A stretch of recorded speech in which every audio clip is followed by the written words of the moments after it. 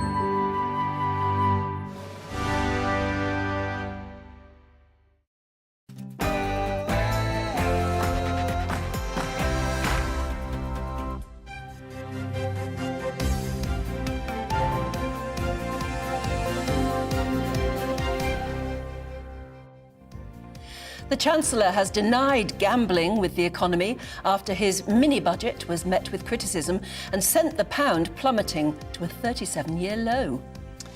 Good morning to you. It's 6 o'clock. It's Saturday, the 24th of September. This is Breakfast on GB News with Stephen and Dan. And we're live across the whole of the UK, on both your TV and your radio. Wherever you are, you can take us with you. So here are the stories you need to know about this morning. Well, the Chancellor has defended his plans to cut taxes after the policies were labelled as reckless. Critics say his plans are a gamble, with money being pumped into the economy while inflation is still high. The Chancellor's tax cuts will be paid for by a rise in government borrowing, amounting to tens of billions of pounds. Well, there was an immediate reaction to the budget announcement in the financial markets as the pound sunk and UK stocks fell. And in other news, as you saw there, Ukrainians have reported armed soldiers going door to door in occupied parts of the country to collect votes for these so-called referenda on joining Russia. Well, there are concerns Russia will use the ballot to illegally claim 4 occupied regions of Ukraine as their own. And don't forget, as ever, you can join in any of our discussions by emailing gbviews@gbnews.uk.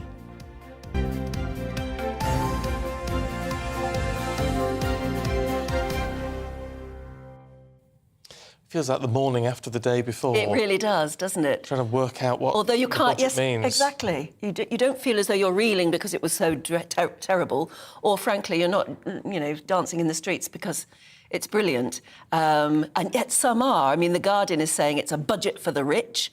The Daily Mail is saying, at last, a true Tory budget. It leaves so many of us just thinking, hang on a minute, how does it affect me? I was thinking it was going to be more of a budget to help those people who were really struggling, like an immediate sort of help. And that doesn't seem to have been the case. It really doesn't. But then I don't know how these things necessarily work. This is the problem. How does it actually work in economic terms? What difference will we see and how quickly? And you think that must be the dilemma facing politicians, because unless they're already a trained economist, they are going to have to rely on the advice of economists. And economists are different. It's a bit like relying on medical advice. I mean, in so many cases, the advice can be very, very different and conflicting. But clearly it wasn't Rishi Sunak-type budget, was it?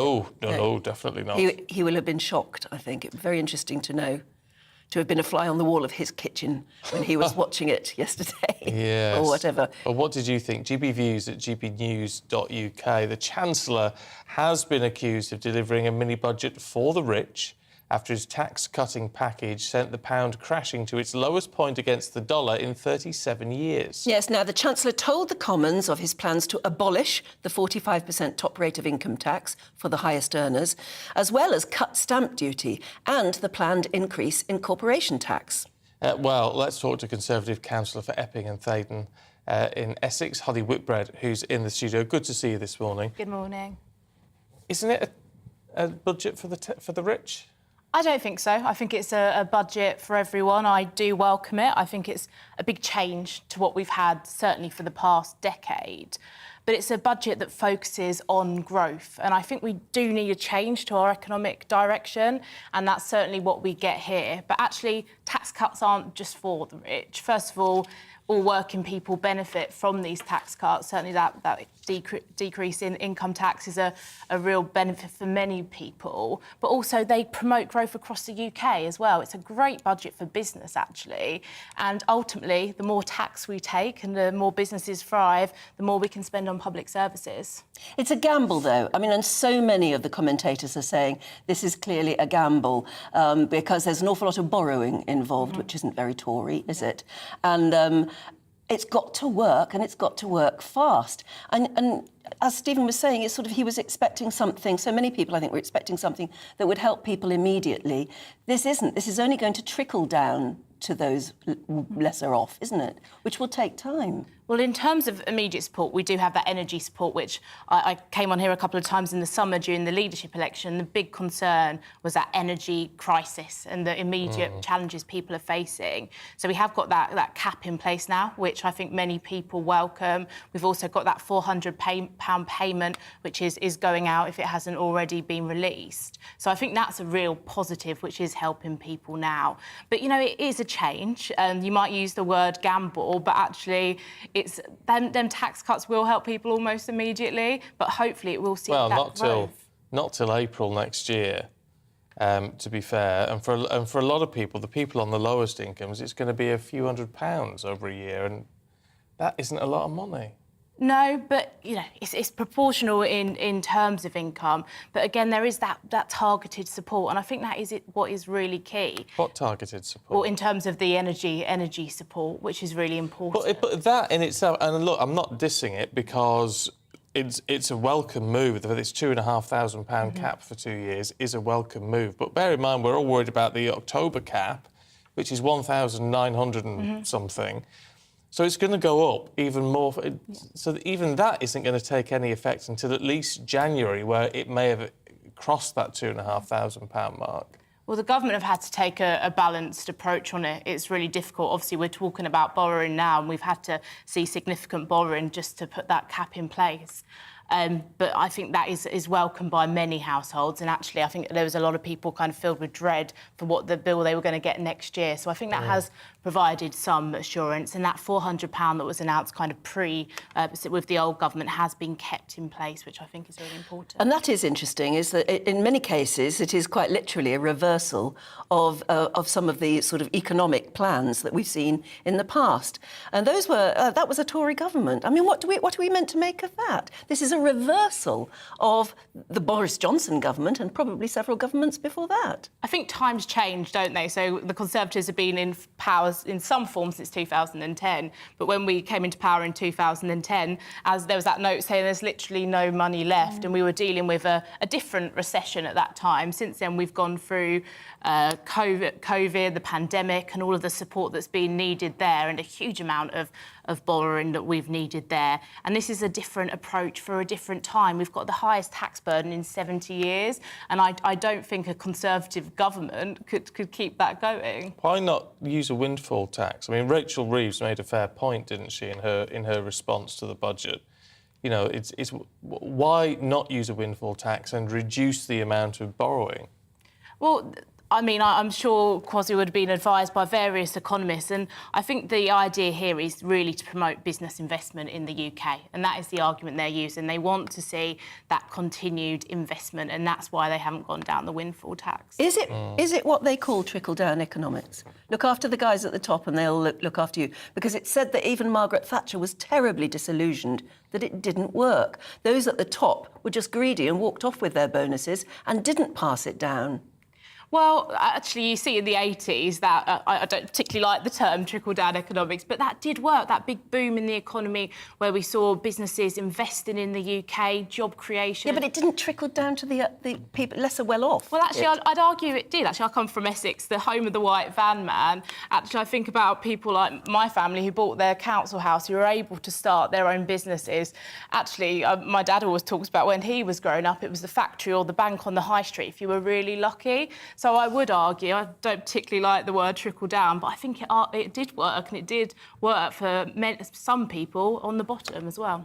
OK. Holly, good to talk to you. Thank you very much indeed. Do let us know what you think, won't you? How do you think yesterday's mini-budget is going to affect you personally? Do you feel happier about it, or do you feel it actually didn't hit the spot? Love to know what you think. GB Views, GBnews.uk. I am torn. I've got to be absolutely honest with you. Yes. I am torn. I just don't... It's one of those things I don't know if it's going to work out. I mean, I hope it does. I hope it does. But I don't know. Well, I tell you what... I thought I was going to come away more positive. You could take the view that what has been in the past hasn't worked. So at least given that this is different, will it stand a chance of working? Yeah, that's a fair point. Fair point. Anyway, your thoughts count, so do get in touch. Let's bring you up to date with what else is going on today. And drivers could be paying an extra £5 for a tank of petrol due to the fall in the value of the pound. The AA says petrol prices would be at least 9p a litre cheaper if the pound had maintained its mid-February value instead of dropping, as it did yesterday, to a 37-year low. The Home Office has pledged up to £5 million to help victims of county lines exploitation over the next 3 years. The money is going to go towards expanding one-to-one support to help victims escape drug gangs in London, the West Midlands, Merseyside and Greater Manchester. And King Charles has been pictured with his red box for the first time. It was taken last week, shows the King carrying out official government duties at Buckingham Palace. Red boxes hold papers from government ministers in the UK and the Commonwealth.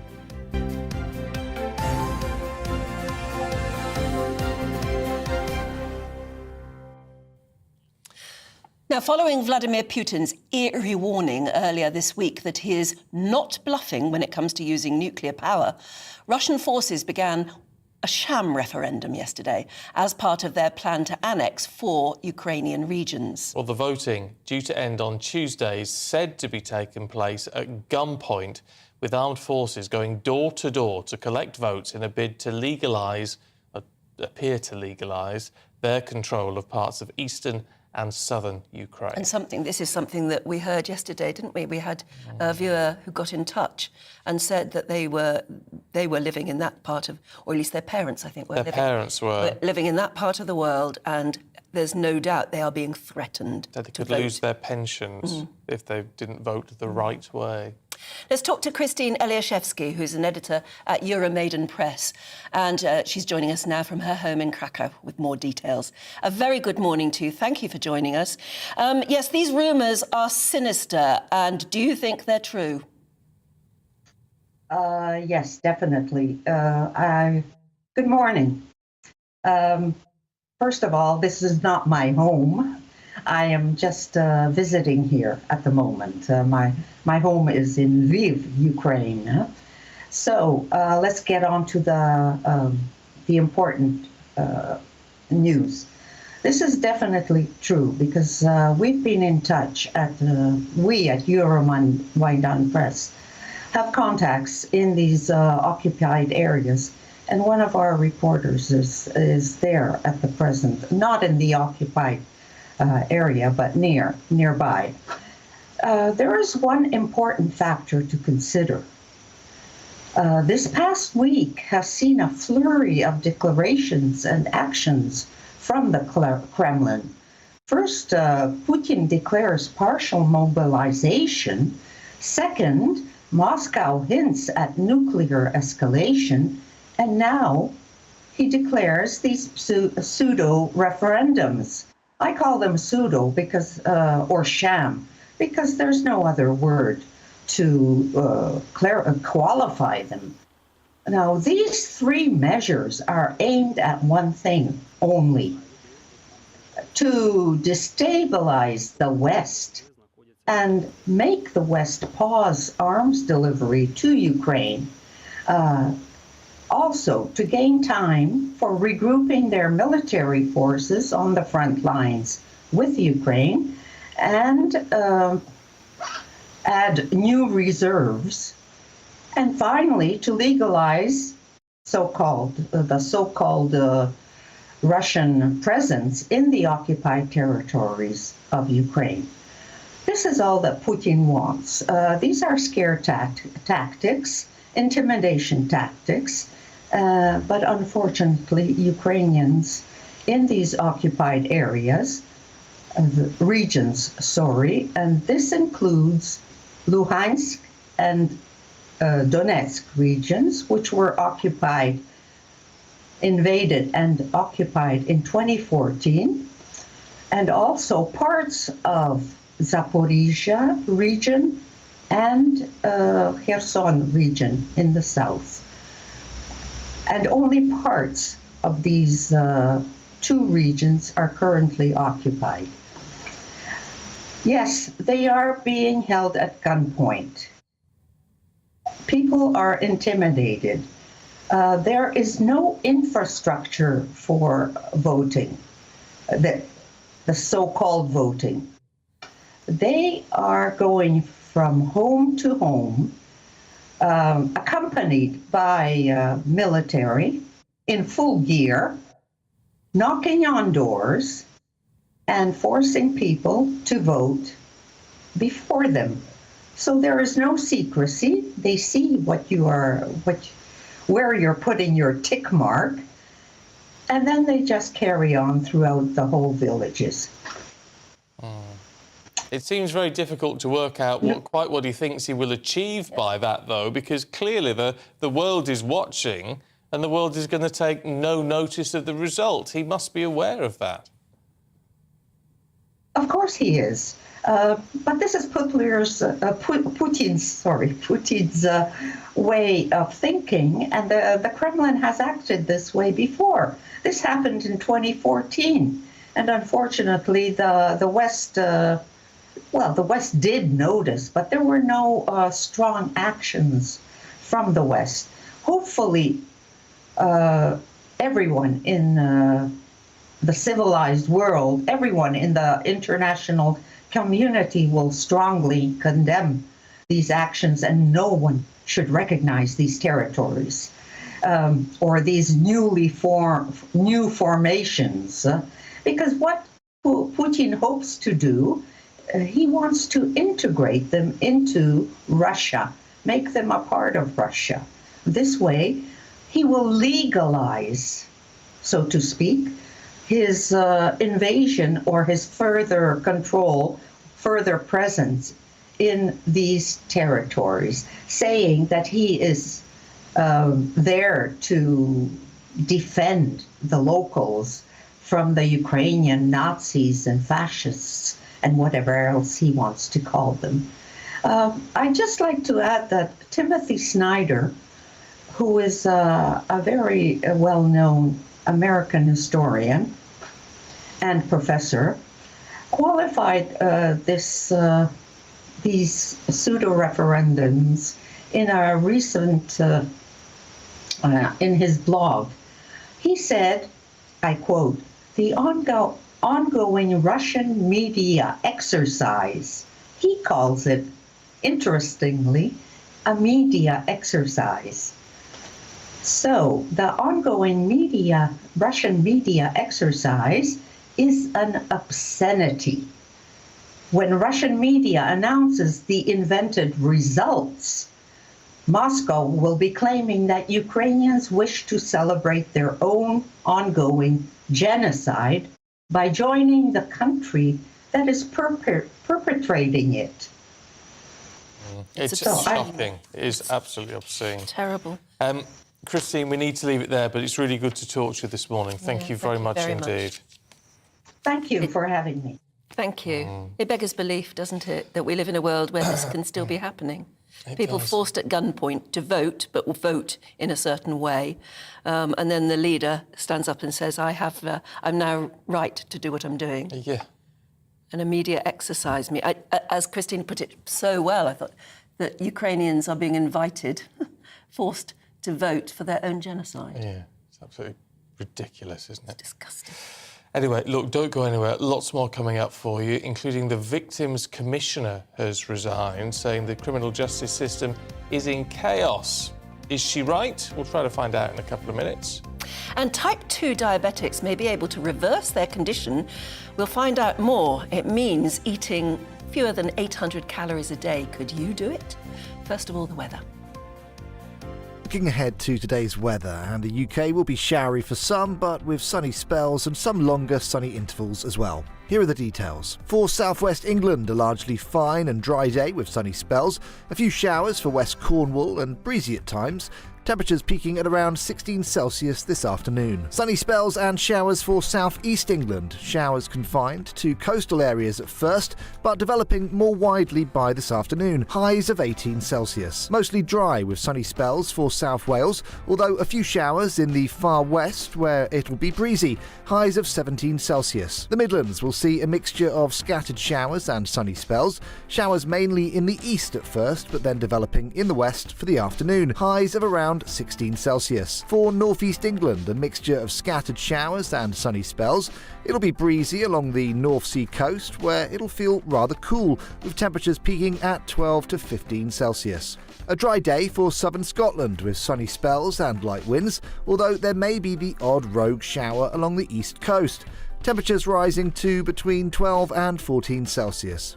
For Northern Ireland, it'll also be a fine morning with sunny spells. Here too, there may be the odd isolated light shower. Temperatures rising to around 14 Celsius this afternoon. Showers will fade back to the coast through the evening, turning chilly tonight under clear skies. That's how the weather is shaping up for the rest of the day.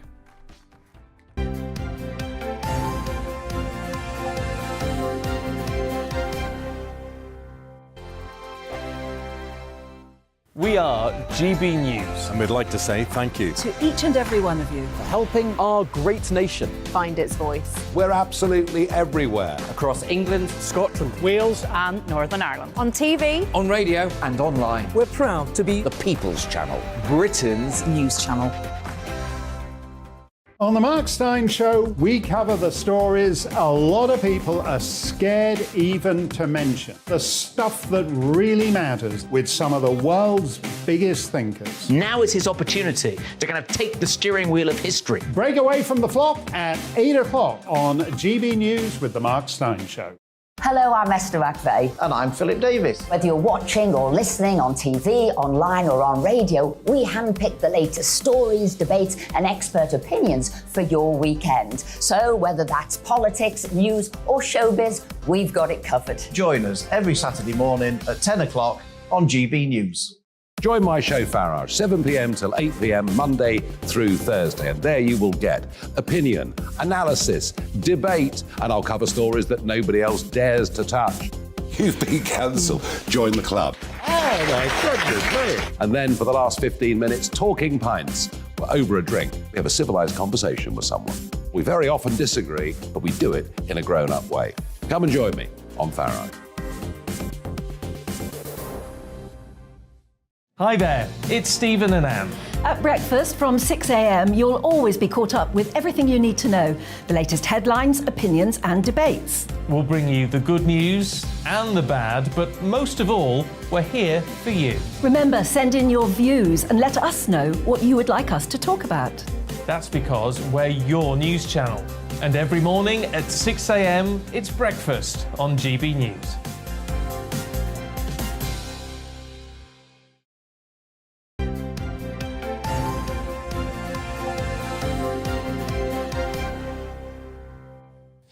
Welcome back, 6:22. You're watching and listening to Breakfast with Stephen and Anne.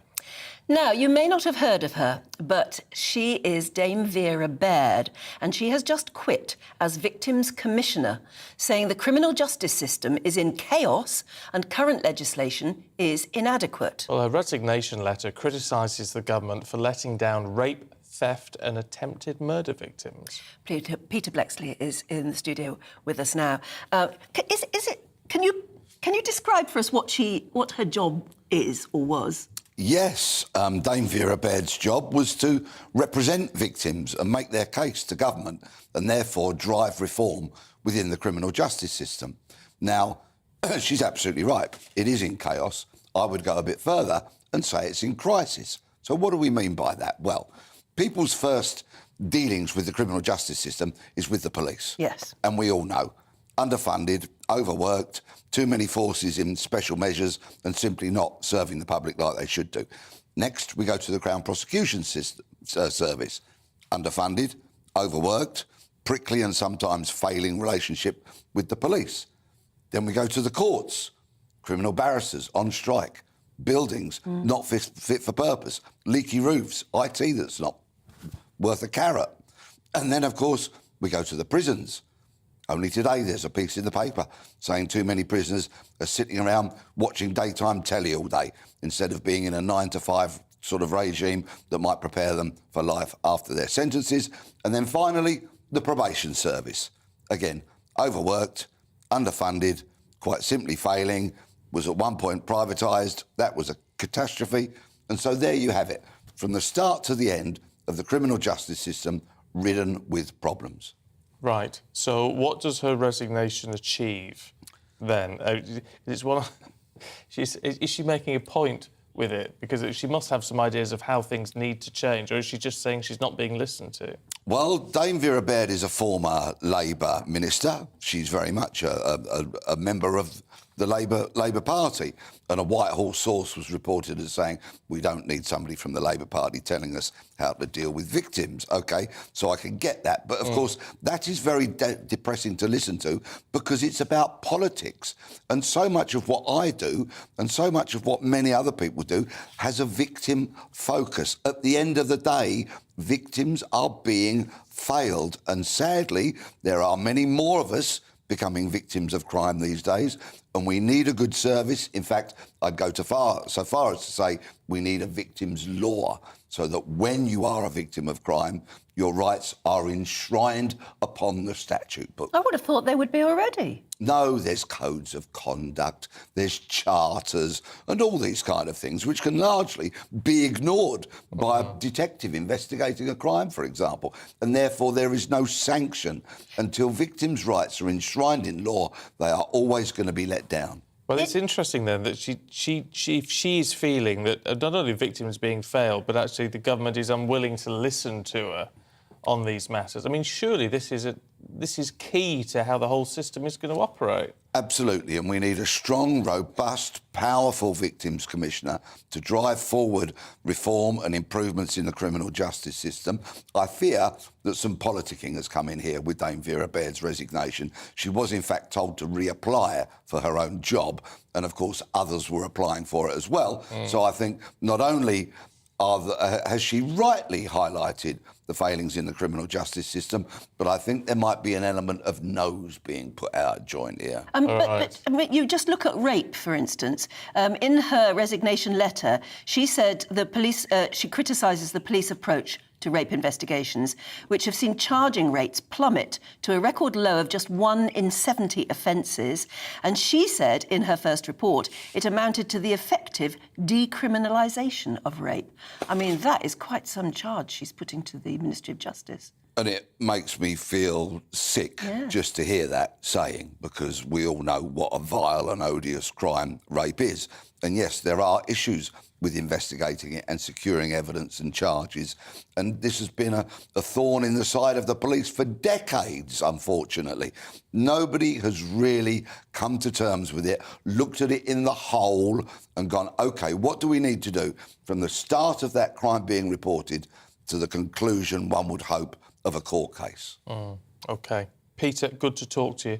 Thank you very much indeed. We've been asking for your thoughts on the budget, how it's all going to affect you, and a cost of living crisis and all that sort of thing. Phil has been in touch. Morning to you, Phil. He says, we're pensioners that pay our energy bill with cash at the post office, and I've not seen anywhere how we get the £400 energy rebate that we're all entitled to. Can you tell me how we get it, please? Cash, you see, that's problematic. If you switch to a direct debit sort of thing, Phil, it's done automatically. And if you have smart prepayment meters, then you'll get that added to your device as well. But if you want it in cash, I'm not sure how you would get it. Cash, so... If you usually pay at the post office, maybe they would know.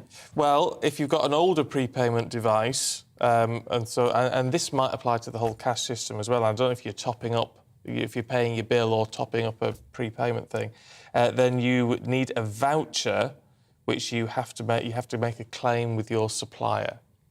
So I'd get in touch with your supplier, give them a call, and see what they say.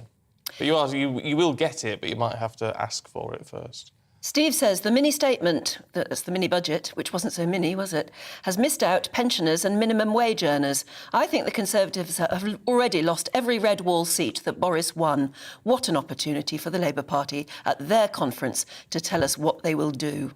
Yes, apparently. There are lots of reports in the papers today saying that the leaders of the Labour Party are really hunkering down and figuring out what they're going to say at their conference. They'll make a meal of this one, won't they? They will. But Margaret in Wales says, why do people complain about high earners? I'm not one of them, but in my experience, there is no free lunch. These people have mostly likely been driven throughout their career and reap the benefits. I agree with the sentiment that suggests work more hours. Our businesses are crying out for labour. Benefits are too easy. Yeah, that's what Paul is saying as well. I don't think it really was a budget for the people. It was more a budget for businesses. But if you get businesses moving forward, people will benefit. Keep your thoughts coming through. GBviews at gbnews.uk. And coming up, we're going to take you through all the papers.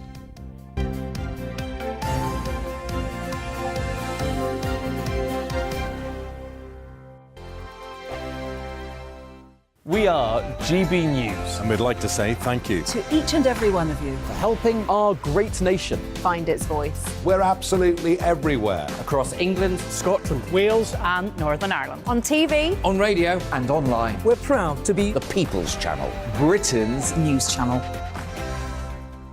On the Mark Steyn Show, we cover the stories a lot of people are scared even to mention. The stuff that really matters with some of the world's biggest thinkers. Now is his opportunity to kind of take the steering wheel of history. Break away from the flop at 8 o'clock on GB News with the Mark Steyn Show.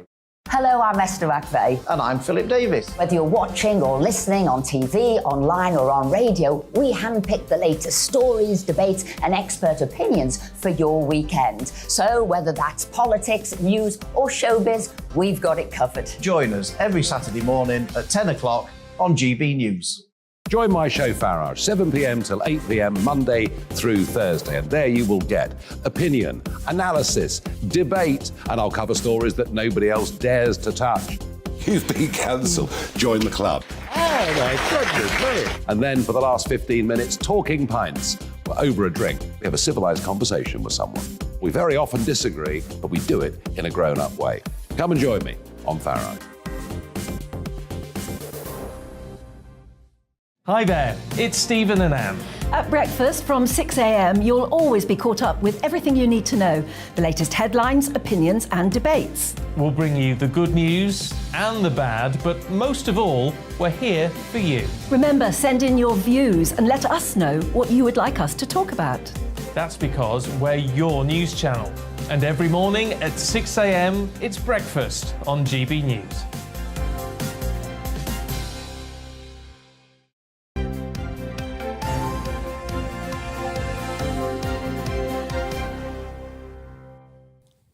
.32, you're watching and listening to Breakfast with Stephen and Anne. Oh dear. I need one of your fruity teas. Yes, I've just had a He's on to fruity tea this morning. Which is not like me, but I just fancied one. Yeah, and it smelt lovely. Did it taste good? It was very nice, actually. Yeah, I think I'll have a go at that myself. Leave it to brew for 10 minutes, Yeah, though. yeah. That's the thing. OK. I'll try one next. Shall we take a look at today's front pages? Or have you already said that? No, I haven't. Oh, good. No. Well, I've just said Here it we then. go. We'll start with The Guardian. It has the headline, "A Budget for the Rich." That's following on from that statement yesterday. And the Eye leads, of course, with that mini-budget, saying the pound has plunged as Kwarteng bets the UK economy on tax cuts. The Express has, "We've got the courage to bet big on Britain." And the Daily Mail is ecstatic. At last, a true Tory budget. The Telegraph leads with Kwarteng gambles on biggest tax cuts in half a century. And The Times says the budget is Truss's great tax gamble. The Mirror leads with the sex scandal involving Jack Grealish. We'll spare you the details. Yes, and we'll spare you the details. That's also because on the front page of The Star as well. The Sun has the Sussexes claiming Meghan Markle moaned that she should get paid for carrying out royal engagements, allegedly. There's a lot of royal stories in the papers today. Anyway, let's go through this morning's with Pete Price and Ella Whelan, who are here. Good to see you both this morning. Pete, should we start with the eye, looking at the budget? Yeah. I haven't brought my papers with me because every front page is the same. Yeah. It's just for or against, and it's scary. What I think is sad is that, and I've got to be careful what I have to say because I'll get slagged off on social media. We in this country, when we are successful, we're very jealous. In America, they embrace success. Now, all they've done in the papers is pick this headline, "The rich are getting richer." Whether it works or not with the bankers not getting the tax on the bonus anymore, whether they keep the money here, whether they keep their children in the school or whether they still live abroad, I don't know. But all I do know is that we need to get more jobs. We need to embrace businesses coming to this country because the world after the pandemic needs everybody. We need entrepreneurs. It's all very well everyone having a go at the rich, and there are a lot of rich that are a waste of space, but there's a lot of rich that are bringing money and building companies, and it is a long-term solution, if it is a solution at all. The pound has dropped, as we know, but the pound always does this because there are an awful lot of people making money out of the pound. Make no mistake, there are a lot of financiers who are having a ball over this with the pound dropping. They'll have moved their currencies. It always goes back to the dollar every time anyway. The dollar is always a strong currency. And I think it is a huge gamble that they've taken. I don't understand it, and I'm sure an awful lot of people don't understand it. But what I think is sad with the headlines of the rich, there is an awful lot being given to other people as well. And let's not forget that. Also, I mean, Andrew in Livingston's been in touch with a fair point. He says the higher the rates are, the less the tax is received by the Exchequer. It was illustrated in the period after 1979. The top tax rate was reduced by the Conservatives to 40%, but people returned to the UK and the tax take went up. Didn't the Rolling Stones move back? Because the tax was right. Yeah. You know, yes, that happens a lot, didn't it? Yeah, a lot of people move back. We need businesses, that's for sure. We've had a terrible time with the pandemic. We've also got a terrible time now with the heating bills, etc., which we've been indoctrinated into and told 1,000 times that we're going to be in a real doo-doo over it. I'm sure an awful lot of people listening now don't understand it, but we've just seen the headlines. She's taking a huge gamble and so is he, but it might just pay off. The Guardian, of course, has absolutely come down harshly against it and said this has just been a budget for the rich, Ella. Yes, and one of their lead writers, Jonathan Friedland, has gone as far as to describe it as a declaration of class war. You know, the things that they pick out in the front page of The Guardian, you know, as a quote from the Labour Shadow Chancellor, Rachel Reeves, who's describing the mini-budget as casino economics. And there's a lot of focus on, I think, the fact that is true, which is that this is, you know, risk is the word. This is a big gamble. Kwarteng and Truss are quite open about the fact that they're, you know, making a virtue of the fact that they're taking a risk and taking a gamble, which, by the way, I don't think even those of us who have a different kind of political or economic stance to them think is a bad thing. Well, the last bit didn't work. I mean, something's got to be done, and if you're not going to go for what Rishi Sunak was putting forward, then you're going to do something radical, aren't you? I think something radical and big ideas is always to be welcomed in politics, particularly when we're at times when something, you know, big ideas need to happen. I'm forever blue in the face talking about the need for big ideas. But I think the important thing to understand with this budget is that actually it's, even though it's being described as radical in terms of the extent of the tax cuts or the amount of money that's being talked about, you know, £400 billion of extra borrowing, £45 billion of tax cutting, the kind of politics behind it is not radically different from anything we've heard even throughout the Tory leadership. The entire discussion about the economy has been about whether or not to cut taxes, how to move a bit of tax here, a bit of tax there. This might just be in larger quantities. But I think the important thing to understand is if you're giving over extra space for, as Pete says, for businesses to come in and invest, or to kind of promote the idea that Britain is a great place for businesses to come and do startups and things like that, you don't just have to cut taxes, you also have to have a political motivation behind that, which says what are the things that we need, what are the kind of industries that need to have innovation put into them, what are the, you know, what, for example, you know, Question Time was in Grimsby this week, what is it that, what kind of industry that Grimsby needs to reinvent itself, reinvigorate itself? And there's none of that kind of substantial underlying, kind of like the bricks and mortar of how you promote growth. It's a mini budget. You wouldn't get it in a mini budget, but I think I don't think that they should also use that as a cloak to protect themselves, because we are in extraordinary times. And if you look at, for example, you know, the £60 billion cap on energy bills, well, no one's going to say that's a terrible thing. OK, that sounds pretty good. But there is no, you know, the key thing that we know about rising energy bills is that part of the problem is there's been no investment, or no whiff of the of investment in new energy sources. There's been some sounds made about we've fracking. got the fracking now, which is fine. There's been some noise about fracking, but fracking's not going to solve all our ills. So what I'm talking about is. I just kind of almost want to sort of pour cold water on the coals and say we really don't know how much change this is going to make until we get any kind of substantial detail. Interesting too with this mini budget. What great timing for the Labour Party conference. They're going to have a field day. They're going to have a field day on this. Yeah, they are. Mind you, the Express saying, Pete, you know, we've got the courage to bet big on Britain, and the bet here is growth. Isn't it? Yeah, we've got to. And also, we've got to get a workforce. Many companies still have not got a workforce. They can't get people back to work. And all people say is, well, we need better wages because of the cost of living. Well, we've got to start somewhere. You know, I'm sorry, I came from the day when I was at school and I had a job. Well, I had two jobs. I worked in a dairy and I also worked as a paper boy because I wanted money. I wanted to do well. Nobody's given me anything, and that's nothing. I've worked in dreadful places. I've done anything. If I've got to clean toilets, I'll clean toilets. I had to make a living and my mother, who was a single mum because my dad went, never got any benefits.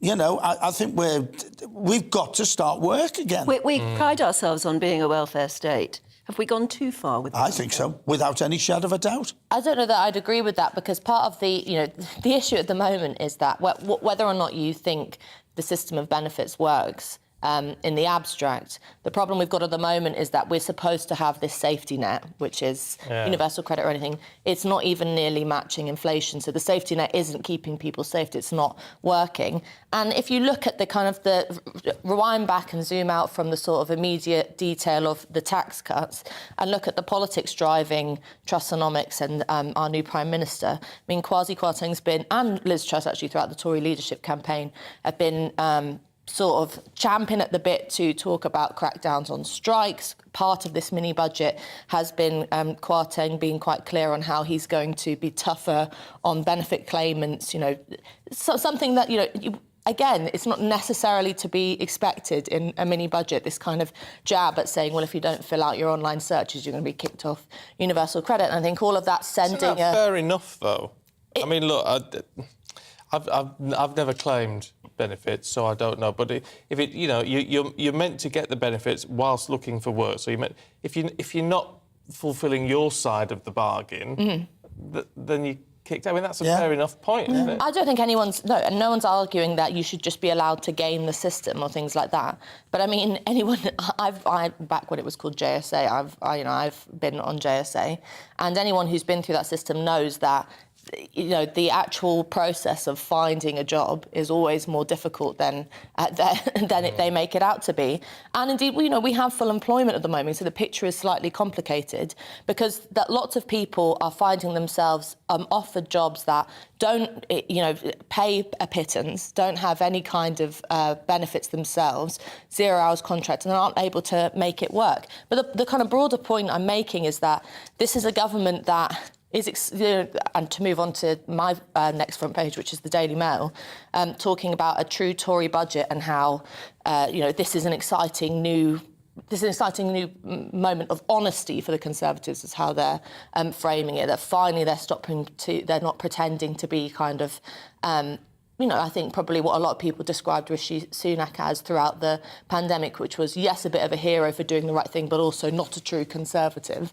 There is this sort of political moment in which I think Truss in particular is trying to stake out her claim as maybe Thatcher 2.0, maybe something like that. We noticed throughout the Tory leadership that she was kind of almost cosplaying as the Iron Lady in a way. And I think you have to read all of that behind it. And for someone who, is from the left, as I am, who's, I don't go as far as saying this is a class war because I just don't think it's substantial enough to warrant that kind of description. Yeah. But you have to know that there's a lot of signalling going on here, which isn't, most importantly, isn't going to help your average person sitting at home watching GB News looking at their energy bills. Right? We're also living in a world where nobody gives anybody a chance. It's now. It's got to happen now. We need that money now. It's like football managers, they're sacked after 2 games now. And we can't. The problem is a huge problem. We've had the pandemic. I hate keeping going on about it. We had furlough, which cost billions upon billions. But the pandemic was really significant. Yeah. We should keep going on about it. And not in a boring way. I'm not sure how we could possibly expect not to be suffering. Yeah. And we all said through it. We all said through it. We said it on here. We said many, many times. It's wonderful that people are being given money and helped out, but that money's come from somewhere and has to be paid back. And there's still 5.5 million plus people didn't get anything in furlough and got no help at all. And you don't see them marching in the streets. We tried it once. It didn't work. If we accept that maybe the benefit system is not perfect at all, and to a certain extent, and I know there'll be a lot of people watching right now who will feel that it's actually too generous and it's stopping people going into those very sorts of jobs that you were describing, shouldn't we, instead of giving out more in benefits, actually just be tightening up the employment market, making sure that people, if they work, get a decent salary or get a decent wage and are looked after. Well, you say about that. Now, let's take the catering industry. I've got lots of friends who are restaurateurs in the north of England who are struggling for staff, absolutely struggling for staff. And the staff saying, well, you're not paying the right wages. Well, they're not getting any wages because they can't pay the money because of heating bills, because of costings, because of the pandemic, because they're fighting to keep their head above water. We've got to get people back to work. There are many, many, many jobs out there that need filling. I mean, the trains are in chaos. There's 2 strikes coming, or 3 strikes, but the trains are in chaos because there's nobody on, nobody working. Yeah. Yeah, actually, it's interesting, though, isn't it? Do you know what I was going to say? It's just escaped me. Oh, you're having another moment. I'm having a senior moment. No, that's because I nearly interrupted you. I'm sorry about that. No. I was just saying that maybe if you're watching at the moment, stop it. No, it's my senior moment. No, I know. I was just wondering if you're watching at the moment and you did one of those sorts of jobs that Pete was talking about there, instead of even thinking of claiming what we used to call unemployment benefit. What sort of jobs did you do? And did you think this isn't worth it? Or did you just get on with it because... Well, do you know what? I'll tell you what it reminds me of. My dad was laid off in the 80s and ended up, he decorated, he went and painted the vicarage and all that stuff. It's anything. And it's always been my philosophy that if I needed a job, I would go... It doesn't matter what it is, but like you, clean the toilets, do whatever. Because my dad always said, the world does not owe you a living. Absolutely, and that is a great statement. When I was a lot younger, I was out of work for 6 months. I was too proud to claim the dole. I was too proud because that was the way I was brought up. Yeah. I'm annoyed with myself afterwards, but that's the way benefits were in those days. And don't you think things have changed now in that a lot of people may be too proud to take a grotty job? Do you think that's fair? I don't know. I think to flip it a different way, there's, and that's like, I used to wash dishes at school at lunchtime because I wanted an extra £5. I think lots of people, that this sometimes gets painted as a kind of generational thing, and that might be unfair. But there is, the question is who should pay for the failures of the economy? So Pete has rightly outlined that, for example, because of rising heating bills, industries can't pay the kind of wages that would make any difference to someone's livelihood. Well, does that mean that workers then should say, do you know what, I'll just suck it up and sacrifice it and I'll go in and I'll take rubbish money and I'll live a miserable life with my lights off? Well, no. And I think, that feeds into the discussion about the strikes, which is... Why should anyone Why do does that? the world owe you a living, though? You know, you've got to get off your backside to do it yourself. But it's not. I think you know, you wouldn't. From what I'm saying, you wouldn't argue then that people sit on their backside and say, "Well, I'll just wait for the sun to shine." But it's that the way in which you talk about organising an economy, to go back to the budget, is that you have to argue and put pressure on politicians for some kind of substantial change. You were interviewing a guest at the top of the show who was, you know, talking about the fact that she didn't like the phrase trickle-down trickle-down economics, and how actually this was just about investment. There is a level of this which it definitely seems like there is a kind of tinkering with tax at the top and no sort of substantial, put it this way, bricks and mortar in the ground, kind of, you know, fundamental things that you can hold with your hand, change for the bottom. And I think that's not going to incentivise anyone to get back into a job. Well, look, you guys are coming back in about less than an hour's time, actually. We'll talk more about it then. And if you're watching at the moment and you've got a view on this, did you do a grotty job? And I don't know, all of these sorts of problems that we're talking about now, what would you see as a solution? Then give us an email. It's gbviews@gbnews.uk. Yeah. I mean, it's an interesting debate, isn't it? Now, a new study has found type 2 diabetics can reverse their condition using diet alone. Findings are suggesting that everyone has a personal fat threshold, and even slim diabetics can see huge results by losing 10% of their body weight. Well, volunteers were asked to stick to, and this is the kicker, a daily 800-calorie regime for a fortnight. 14 out of 20 volunteers were able to ditch all their medications by the end. Yeah, which is quite dramatic, isn't it? Let's talk to somebody who knows how this works. Dr. Ken Aswani, who joins us now. Very good morning, thank you. How does reducing your diet to 800 calories a day reverse diabetes type 2? How does it work? So with type 2 diabetes, obviously the fat in your body, some of it will sit in the liver and the pancreas. And of course, the pancreas particularly is critical for releasing insulin. And essentially, the insulin works much better if, for example, there's less fat in the body. Now, somebody that's, significantly overweight, then they are at high risk of sort of diabetes. But I think what this study has shown that, even somebody who's not, doesn't seem on the face of it hugely overweight, losing that weight, in other words, losing that fat from the body seems to make a big difference, and clearly being able to reverse diabetes is a really good news story for those individuals that it works with. So yes, it's a very effective and I think really does move us forward in the way we manage and prevent this condition. Yeah, we need to be very clear, though, don't we? It was just highlighted to me because we were just showing pictures of Humalog and syringes and an insulin pump and all the rest of it. This does not apply to type 1 diabetics, does it? I mean, they're different conditions, in effect. Absolutely. Type 1 is insulin dependent, and this wouldn't be effective for type 1 diabetes. So, it really only applies to type 2 diabetes. But the other thing is it's only going to work for a proportion of patients. So those patients that are thinking of being considered with, the first thing we always say is to discuss it with their doctor or health professional to see if they'll be sort of suitable. And they won't work for everyone. And also in some people, this may partially be beneficial, but they'll still need to take medication and still have their long-term lifestyle measures.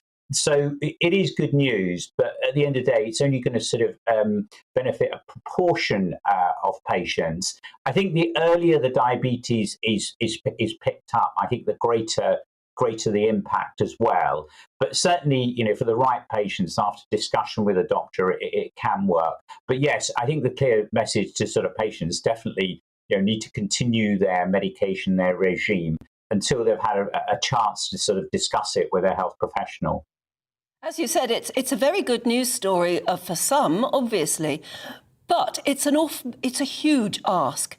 Even if you've got a medical condition, It's a huge ask to get somebody to stick to 800 calories a day. So is it really going to work when you look at the wider picture and all of the number of people who are suffering in this country? Are we really ever going to get that many people being able to reduce their diet to 800 calories a day? Yeah, I mean, I think, to be honest, I think, after discussion with the patient and sort of and so on, I think it's be clear that the motivation is there. And yes, many people are not going to be able to do it, and it's not going to work. I think that some people who have the motivation, who really want to pursue it, are going to get the results. But remember, it's not long term. It is sort of for a limited time frame. And like with all of these things, if it's really difficult, and it is going to be difficult for a number of patients, then it's really not going to be suitable. But even if it affects, even if it benefits, 1-2% of the population. I mean, we have millions of people with type 2 diabetes in this country, and every day there are thousands being diagnosed. So in 1-2% can make a huge difference, really. And as I say, long term, in terms of health, there's a big gain out of it. But yes, I think it is individually based to see if they can manage this, really. OK, Dr. Aswani, good to talk to you. Thank you very much indeed. Which begs the question, could you do it, I suppose? It's a very big ask. Could you stick, even if you knew that it was really important, could you stick to 800 calories a day? The problem is, as well, I think it demonises, because there are some type 2s where it's a genetic, it is genetic or older onset or whatever, and so this, as the doctor rightly pointed out, it won't work for everyone, but there is this demonisation, isn't there? Yes. Well, you're not on the right diet, therefore it's your own fault, which is true for some people, but not all. Yes, but it's a very big ask. If you could stick, let us know if you could ever stick to 800 calories a day. I can do it for about 2 days. Because it does. I mean, sticking to 800 calories a day produces quite fast weight loss. Yeah, but it's very difficult to stick to. It's long enough for it to make a difference. It's sustainability with diets, isn't it? Which is always the issue. It's why you get yo-yo diets. Yeah. If you do a yo-yo diet, actually, the figures show you tend to put more. You tend to end up being bigger than you were to start with. Yeah. The only thing that works when it comes to losing weight and therefore playing a part in this fight against diabetes type 2 is you've got to make it your lifestyle. You've got to like it. You've got to create a lifestyle that you like and stick to because you like it. Yeah, it's very, very difficult. To the budget, Chris in Cornwall says the lowering of taxes may well boost the economy eventually, but how will this help pensioners who pay little or no tax or national insurance? Conservative pensioners might want to review their voting choice. Yeah, and Elizabeth says, as a pensioner, my state pension is deducted from my personal tax allowance as it's viewed as a benefit. This means pensioners start paying tax after the first 4,600 and not 12,500. Yes, it's complicated. Well, anything to do with tax is complicated. Dean, however, says, morning, I'm watching from Ipswich with a cuppa. It is getting darker in the morning, isn't it? See. It is. The sort of email we need this morning. Dean, thank you very much indeed. Keep your thoughts coming through. gbviews@gbnews.uk. Much more coming up for you after the weather. Looking ahead to today's weather, and the UK will be showery for some, but with sunny spells and some longer sunny intervals as well. Here are the details. For southwest England, a largely fine and dry day with sunny spells, a few showers for West Cornwall and breezy at times. Temperatures peaking at around 16 Celsius this afternoon. Sunny spells and showers for southeast England. Showers confined to coastal areas at first, but developing more widely by this afternoon. Highs of 18 Celsius. Mostly dry with sunny spells for South Wales, although a few showers in the far west where it'll be breezy. Highs of 17 Celsius. The Midlands will see a mixture of scattered showers and sunny spells. Showers mainly in the east at first, but then developing in the west for the afternoon. Highs of around 16 Celsius. For northeast England, a mixture of scattered showers and sunny spells. It'll be breezy along the North Sea coast, where it'll feel rather cool, with temperatures peaking at 12 to 15 Celsius. A dry day for southern Scotland with sunny spells and light winds, although there may be the odd rogue shower along the east coast. Temperatures rising to between 12 and 14 Celsius. For Northern Ireland, it'll also be a fine morning with sunny spells. Here too, there may be the odd isolated light shower. Temperatures rising to around 14 Celsius this afternoon. Showers will fade back to the coast through the evening, turning chilly tonight under clear skies. That's how the weather is shaping up for the rest of the day.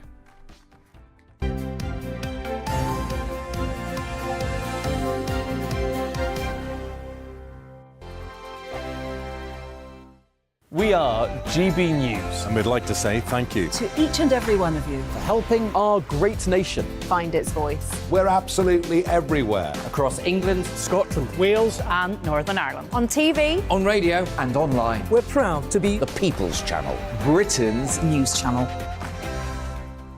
On the Mark Steyn Show, we cover the stories a lot of people are scared even to mention. The stuff that really matters with some of the world's biggest thinkers. Now is his opportunity to kind of take the steering wheel of history. Break away from the flop at 8 o'clock on GB News with the Mark Steyn Show.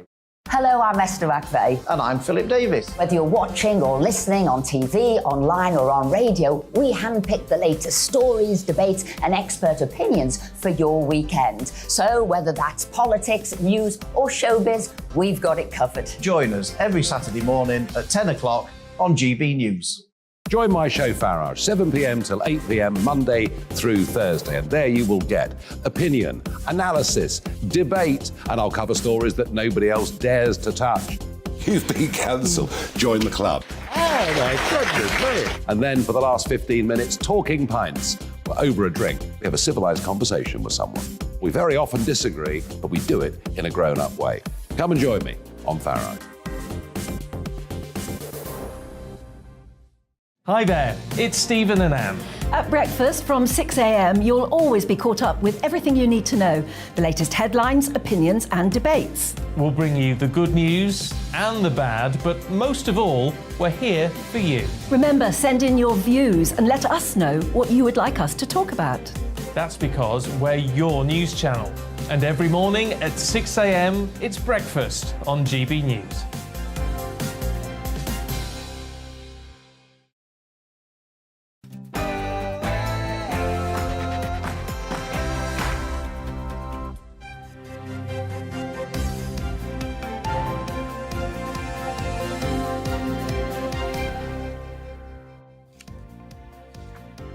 The Chancellor has denied gambling with the economy after his mini-budget was labelled reckless and sent the pound plummeting.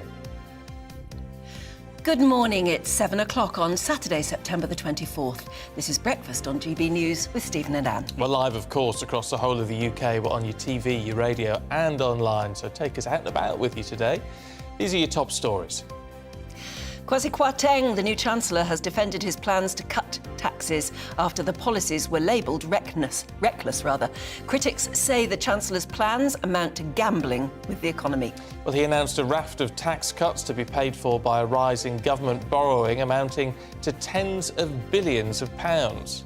And there was an immediate reaction to the announcement in financial markets as the pound sunk and UK stocks fell. In other news, Ukrainians have reported armed soldiers going door to door in occupied parts of the country to collect votes for those so-called referendums on joining Russia. And this comes as thousands continue to gather at Russia's border, with young Russians attempting to flee to neighbouring countries to avoid military service after the Kremlin declared a partial mobilisation. We'd love to hear from you this morning about anything you want to talk about, whether it's the weather, all getting very autumnal, mini-budget, cost of living, Ukraine, whatever Fracking. it is. Fracking, oh yes, yeah. Fracking, that's a good one. GB Views at gbnews.uk.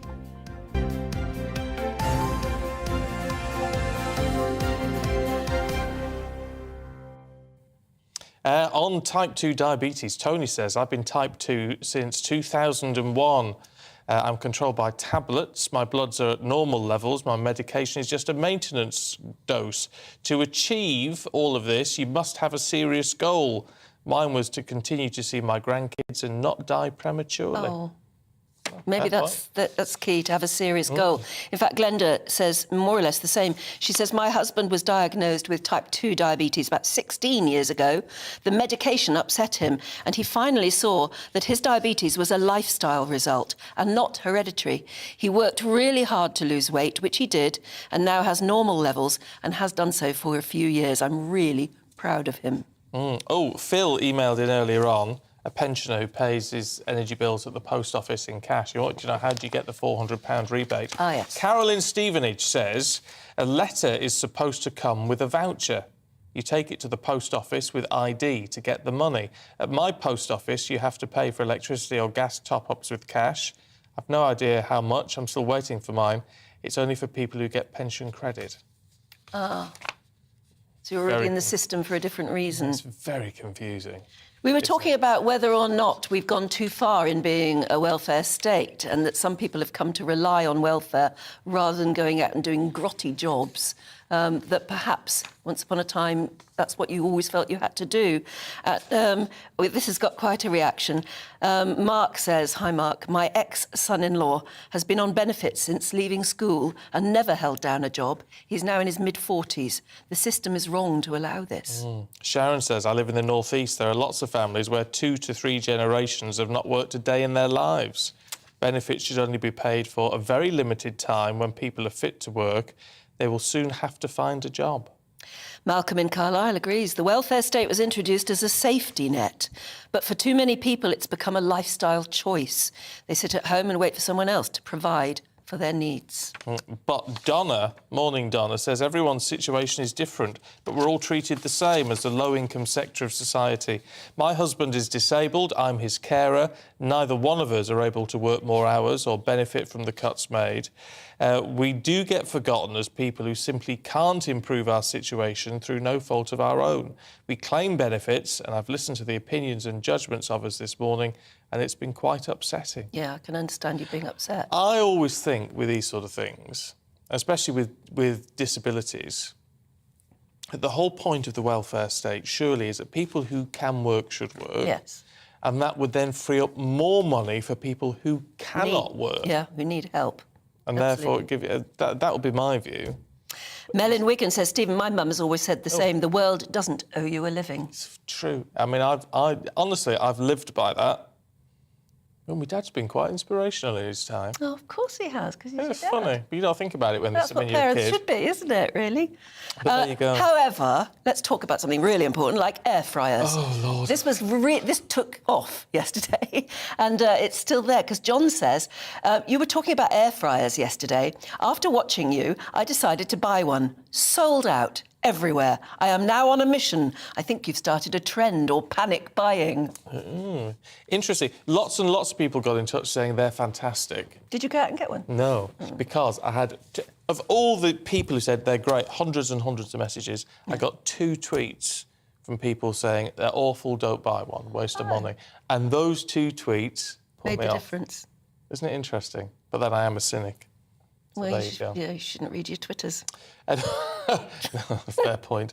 Anyway, let's have a look at the budget, should we, and try and work out what it all means, because Kwasi Kwarteng has defended the tax cuts, saying they will boost economic growth and are fair for all, despite the highest earners gaining the most. Well, the Chancellor told the Commons of his plans to abolish the 45% top rate of income tax for the highest earners, as well as cut stamp duty and reverse the planned increase in corporation tax. However, the Chancellor's plans have come under criticism, some industry leaders calling it a big gamble during the cost of living crisis. But how will this mini-budget announcement affect small businesses? Shall we talk to the owner of Glasgow-based Italian catering business, Francesca Maria? And a very good morning to you. Thank you for joining us. You look as though you're already hard at work, actually, in the kitchen. But, did you see anything in this budget that will help you as a small business to keep going? Well, hello, good morning. And I must say, I'm really not very much aware of this scheme and of what the government has said, because I'm very busy working. And what I've seen is being a small producer of a very high quality product, I've seen my sales really, really diminishing because people have less income to spend. And what I have seen also is that lots of shops that used to be my customers, high-end shops, daily shops, well, not lots, but some of them, they have closed down because people have less money to spend, and they prefer to spend in much cheaper products, go to supermarkets rather than to dailies. And this is a problem for me. So just to make an example, this is one of my products. I produce meatballs in tomato sauce, and they are sold at an average price of £6 in shops. But this is its price. It is a very good product, a high content in meat, artisanal made, absolutely genuine, top-notch ingredients, no preservatives, no coloring, no additives whatsoever, low on salt, no sugar, no dairy, and nothing of the sort. So, of course, it has a cost, and it is not an industrial cost. But I say sales are going down. And so this is what I can tell you about my business. Then I'm due to renew my electricity contract, and I had some prices that were absolutely preposterous. So, and Francesca, I think, if I can interrupt for a second, Francesca, you clearly already had a tough time getting through the pandemic years, and now this has hit. Are you confident you'll be able to keep going? Well, I have to.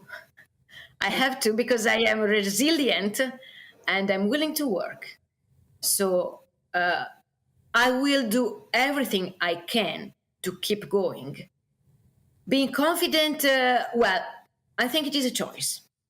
It depends on what you want to do, what you want to make in life, and how hard are you willing to work. And under this point of view, I'm confident. And I must say, being Italian, here in Britain, the state is not an enemy for you. And so perhaps we can be a little bit cautious optimistic. Well, let's hope so.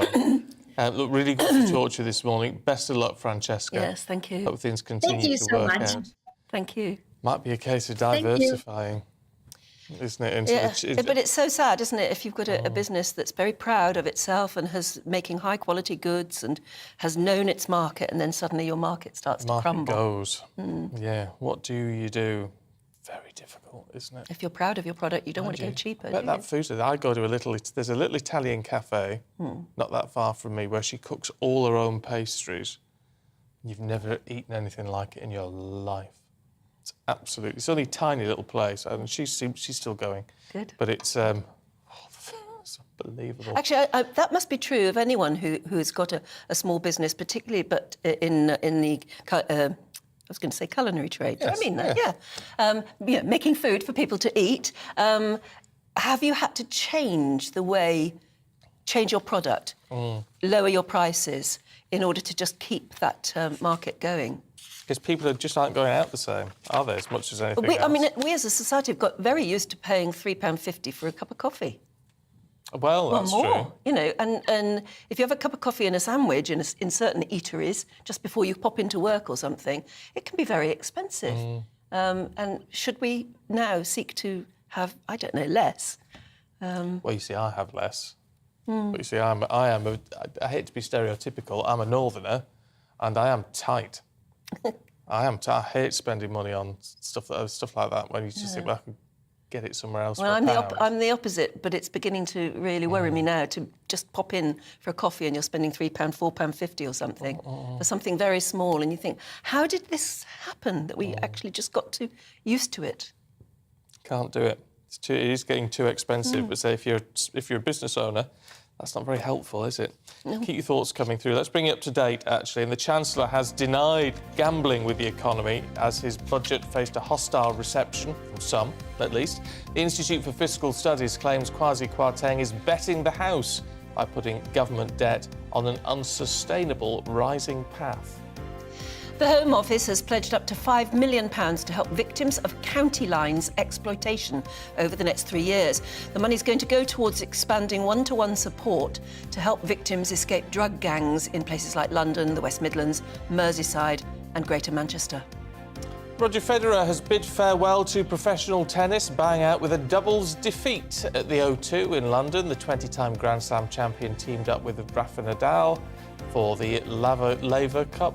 Yeah, Laver. It's after Rod Laver, famous Australian tennis player. Right, anyway, they lost to an American pair. The Swiss player announced his retirement from sport last week.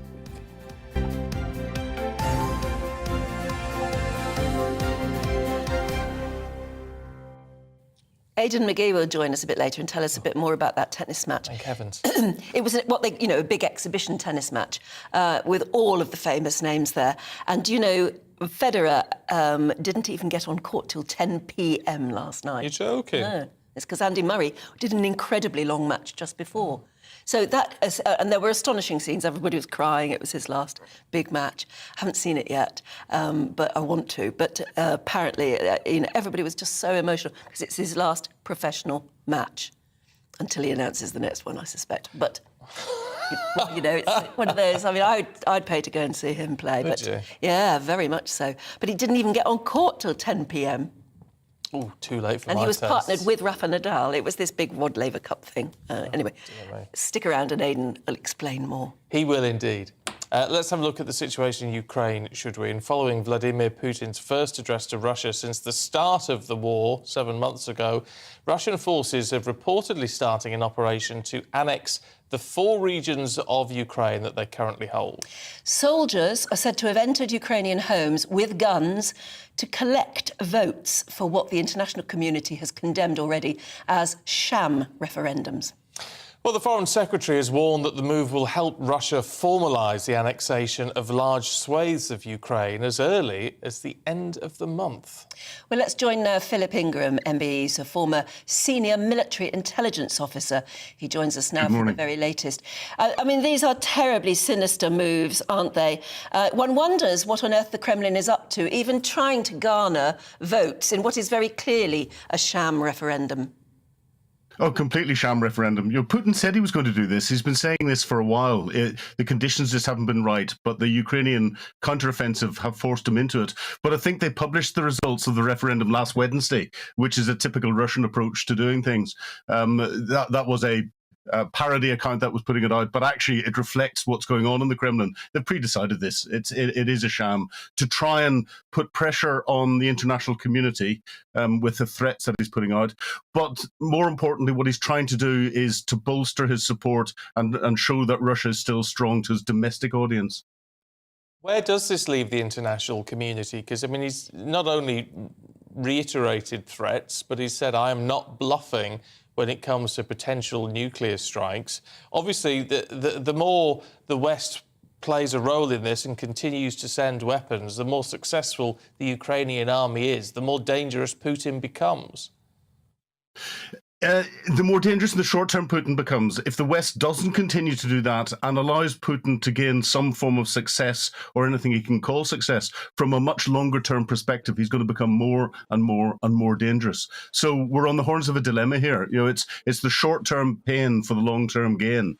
And Putin's rhetoric is aimed at the two audiences. He has to show that he is still this a bare-chested horse-riding leader that can take Russia forward and stand up to the West. But he's also trying to scare those Western countries that are not haven't got as much resolve in supporting Ukraine, or Western leaders that are doing that. And we only saw the comments from the former Italian leader Berlusconi last night, who was saying that Putin was forced into this war. It's that sort of thing that he's trying to do with his threats to the West. The most important thing that we can do now is continue our resolve, continue to supply what Ukraine needs, and actually up the ante so that the Ukrainians can take back their territory. And what of the situation domestically for Putin? Because, I mean, there are reports that lots of young men and women of recruitable age are trying to get out of the country because they do not want to fight in this war. Do you think that's true, or is it wishful thinking on our part? Well, there's a sea change in the reporting that's coming out of Russia, and we never know the truth because everything that is reported inside Russia is spun. But we're now beginning to see pictures of, as you said, individuals trying to get to the borders. We've got reports of there's no single flights out, the prices are going through the roof. There are pictures of protests happening inside Russia itself, and they're very small scale at the moment, but it's a start, and we haven't seen that beforehand. And this is a measure of how badly Putin's call-up has gone down, and it'll only get worse. Whenever Russia was forced out of Afghanistan many years ago, it was a populist rising coming from the bodies that were coming back and the mothers of the soldiers that started the rot that forced the Russian government to withdraw from Afghanistan. I think we're beginning to see the sort of the shoots of that happening here. The West covertly working in Russia, do you think, to try to stir things up? Because it seems like if there's going to be a solution to this, it's got to come from inside the Russian borders. Well, it's not just the West working covertly. There's a big information operation going on here. The Russians are fantastic at doing it. The nuclear threats. Jens Stoltenberg, the Secretary General of NATO, said that NATO is continuing to watch Russian nuclear build-up and all the rest of it, and has seen no change whatsoever, even after the threats. But that's part of Russia's information campaign. We're doing the same. And President Zelensky, last night was only saying to the Russians who are being called up, saying, try and destroy your armies from within. So it's the power of information in today's interconnected society is huge. And that's where there's a big battle going on at the moment. Well, we'll leave it there for the moment. Thank you very much indeed for joining us. Sinister steps though they may be, are they the sign of something better in the long run? Don't know. It's so difficult to judge. I mean, the analysts on this do an incredible job. It's very, very, very hard to tell. Talking about what's hard to tell is whether this budget was good or bad, or is going to be for us moving forward. Nicola in Norwich has been in touch. Morning to you, Nicola. Says the only thing I was disappointed about was no mention of cutting the green levy and VAT from energy bills, which would have had a significant impact for lower earners or those on fixed incomes. Yeah, there wasn't anything about VAT, was there? No, I was a bit surprised at that. Philip says, being a 74-year-old pensioner living alone, there was nothing in the budget for me. The war in Europe, winter round the corner, food prices rising. What reason do I have to keep going? Oh, don't say that, Philip. No, it is no. grim at the moment. It is grim. And it's certainly, we were just remarking on that, it was the first day of autumn yesterday. And definitely the mornings are getting darker and so are the evenings, aren't they? You can really tell. We It's probably come down are very in for a tough quickly. winter. Hasn't it? Suddenly, yeah. If you've got any nice pictures of autumn where you are, don't forget to send them in, please. It'd be lovely to see where you are. And that's gbviews@gbnews.uk. Just upload the picture. Yeah. Quick one from Tony, who says, the budget stinks, pensioners overlooked again. MPs gave themselves a 12.5% pay increase when the rest of the country had 0 or 1%. Well, they don't do it themselves. It's totally independent, Tony. Yeah, but it's still they still get rankles. it. I mean, obviously It still they get rankles, doesn't it? But they don't actually vote for it themselves. Now they have the 45% income tax abolished. Win-win-win for them again, and fat cats disillusioned and disappointed. Oh. Richard says the Conservatives know the next election is already lost, so they are furnishing their friends at the top whilst they have what little time they have left. Oh, you're a cynical bunch, aren't you? Yes, I can understand why some people would think that. But yeah, I don't think politicians work like that. I do think they are. I think. Do you know what? Really? Yeah, I think. Yeah. I think whoever is in charge of whatever party, I do think fundamentally they work to do what is best for the country. They have different approaches, different views, and want different outlooks on it all. But I do fundamentally think they try to do the best thing for the country. Yes, but when they go to dinner with friends, their friends are at the top of the banks. Their friends are in the city. Their friends are, they've got different friends from the rest of us. And I think they hear their points of view. Maybe they don't quite cynically think, I'll look after my friends, but they hear different discussions than we do, maybe. It's just a thought. I don't know. Thoughts coming through. GBViews, gbnews.uk. Coming up, Aidan McGee is here to shed some light on what's going on in sport. Looking ahead to today's weather, and the UK will be showery for some, but with sunny spells and some longer sunny intervals as well. Here are the details. For southwest England, a largely fine and dry day with sunny spells, a few showers for West Cornwall and breezy at times. Temperatures peaking at around 16 Celsius this afternoon. Sunny spells and showers for southeast England. Showers confined to coastal areas at first, but developing more widely by this afternoon. Highs of 18 Celsius. Mostly dry with sunny spells for South Wales, although a few showers in the far west where it'll be breezy. Highs of 17 Celsius. The Midlands will see a mixture of scattered showers and sunny spells. Showers mainly in the east at first, but then developing in the west for the afternoon. Highs of around 16 Celsius. For northeast England, a mixture of scattered showers and sunny spells. It'll be breezy along the North Sea coast, where it'll feel rather cool, with temperatures peaking at 12 to 15 Celsius. A dry day for southern Scotland, with sunny spells and light winds, although there may be the odd rogue shower along the east coast. Temperatures rising to between 12 and 14 Celsius. For Northern Ireland, it'll also be a fine morning with sunny spells. Here too, there may be the odd isolated light shower. Temperatures rising to around 14 Celsius this afternoon. Showers will fade back to the coast through the evening, turning chilly tonight under clear skies. That's how the weather is shaping up for the rest of the day.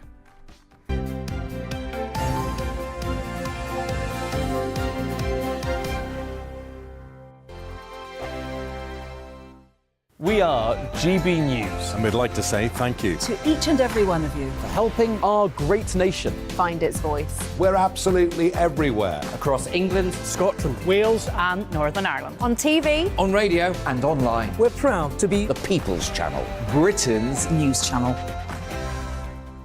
On the Mark Stein Show, we cover the stories a lot of people are scared even to mention. The stuff that really matters with some of the world's biggest thinkers. Now is his opportunity to kind of take the steering wheel of history. Break away from the flop at 8 o'clock on GB News with the Mark Stein Show. Hello, I'm Esther McVeigh. And I'm Philip Davis. Whether you're watching or listening on TV, online or on radio, we handpick the latest stories, debates and expert opinions for your weekend. So whether that's politics, news or showbiz, we've got it covered. Join us every Saturday morning at 10 o'clock on GB News. Join my show Farage, 7 p.m. till 8 p.m. Monday through Thursday, and there you will get opinion, analysis, debate, and I'll cover stories that nobody else dares to touch. You've been cancelled. Join the club. Oh my goodness me! And then for the last 15 minutes, talking pints. We're over a drink. We have a civilised conversation with someone. We very often disagree, but we do it in a grown-up way. Come and join me on Farage. Hi there, it's Stephen and Anne. At breakfast from 6 a.m, you'll always be caught up with everything you need to know, the latest headlines, opinions and debates. We'll bring you the good news and the bad, but most of all, we're here for you. Remember, send in your views and let us know what you would like us to talk about. That's because we're your news channel. And every morning at 6 a.m, it's breakfast on GB News.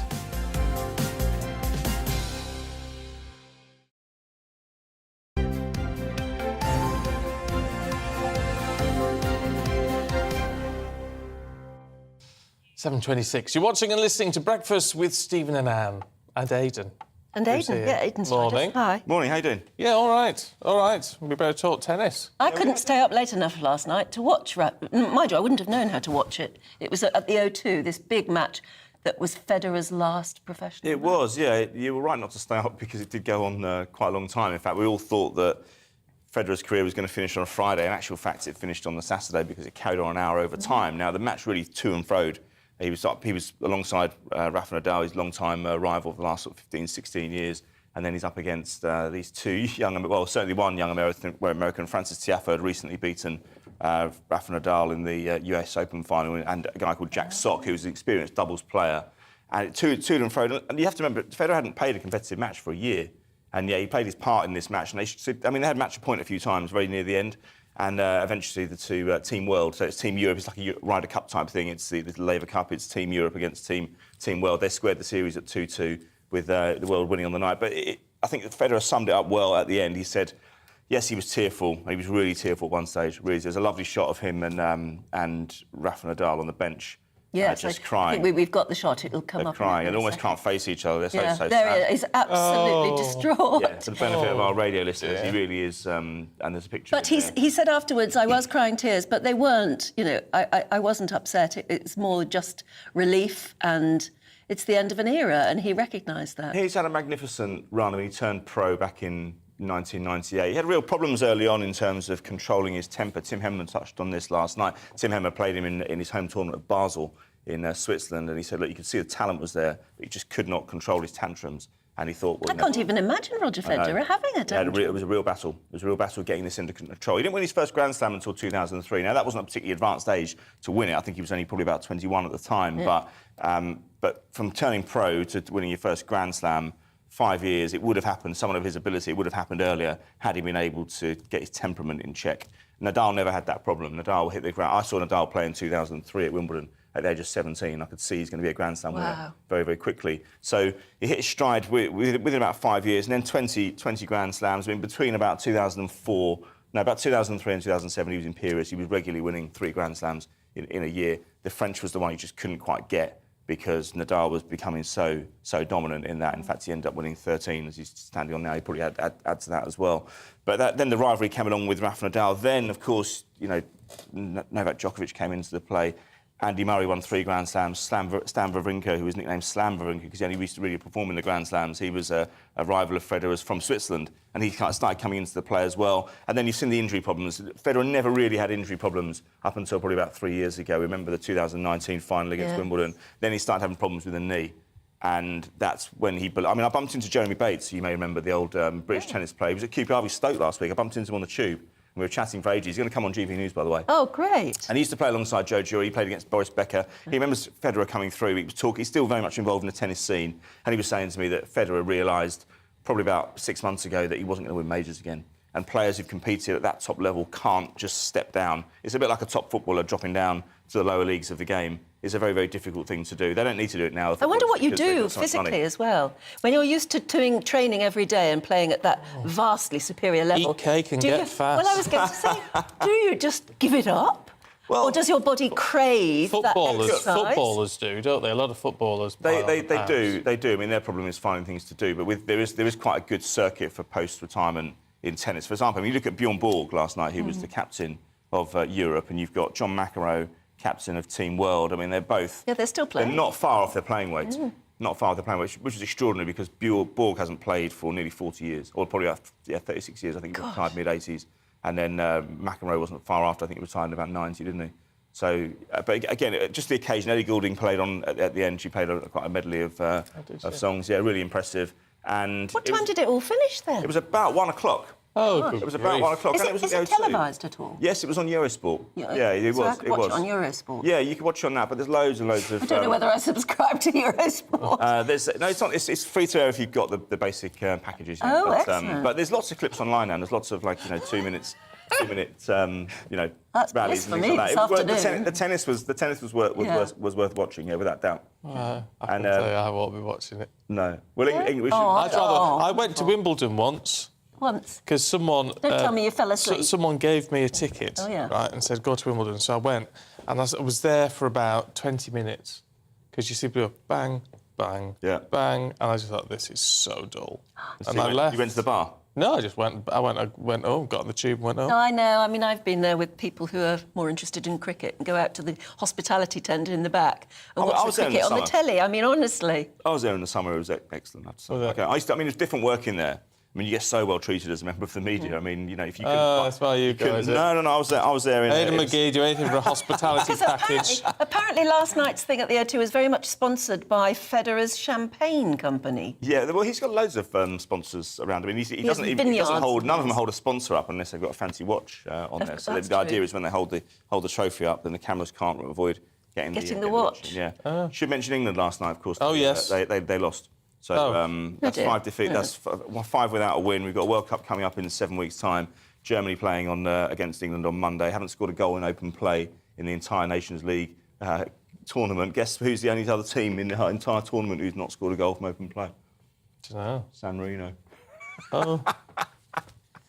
Loving it. Yeah, so we've been relegated to the second league of the Nations League. I'm worried about this because it's such a shame. England have played so well in the last 5-6 years since they're suffering a slump in sort of 2014, and I'm worried the work's being undone now because this has all been building up to this World Cup in Qatar.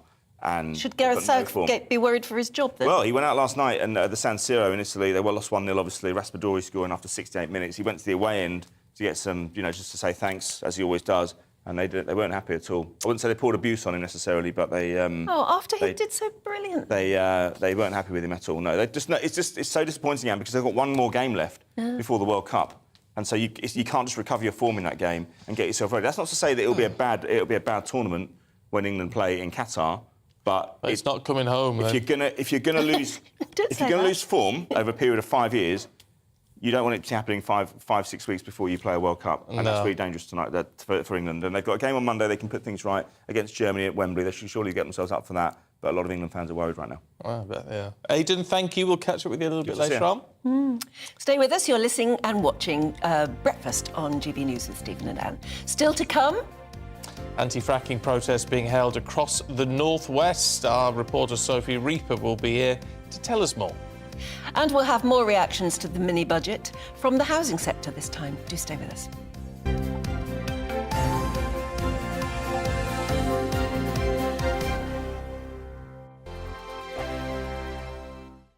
We are GB News. And we'd like to say thank you To each and every one of you. For helping our great nation Find its voice. We're absolutely everywhere. across England, Scotland, Wales and Northern Ireland. On TV. on radio, And online. we're proud to be The People's Channel. Britain's news channel. On the Mark Steyn Show, we cover the stories a lot of people are scared even to mention. The stuff that really matters with some of the world's biggest thinkers. Now is his opportunity to kind of take the steering wheel of history. Break away from the flock at 8 o'clock on GB News with the Mark Steyn Show. Hello, I'm Esther McVeigh. And I'm Philip Davis. Whether you're watching or listening on TV, online or on radio, we handpick the latest stories, debates and expert opinions for your weekend. So whether that's politics, news or showbiz, we've got it covered. Join us every Saturday morning at 10 o'clock on GB News. Join my show Farage, 7 p.m. till 8 p.m. Monday through Thursday, and there you will get opinion, analysis, debate, and I'll cover stories that nobody else dares to touch. You've been cancelled. Join the club. Oh my goodness me! And then for the last 15 minutes, talking pints. We're over a drink. We have a civilised conversation with someone. We very often disagree, but we do it in a grown-up way. Come and join me on Farage. Hi there, it's Stephen and Anne. At breakfast from 6 a.m, you'll always be caught up with everything you need to know, the latest headlines, opinions and debates. We'll bring you the good news and the bad, but most of all, we're here for you. Remember, send in your views and let us know what you would like us to talk about. That's because we're your news channel. And every morning at 6 a.m, it's breakfast on GB News.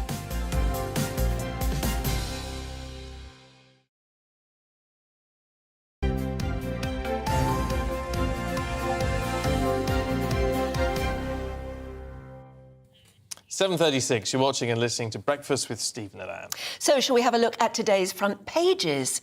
The Guardian is leading with the headline, "A Budget for the Rich," as Kwasi Kwarteng's mini-budget was revealed. The Eye says the pound has plunged as Kwarteng bets the UK economy on tax cuts.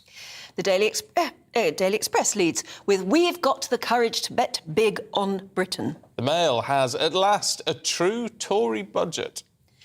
And the Telegraph leads with, "Kwarteng gambles on biggest tax cuts in half a century." The Times says the budget is Truss's great tax gamble. And the Mirror goes with the sex scandal involving a football player, and so does the Star. Yeah, and the Sun has the Sussexes saying Meghan Markle moaned that she should get paid for carrying out royal engagements, allegedly. There's a lot of sort of nasty stuff in the papers today about Harry and Meghan. Whether you agree with them or not, up to you, I guess. Oh, it's just feels a bit like a rampage, doesn't it? It does. It does. Let's go through the papers then with Pete Price and Ella Whelan. Morning to you both. Hey. Now, we've got a bricklayer shortage, Pete. The Daily Star has the answer. Yes, I am a lumberjack and I'm okay. I work all night and I work all day. I love this. More women working in construction could save the industry, right? Which I think is great. And it is a great job. Architects, engineers, house builders, joiners, contractors have all said the most popular response would be to have female workforce. What puts people off is it's a dirty job, but many young people are recognising that this industry can offer exciting, practical and well-paid career path. I think it's great. You go abroad, in Spain in particular, there's a lot of women workers in the industry, and I've just come back from Singapore. A lot of construction workers there are ladies. Why not? They're in the armed forces. I think it's great, and it is apparently a very well-paid job. Yeah, I bet it is. Yeah, I bet it is. Worry about the nails. Well, I was going to say. I mean, as a man, I worry about the nails. Women are not just about nails. No. I just said, as a man, I worry about my nails. Oh, I see. Well, that's all right then. It's one of those. It was my first ever job working with my father, who was a builder all his life, and the things that you pick up, even just knowing how to lay tiles or knowing how to fix the back of the system when the toilet's not flushing right. It gives you, maybe this is like saying something terrible about gender roles or something, but when I can storm into someone's house and say, get out of the way and fix it, and all the boys are still making themselves cups of tea. I love being able Look at our late great Queen. She could do that too, because she trained as an engineer, or I was going to say, I couldn't see the Queen fixing a toilet. No, but you had to fix a car. No, she'd fix your car though. Yeah. And it's because there was the training involved. It doesn't, it's not all about physically how strong you are. Sometimes it's just about knowing the business, isn't it? Yeah. Oh, interesting. If we have women bricklayers, will they wolf whistle men as they walk past? Why not? Nobody's allowed to wolf whistle. That's why I mentioned it. Yeah, but I think why not? I built quite a few walls because my father used to insist on doing it himself, and he knew how to do it. So I've really? I was contacted. You've been a bricklayer? I was contacted quite recently by somebody who's moved into a house that once upon a time, many years ago, we owned. And I said to her, is the wall still out there? I looked on Google Maps, whatever. The wall I built is still there. Anne Diamond. The Anne Diamond Memorial Wall. Well, absolutely. The memorial. It was only one of those mini walls, that was just meant to define the area. But it was, My dad and I used to go out to the where they make paving slabs. Yeah. And he insisted, because he was a Scot, no, not because he was a Scot, but he insisted on never buying the full, it was always seconds we bought. Nothing wrong with that. And so we laid whole pathways with these seconds, so I knew how to lay a path as well. My father had a concrete works. Is that right? That's how he started work, First day I went and he said, watch out for the nails, straight through my foot. Oh. First day. Said, you're not coming back again now. I was going to say that. Blummy neck. What jobs did you do? That's what we want to hear. I worked in a shoe factory. Did you? What did you do? Wow. You know those bits where the eyelets, the metal eyelets in shoes that you put your laces in, they all have to be put in one at a time. No. In a shoe? Yeah, and I put them in. Oh, wow. Sometimes they do go wonky, don't they? They do go. Sometimes they fray at the edges, don't they? The odd wonky one. There you go, shoe factory. Ella, to the Telegraph. Now, I'm not wanting to speak ill of anyone who passed away. Hilary Mantel has died, a renowned author. She's a bit posh for me. And I sort of think, do most people... I mean, get in touch, GBViews at gbnews.uk. I sort of think... Do the vast majority of people really know who Hilary Mantel is? Are they really bothered?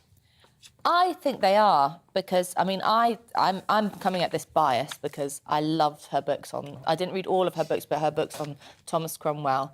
The Wolf Hall trilogy. The Wolf Hall trilogy. Me too. I thought it was just unbelievable. I was an antisocial person for a year because I just didn't speak to anyone. I just read them. They were so consuming. And I think she has done...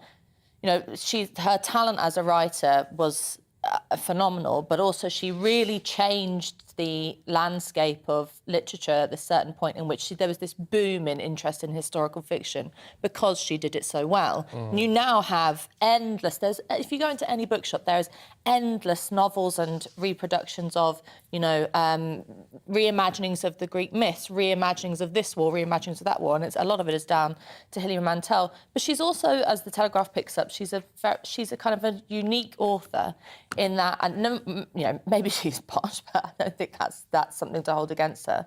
But in that she had this quite remarkable life. She had a lot of health problems. A lot of them stemmed from the fact that she had undiagnosed endometriosis, and she had chronic health problems. She sadly died because of a sudden stroke. She was only 70. Only 70, but in interviews, she was always extremely stoical about the fact that she said, well, yeah, my life is pretty hard because I've got to deal with all this stuff, but I don't care, and she carried on writing. She was also, unlike lots of other authors, quite politically opinionated, which is unusual, with mixed opinions. For example, she got into a lot of trouble for calling the Duchess of Cambridge, what does it say here, a jointed doll on which certain rags are hung. She was very nasty. Oh, yes, she about was. Kate. Yes. But she's someone who's written fiction about women in roles of political power or adjacent to political power for a long time. So she had a certain position on that. She came out in support of J.K. Rowling in relation to the kind of gender trans debate, which a lot of people really supported her for. And then on the other side, she was, I would have really disagreed with her views on Brexit. She said, I hate Brexit and I'm moving to Ireland. But the kind of thing is that, unlike lots of authors who sort of say, no, don't talk to me about my political opinions, she got stuck in. She was quite brave. She had some weird opinions too, didn't she? She said what she thought, and I think it's a terrible She hated the Thatcher years, but actually at the time she was living in Africa. But the hope is that she was in the middle of writing this new piece of historical fiction. She was working on a TV production of The Mirror and the Light, which is the last in the Wolf Hall series. I hope that there will be some kind of work done to get them into the public light, because there's so many of us waiting for those. Just in case you think that those books are not for me, too posh or whatever, just in case you really do think that, watch the dramatisation of Wolf Hall. It's on the iPlayer. Yeah. It is stunningly brilliant. I mean, stunning, gorgeous, wonderful.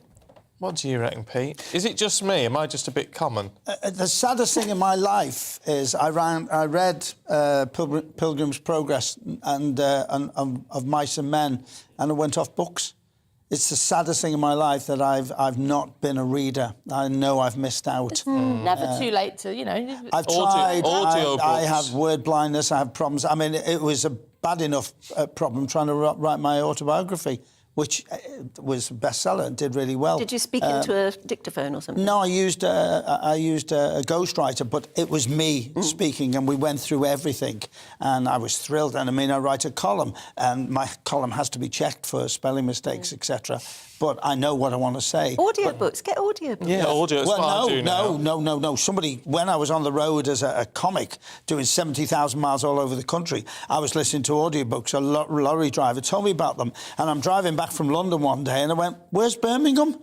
I was at Stoke because I was so engrossed in the book. So no, I got rid of all the audiobooks. Oh, no. Terrible. Oh, Pete, can we have a look at the Mirror? Yeah. And drivers. And more rising prices. They were dropping. They've been dropping lately. Yeah. They go back up again. Do you remember the middle of the pandemic? It was pound a litre. A pound a litre. Drivers are paying almost £5 more for a tank of petrol because of the weak pound. But it's only just taken a battering. How's it already happened? Yeah. People are going to jump in once again, making money. This is what annoys me. They're very quick to put the prices up, aren't they? Absolutely. It makes me so cross at any chance. And there's an independent garage near me whose prices are ridiculously cheap. And if he can do it, why can't the others do it? That's what makes me cross. Yeah. I think it's terrible. And then to get a story in a headline, another petrol pounding. It's all mind-blowing that everyone's beating each other up over heating bills and petrol pounding. What I don't understand is when I drive into London, the prices in London are about 10p a litre cheaper at the pumps than they are where I live. Have you seen how scandalous the prices are on motorways? Oh. Absolutely. I'd push my car first before I went to a petrol station on a motorway. It's terrible. Hate it. Absolutely terrible. To the Times, Ella, the Home Secretary says police need to use common sense.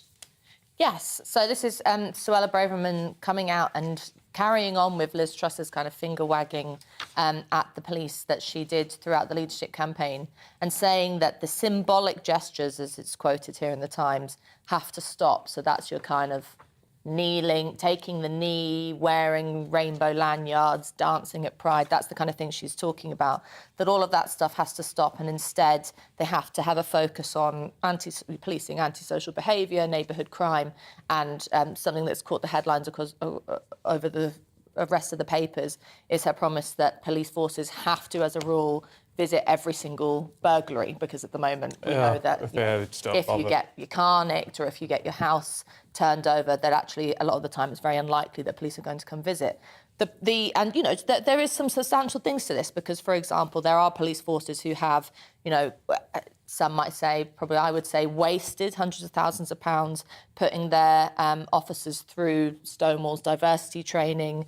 There's a huge amount of time spent on, for example, making an effort to kind of colour the police's identity in terms of how their public perception and the kind of those symbolic gestures. Whereas actually, if you look at things like rape stats, if you look at things like knife crime, or you know that police are often nowhere to be seen. The problem with Suella Braverman's approach is that, like much of the rest of the government at the moment, it's all kind of surface level. And the idea that if you just stopped police officers from taking the knee, that everything would be fine is a nonsense. That actually a lot of police time is taken up policing online speech, looking out for what people are tweeting. We saw in the pandemic that those two police officers stood outside a supermarket with a big sign saying, remember that being offensive is illegal. I mean, you know, that's the kind of thing that I want to see changed. And the Conservative government isn't going to change that, because that would mean looking at the online safety bill, the police crime courts and sentencing bill,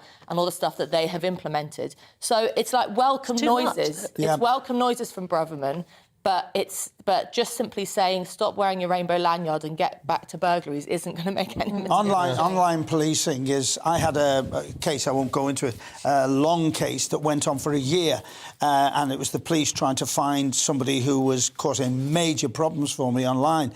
The cost of that must have been astronomical, but it was very dangerous what this person was doing. The point I'm making is policing has changed, and to all the older people watching, which I'm one of them, when they say we need more police on the streets, crime is not like that anymore.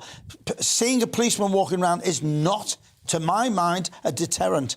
They are working at crime, but to see them walking around... But isn't the truth that we need both? It's very reassuring for the public to be able to see a police presence around on our streets, isn't it? Well, we see the specials who are a lifeline to giving information to police forces. But the old days of seeing a bobby on the street, like Dixon of Dock Green, crime has changed so much. You know, we still haven't got the murderer of that beautiful little 9-year-old girl, because we all know who it is, and nobody will say, because it's snitching. It's, you know... It's gangs, isn't it? It's very difficult. Very difficult. Look, Pete, Ella, we've got to leave it there for the time being. Thank you both very much indeed. We'll see you a little bit later on.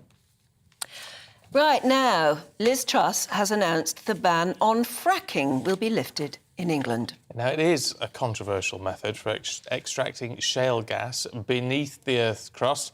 And so that moratorium was put in place in the UK in 2019. And it's a NIMBY question, isn't it? If you support fracking, would you have it in your own backyard?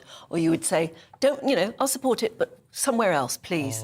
Our North West of England reporter, Sophie Reaper, is in Lancashire. And I think where you are right now is an area that is likely to be frackable, if that's a word. Hi there. Good morning to you both. Yes, it is indeed, and ever since Liz Truss made the announcement, we've already seen protests resuming here at this site in Lancashire.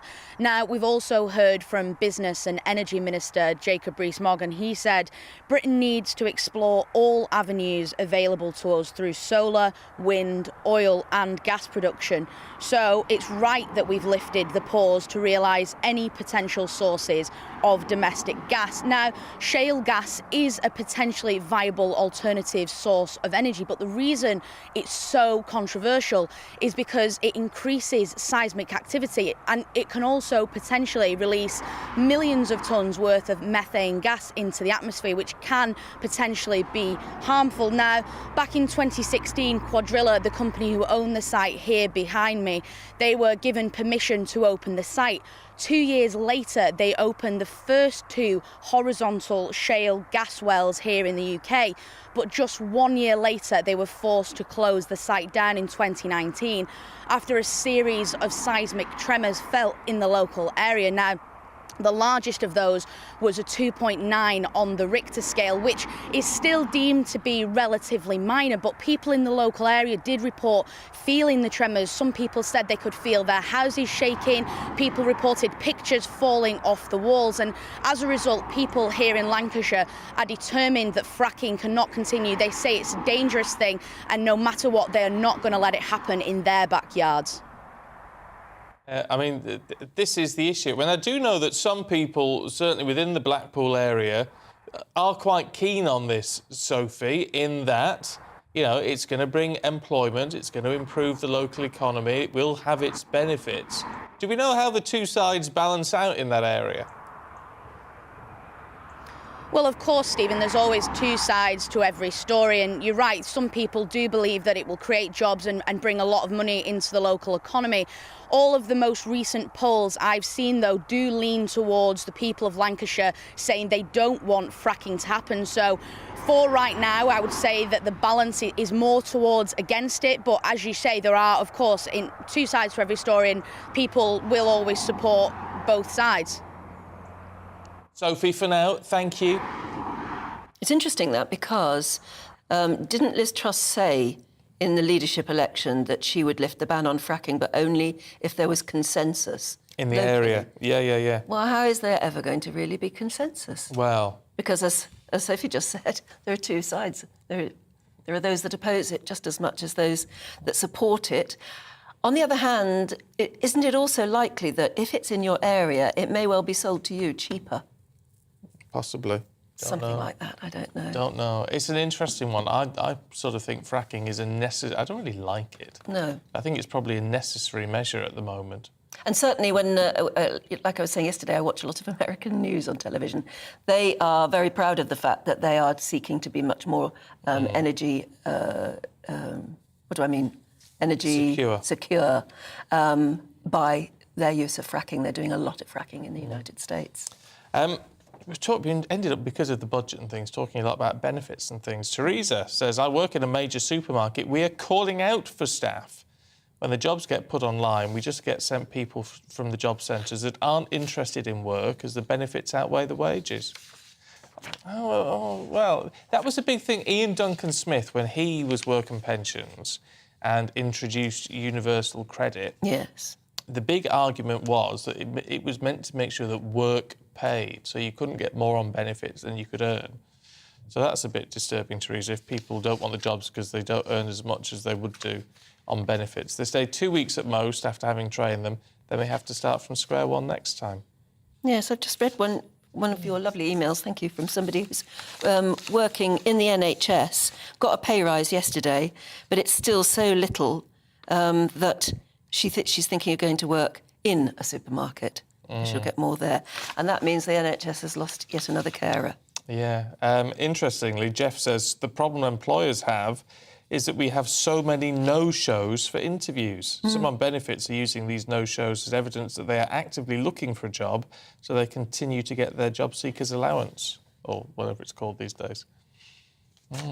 Alan says, 6 years ago, I was unexpectedly made redundant from a highly paid job. I had serious bills to be paid monthly. I was already overdrawn in the bank due to a divorce and being in debt, but I got off my backside and worked through it. I worked in a bottling factory from 6 a.m. to 4 p.m. and then from 6 p.m. to midnight. I worked in a card packaging factory.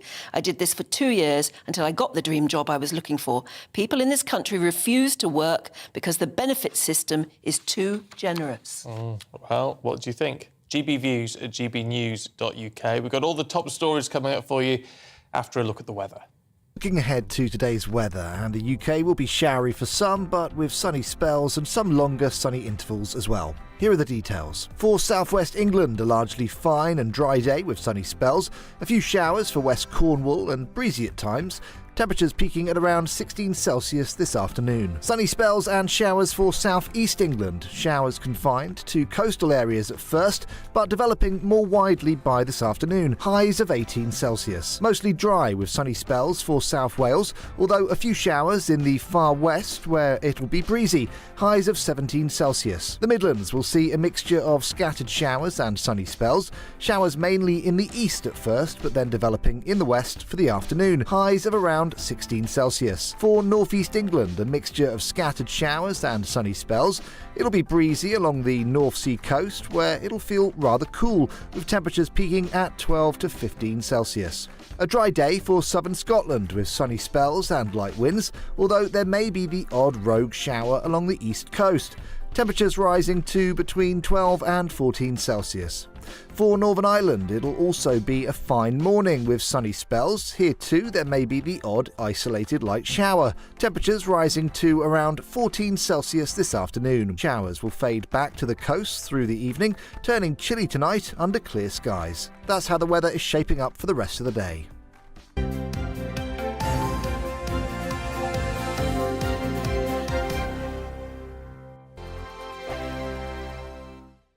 We are GB News. And we'd like to say thank you To each and every one of you. For helping our great nation. Find its voice. We're absolutely everywhere. Across England, Scotland, Wales and Northern Ireland. On TV, on radio and online. We're proud to be The People's Channel. Britain's news channel.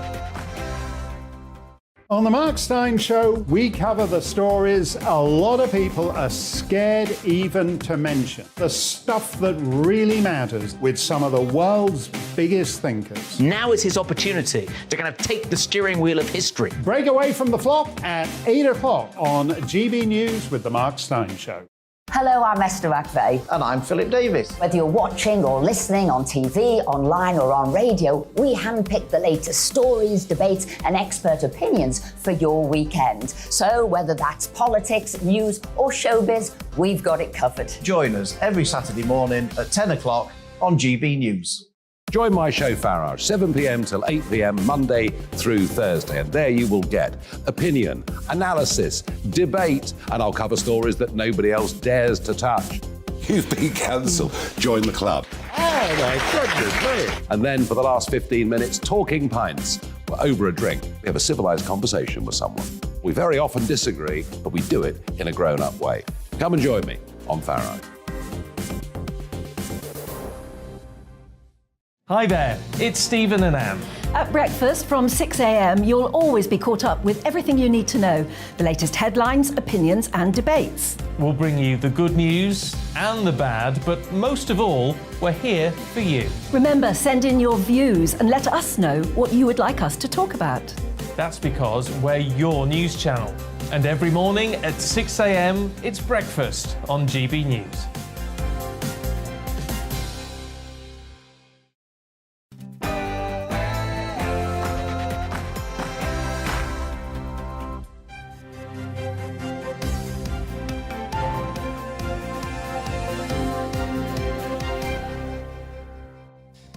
The Chancellor has defended his economic plans after being accused of gambling with the economy. Good morning, it's 8 o'clock on Saturday, September the 24th. This is Breakfast on GB News with Stephen and Anne. We're live, of course, across the whole of the UK, online, on your radio, on your TV. So whatever you're up to today, you can take us with you. These are the top stories.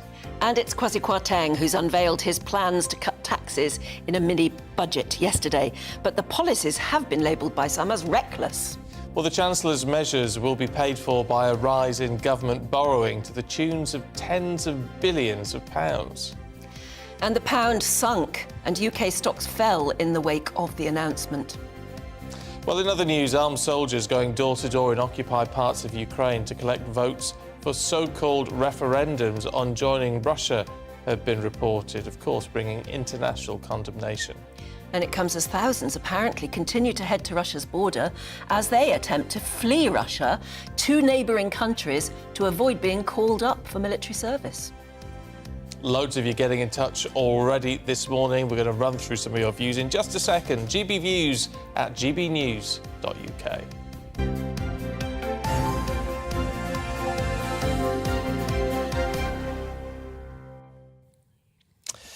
James says... Oh, yes, go on. Look, we're not doing well at the moment, so let's give it a go. The rich always get richer. Money gets money. What people would like is £1,000 a month given to all households and a 20-hour week, but it ain't ever going to happen. Yeah, that's a very fair point. Russ says, why can't the media outlets focus on positives? It helps drive the direction. I think you're right. Yeah, there's a lot to be said for that. But you have got to look... I mean, our job, for example, is to look at all sides of things. So, you know, we can't... But, I mean, I know what you're saying. I do know what you're saying. Max says, I thought Liz Truss was in touch with normal people. From my perspective, you either need to be at the bottom of the chain and get benefits, or at the top, where it seems money just attracts money. Where is the help for the people Liz praised and vowed to help, the invisible middle? Are you invisible middle? Well, I suppose the argument would be the invisible middle are getting tax cuts and national insurance reduction and not going to give that £2,500 energy cap, which will sort of play more into next year. But that would be the argument, I guess. John in Brecon says, and I've never known the answer to this, it would help the community if all those who are claiming benefits and are fit to do work in care homes, painting, gardening, etc., or helping clean streets, wouldn't it help if they did that before they got their benefits? What, you mean so do volunteer work? To get benefits, you have to do, in effect, follow community work. I mean, we use community work as a punishment, don't we? We do. It shouldn't be a punishment, should it? Should it maybe be a way of earning your universal credit? Obviously, if you're only fit to do so. It's interesting, that, because my initial reaction is, oh, no, because that's not how the system is meant to work. But in some respects, why not? Because I think part of the problem is the less you work, the less you want to work. And it's getting into that routine. It's having to get out of bed in the morning. Yes. It's all those sort of things. Well, that's what Dale says. He says it is clear that the handouts during pandemic and the media have made people believe that the state should give cash handouts to solve every problem we have. It just makes the situation worse. Interesting. However, on a lighter note, air fryers continue. We're going to have to look into air fryers and the science of them and whether they really do save you money rather than using your oven. Steve says, I'm a new viewer to the programme and I love it. Thank you. I saw the discussion on air fryers yesterday and I went out and bought one. Lunchtime, we tried to cook a few fries. Took 15 minutes in total and they were absolutely superb. Then on the evening, we cooked a chicken and it was unbelievable, so juicy and tasty. Took 40 minutes and was brilliant. Thank you for the report and love the programme. Oh, there you go. Maybe it is the way. I'm torn. I don't know. It's like, what? It got put off by 2 negative tweets about it. Saying they weren't any good, yeah. But overwhelmingly, people were getting in touch yesterday saying how brilliant they were. I know. I still think you should test one. I need to do some research, see if they really do save you energy. But you're using them for a shorter amount of time. I don't know. Maybe it's just going to have to be done. Maybe a trip off. We'll do a special investigation on air fryers tomorrow if we can get our hands on one. Somebody else reported that they're all sold out. Yeah, I might go on Monday looking for one. Yeah.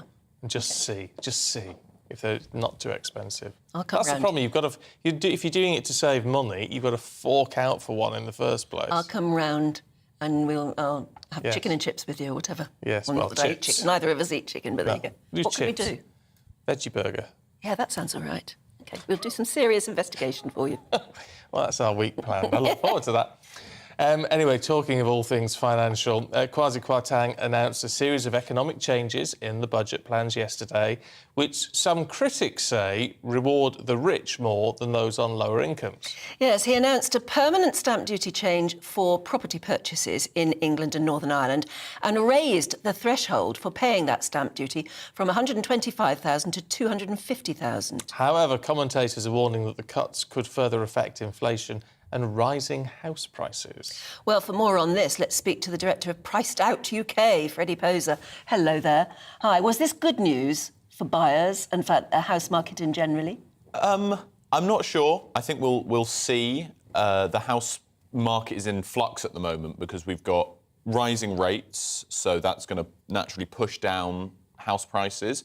That doesn't necessarily mean houses are actually getting cheaper because obviously you're paying more on your mortgage as the rates increase. So I think that's going to come out in the wash. This stamp duty cut, stamp duty is a really bad tax. It's very distorting to horrible, the market. isn't it? So Priced Out, we think they should get rid of stamp duty altogether and actually replace it and council tax with a much better tax, proportional property tax.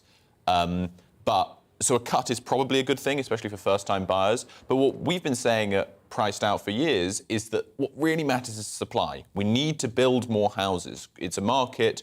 There is more demand than supply. You can mess around on the edges with the demand side, but what's actually going to make the difference is increasing the supply. And Liz has made good moves, good sort of motions in that area, but she now needs to follow through and actually help the UK market build more houses.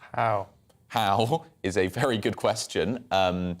So the main thing is that planning is too restrictive. It's not that we have too high building safety or something, that all that's very important, but we actually have too much planning burden, meaning you're not even legally allowed to try and build any of these houses. So things like either directly liberalising planning or maybe less controversial things like street votes or these investment zones might allow for more houses to be built. Yes, because the investment zones are going to bring about different planning regulations, aren't they? Yeah, so the idea with an investment zone is that in that area, we're so keen on getting some economic growth that we lower the regulatory burden, both on businesses that are there, but also on planning. So make sure there's one authority that can say yes to things to make sure that the key infrastructure, and that includes homes. Homes, in a sense, are infrastructure for businesses, so your people can live where they work, that's very important, can get built. So, you know, they're promising up to 40 of these investment zones. Let's see if those actually do lead to more houses. But more importantly, I think we're going to need more houses in places like London and Birmingham. Those aren't going to be investment zones. So we then need to also allow new homes in cities. Yeah. What sort of homes? What sort of houses? How big? What is the market that is desperately needing homes that they can't afford to buy? It's all sorts of homes. It's not just one sort of home, and it's not just one price either. Yes, there are different segments of the market. You've got luxury homes, you've got first-time buying homes. It seems to me there are lots of luxury homes on the market.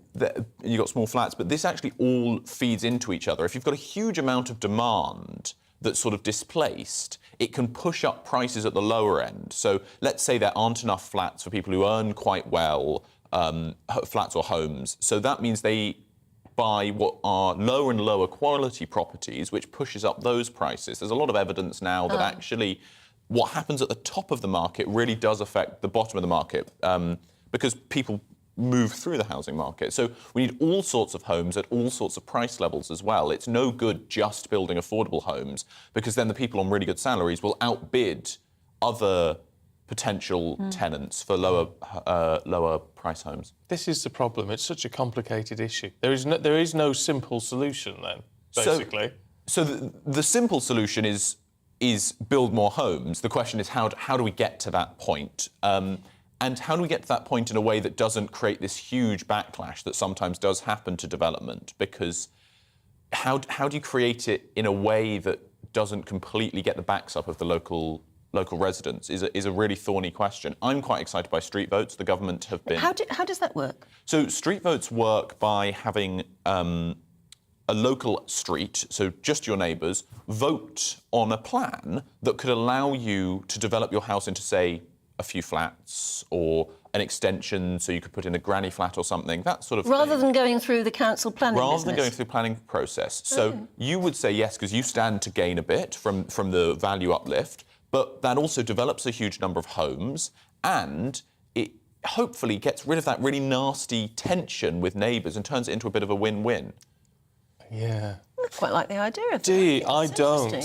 I just It means you'd have to agree with your neighbours. I just think everyone would just vote no.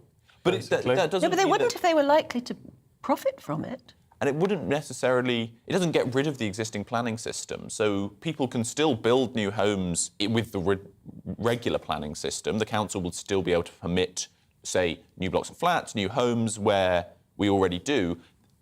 It's a sort of... There's no loss side for this. If it doesn't work, it doesn't work. But if it does work, I think this could be really beneficial. OK. Freddie, good to talk to you. Thank you very much indeed. Get in touch, let us know what you think about that one. It's another NIMBY thing, isn't it? A bit like fracking. It is a isn't it? NIMBY thing. You can agree with the idea in principle, but do you want it in your street, in your backyard? I think I'd be one of those voting no people. You would? I think so, yeah. I think so. I've got to... For this, I think I probably... If I'm honest, I have written to the council, and, you know, when the people in the planning permissions are going up, I'm one of those who have gone, oh, no, I'm not happy with this. But then why not? And you feel a bit bad doing it, don't you? But anyway, it's your right as a council taxpayer. Well, it's your right to protest against a planning permission that might affect you. It's again, it's just like fracking. It's getting consensus, and whether you would or not. It's difficult, isn't it? I think we all need to reassess a little bit. It's like the fracking, essentially. I sort of think fracking is probably necessary at the moment. Would I want it right where I live? I think I'd probably have to bite the bullet on that one and say, yes, I'd probably vote yes for it. But I wouldn't be thrilled. You'd be sitting in your living room waiting for a tremor. Yeah, I know, it's very difficult, isn't it? Yeah. If you go to other countries, of course, they just build up, don't they? They run out of room or whatever for the family, or they want to build another flat on top so that they can let it. They just build upwards. They live in a permanent state of scaffolding, don't they? Oh, yeah. Yeah. But we've got to do something. So, yeah, but something has to be done. No two ways about it. Let us know what you think. gbviews@gbnews.uk. Now, following Vladimir Putin's first address to Russia since the start of the war on Ukraine, some 7 months ago that was now, his forces have reportedly started an operation to annex the 4 regions of Ukraine that they currently hold. Now, it's said that soldiers have entered Ukrainian homes with guns to collect votes, and the right sort of votes, of course it would have to be, for what the international community has condemned as a sham referendum. The Foreign Secretary, James Cleverly, has warned that the move will help Russia formalise the annexation of large swathes of Ukraine as early as the end of the month. Well, let's talk to Professor Mark Weller, former senior United Nations mediation expert. Morning to you. It's really good to see you this morning. What do you think the strategy is? What do you think Putin's strategy is by holding these referendums that nobody, absolutely nobody, believes are free and fair? Well, he has done it before. You remember that he took Crimea in 2014. There was then a local referendum, and after that referendum, a local assembly declared its wish to be annexed by the Kremlin. They had a vote in the State Duma, the state parliament. They endorsed that request, and then Putin, in huge ceremony, received the representative from the locals and granted them accession to the Russian Federation. This time, of course, it's even worse. You remember in Crimea, it was little green men who had taken over the territory. Now we have the regular armed forces brutally enforcing their will against the locals. Many have been displaced, so even from that perspective, it's not a genuine vote, and it seems many are being pressed into giving the right kind of vote. This is entirely unlawful. It has no legal effect of any kind, because it is a result of an armed aggression by one state of another. So it's entirely a tactical move, and one that is perhaps meant to impress the Russian population more than the organized international community. But how will it help Putin in the long run? I mean, what would happen next? If he is able to stand up and announce to the world, and certainly to his own domestic audience, that these regions have actually voted to be in Russia, what does he then do about it? Well, a region voting, wanting to be in a foreign state, doesn't turn them into a foreign state. If Cambridge tomorrow votes to join Iceland, that wouldn't mean that we would be part of Iceland. So there is the issue of whether or not an entity can actually change its status through its own referendum. You remember the problems in Catalonia some years back. But altogether, from a legal point of view, none of this really matters as long as what happens under the shadow of the gun, under the shadow of armed aggression that renders any of these steps unlawful and utterly irrelevant at the level of international law. To the Russian population, though, it may matter, because they might believe this idea that it is the poor, repressed Russian speakers in these 4 territories who desperately wish to escape Ukrainian rule and join Moscow. But otherwise, it won't have any effect at all. Also, an interesting thing is that it's not just the 2 territories he was going to liberate. Mr. Putin was going to, in quotation mark, liberate the Donbas, but they have just added 2 more regions to it, regions which would be important for them to link up Crimea with the rest of Russia, and regions which are, of course, like the rest, subject to active fighting. OK. Professor, good to talk to you. Thank you very much indeed. Thank you so much. Thank you. It's insidious, isn't it? It was very depressing. Because everyone can see what he's doing, but it's like, what on earth? What do you do about it? Yeah. Anyway. It seems that those he can't bomb into submission, he's going to sort of blackmail into submission. Yeah. It's terrible, isn't it? Gary in Lincolnshire has been in touch. More on you, Gary. He's a bit of a cynic, I think. Can anyone remember a time when any government did anything that genuinely benefited the majority of people in a major way? I can't. I was calling you a cynic, Gary, but I mean, I know what you mean. I understand why you feel that way. I know what you mean. There's nothing that ever just comes without a price, is there? They never just say, well, look, let's make petrol half price or whatever it is. I know. Philip says, I'm 58. I started work at 13. The only time I was unemployed was for 5 months in 1988, 89, between leaving the RAF and starting my new job in aerospace. Now you get multiple benefits. There is no incentive for many to find a job. We ought to maybe return to the 1980s system because that will incentivise people to work. Yeah. Raymond says, I live in Thailand and I'm a UK pensioner. I keep hearing of this assistance to pensioners, but I don't seem to be able to get it. In Thailand, would you get it? I don't know if you would get it. You wouldn't get a winter heating allowance in Thailand, would you? Sorry to sound that simplistic, but would you? No, I mean, I think it depends whether you're there sort of as a visitor or whether you have a domiciled status in Thailand or anything else. If you become domiciled or whatever, then you would lose a lot of benefits. Not all. I don't think you lose everything, but you'd lose a lot. Bev says, my grandson is 17, at college, would love a job. He's been applying for hundreds of jobs, but very few even bother to respond. That's true. I remember sitting down with my sons, all of them actually, one at a time, and helping them write off lots and lots of job applications.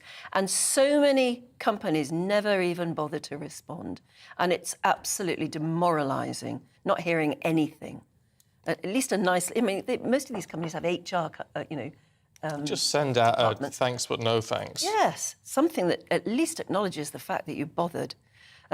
She says his age goes against him because most jobs want you to be 18 and he can only do certain days not flexible due to study. Maybe employers need to be a bit more flexible, taking on younger people. It may also prevent so many people claiming benefits in the future. It's very difficult, though, with flexible working at that age. And yes, that is difficult for employers, particularly small employers, I think, flexible working. I can see it from both sides. I worked in a cafe at that age. And maybe it's that sort of job, coffee job, cafe sort of thing that he needs to go to and go in and visit them and ask to speak to the manager and do it that way. And I think actually also, you get going now, but I do think that at school, certainly in the last couple of years, you should be learning something that is a marketable skill. I remember when the whole of the broadcast industry, I don't know if you remember, back in the 80s, went on strike. I just got my first job and I was made to go on strike. Everybody was on strike. And so I never thought of actually asking for benefit. I went straight away and found myself a job as a shorthand typist in a local estate agent's. Did you? Because I could do shorthand typing. Because the journalism college taught you that. And I just think everybody should actually do, instead of one A level or something, you've got to study a marketable skill. It's not a bad idea. It's almost like a little apprenticeship, like a mini apprenticeship. But you could actually get going on it in school. Yeah. Learn how to be an electrician or a carpenter or something immensely practical. It may not be ultimately what you want to do for the rest of your life, but it's a skill you will always be able to earn for. That sounds very good, actually. I think that's a very good idea. Let us know what you think. You're watching and listening to Breakfast with Stephen and Anne, as you know. Still to come for you, the Shadow Justice Secretary, Steve Reed, will join us as the Labour's annual conference starts tomorrow. What do you want to ask him? And Stephanie Tetchy will be here with all the showbiz gossip, and there's a lot. Find out who's going to dance in this year's Strictly. First of all, though, the weather. Looking ahead to today's weather, and the UK will be showery for some, but with sunny spells and some longer sunny intervals as well. Here are the details. For southwest England, a largely fine and dry day with sunny spells, a few showers for West Cornwall and breezy at times. Temperatures peaking at around 16 Celsius this afternoon. Sunny spells and showers for southeast England. Showers confined to coastal areas at first, but developing more widely by this afternoon. Highs of 18 Celsius. Mostly dry with sunny spells for South Wales, although a few showers in the far west where it'll be breezy. Highs of 17 Celsius. The Midlands will see a mixture of scattered showers and sunny spells. Showers mainly in the east at first, but then developing in the west for the afternoon. Highs of around 16 Celsius. For northeast England, a mixture of scattered showers and sunny spells. It'll be breezy along the North Sea coast, where it'll feel rather cool, with temperatures peaking at 12 to 15 Celsius. A dry day for southern Scotland, with sunny spells and light winds, although there may be the odd rogue shower along the east coast. Temperatures rising to between 12 and 14 Celsius. For Northern Ireland, it'll also be a fine morning with sunny spells. Here too, there may be the odd isolated light shower. Temperatures rising to around 14 Celsius this afternoon. Showers will fade back to the coast through the evening, turning chilly tonight under clear skies. That's how the weather is shaping up for the rest of the day.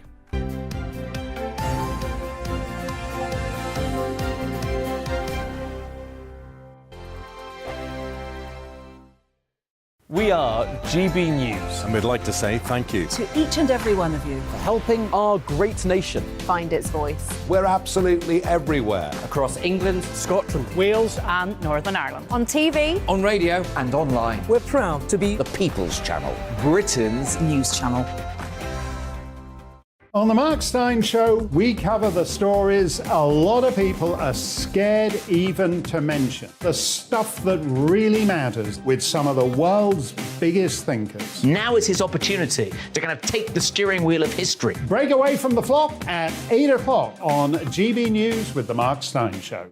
Hello, I'm Esther McVeigh. And I'm Philip Davis. Whether you're watching or listening on TV, online or on radio, we handpick the latest stories, debates and expert opinions for your weekend. So whether that's politics, news or showbiz, we've got it covered. Join us every Saturday morning at 10 o'clock on GB News. Join my show Farage, 7 p.m. till 8 p.m. Monday through Thursday, and there you will get opinion, analysis, debate, and I'll cover stories that nobody else dares to touch. You've been cancelled. Join the club. Oh my goodness me! And then for the last 15 minutes, talking pints. We're over a drink. We have a civilised conversation with someone. We very often disagree, but we do it in a grown-up way. Come and join me on Farage. Hi there, it's Stephen and Anne. At breakfast from 6 a.m, you'll always be caught up with everything you need to know, the latest headlines, opinions and debates. We'll bring you the good news and the bad, but most of all, we're here for you. Remember, send in your views and let us know what you would like us to talk about. That's because we're your news channel. And every morning at 6 a.m, it's breakfast on GB News.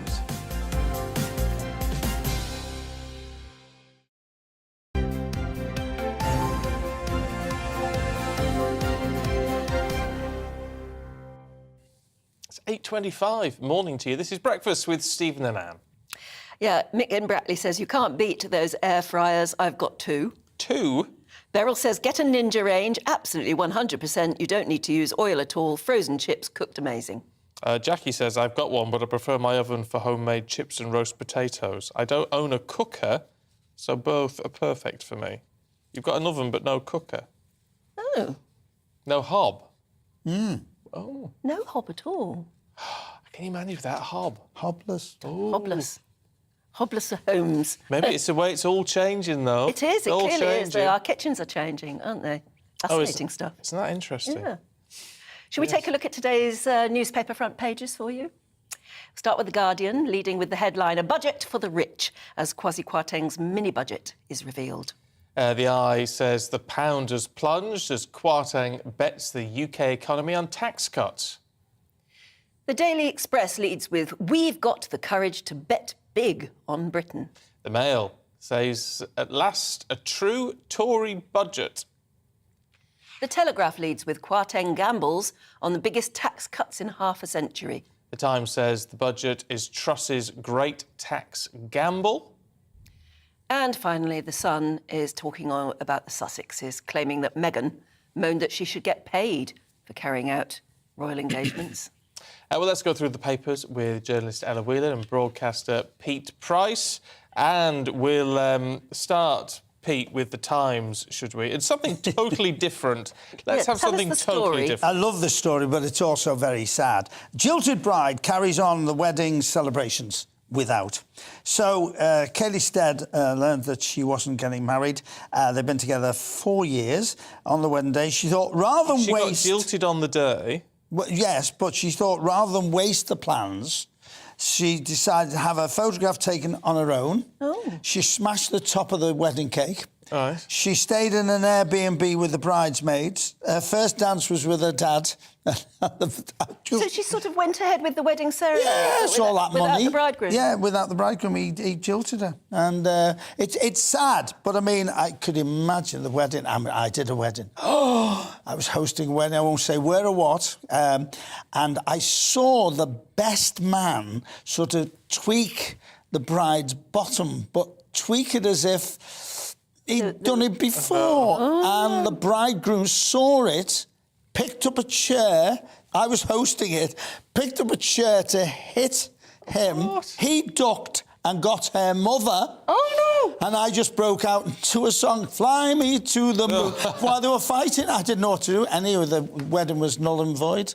That one. God. I got paid. Check through. But these things, apparently, I mean, it's getting people together, isn't it? Weddings can often go hugely wrong. Well, here's a great statement. I know two people, once again, who lived together for 7 years, got married and fell out of love with each other after getting married. Yeah, you do hear about that. You hear about this. Yeah. So it is a minefield, but I mean, bless her.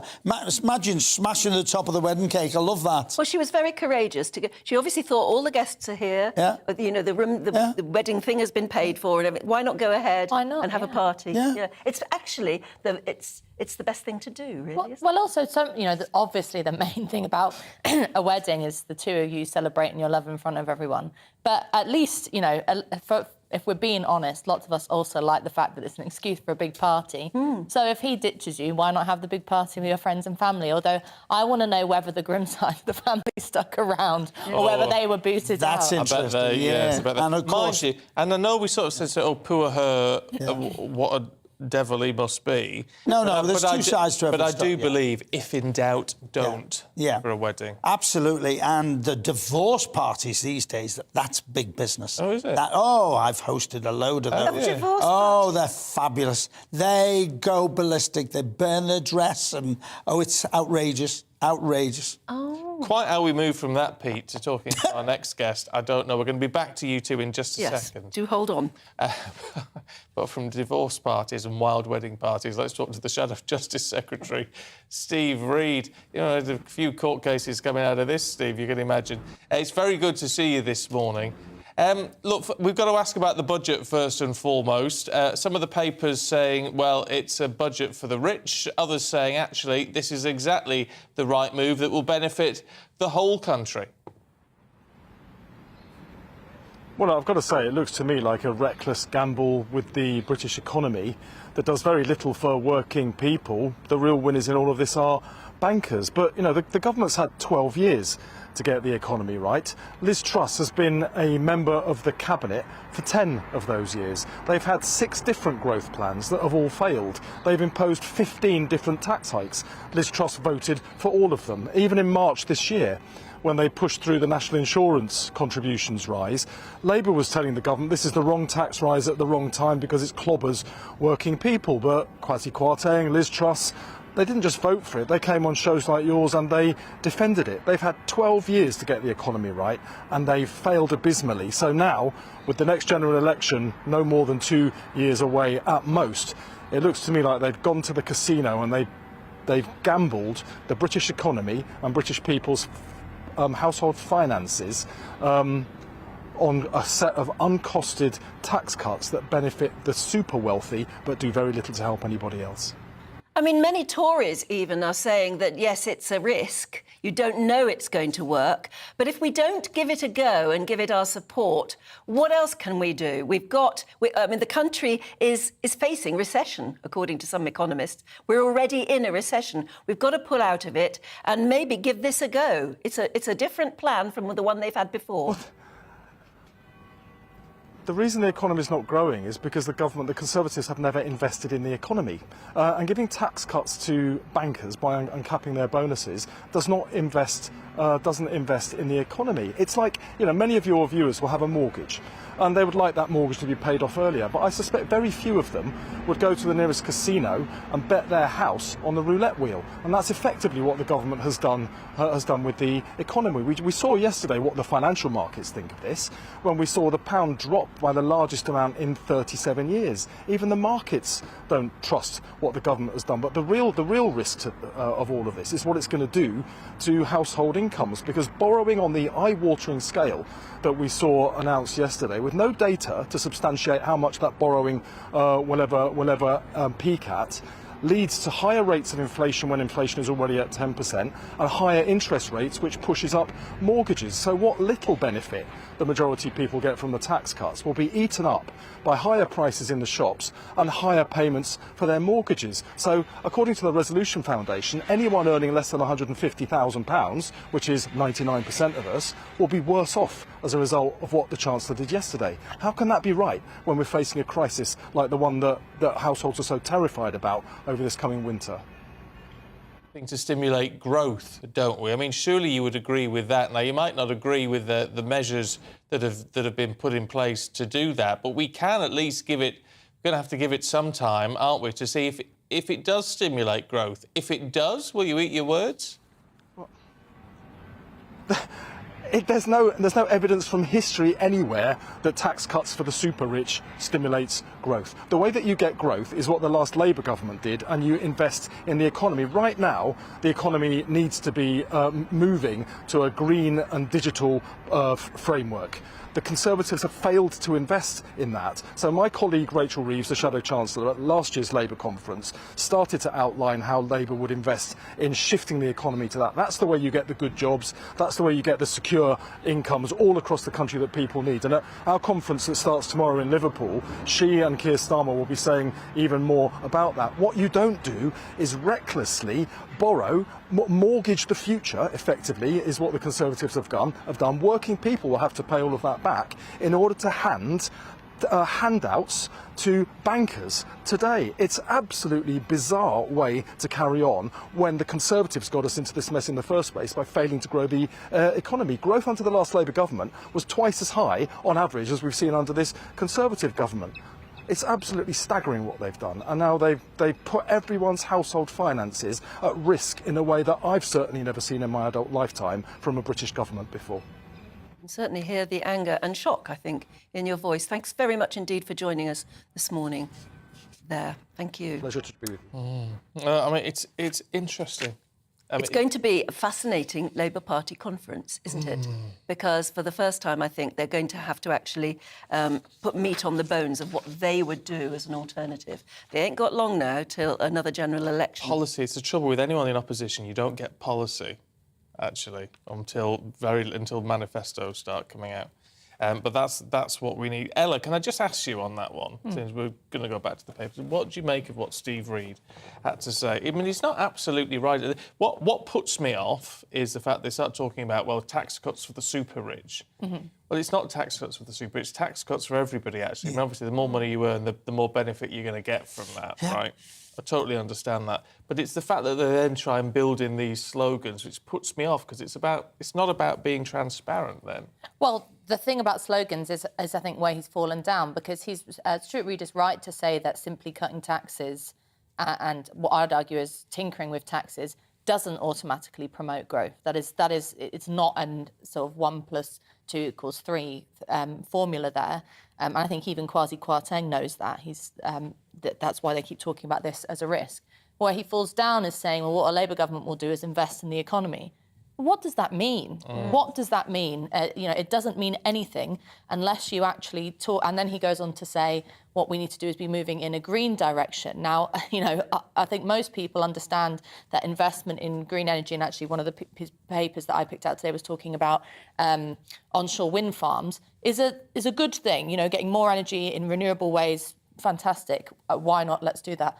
But the problem with forefronting a green narrative is the central idea of making things more green is producing less, is doing less, is cutting back, is not expending energy, not investing in new industry. And so when you're watching someone like Stuart Reid talk about how the Labour Party will invest in the economy, but actually using the narrative of sort of cutting back and scaling back in terms of green terms, it's just the same old kind of empty rhetoric. OK, fair point. Fair point. You've been looking at The Guardian, actually, as well, Ella. The government's taking on the unions. Yeah, because Pete was moaning, weren't you, that the next 3 Saturdays, or certainly the next 3, two? no, the 5th, the 1st, the 5th and the 8th there are strikes. You're going to have trouble getting here. I'm going to have trouble getting here. Esther McVeigh will have trouble getting here. It's a Saturday. What I'm sad about next week, very sad about, is that it's the marathon, the London Marathon, and so many charities who have struggled through the pandemic need money, and it's nothing to do with big bosses running the charities. They are people, and virtually everyone running is running for a charity. They're going to be struggling getting into to London. And I was one of those people, one of the 5.5 million plus that didn't get any furlough. I'm trying to make a living. I can't make a living because I can't get down to London. I will get down. If it kills me, I'll get down. You have to walk down, Pete. Is Liz Truss going to take on the unions like Margaret Thatcher did? Yeah, well, strikes, all good strikes are disruptive. There wouldn't be a point of doing a strike unless it was going to disrupt people to make a point. And part of what Kwasi Kwarteng has been announced is following on from Truss's very anti-strike rhetoric throughout the leadership campaign, is he's promising to make moves to ensure a minimum service levels stay on during transport strikes, which is essentially saying that you can't do a full strike. I mean, it happens in other European countries, but it's forcing unions to not remove all of their wage labour, but to have a certain minimum level of service. And he's also going to require unions to put each bit of a pay dispute to a vote to their members, which again it's a very undemocratic thing, because it's, if you're in a union, you elect your members, you gift them your voice and power, and then they represent you in negotiations. The idea of having to go back to a vote time and time again is just a means through which you hamstring unions and mean that they can't go on strike more effectively. And The Guardian picks out, which I think is probably worth stating, that Andrew Haynes, who's the Network Rail CEO, as a consequence of the mini budget, is going to get 20 grand more in his pocket. At the same time that, because of the way the tax rates worked, at the same time that Kwasi Kwarteng is basically stamping on workers' necks and saying that you can't withhold your labour and protest against your working conditions. And I think that kind of narrative coming out of, never mind all this stuff about tax cuts, that kind of narrative coming out of the Conservative Party does not just smell like Thatcher, but it's a very clear message, which is that this is not, I don't think I'd go as far as Jonathan Freeland talking about class war, but this they certainly can't cover their backsides by talking about the poor and heating and eating and how much we care about the little man, and the Conservatives being the people's government, the phrase that Boris Johnson uses, if they're going to do this kind of thing. There's a name from the past, Boris Johnson. I know. Who remembers him? They've got to sort the trains out, though, because the trains are ridiculously packed. People are paying a vast amount of money and standing. I mean, you can argue that they're the lifeblood of the country, absolutely their lifeblood. Them and moving. the buses.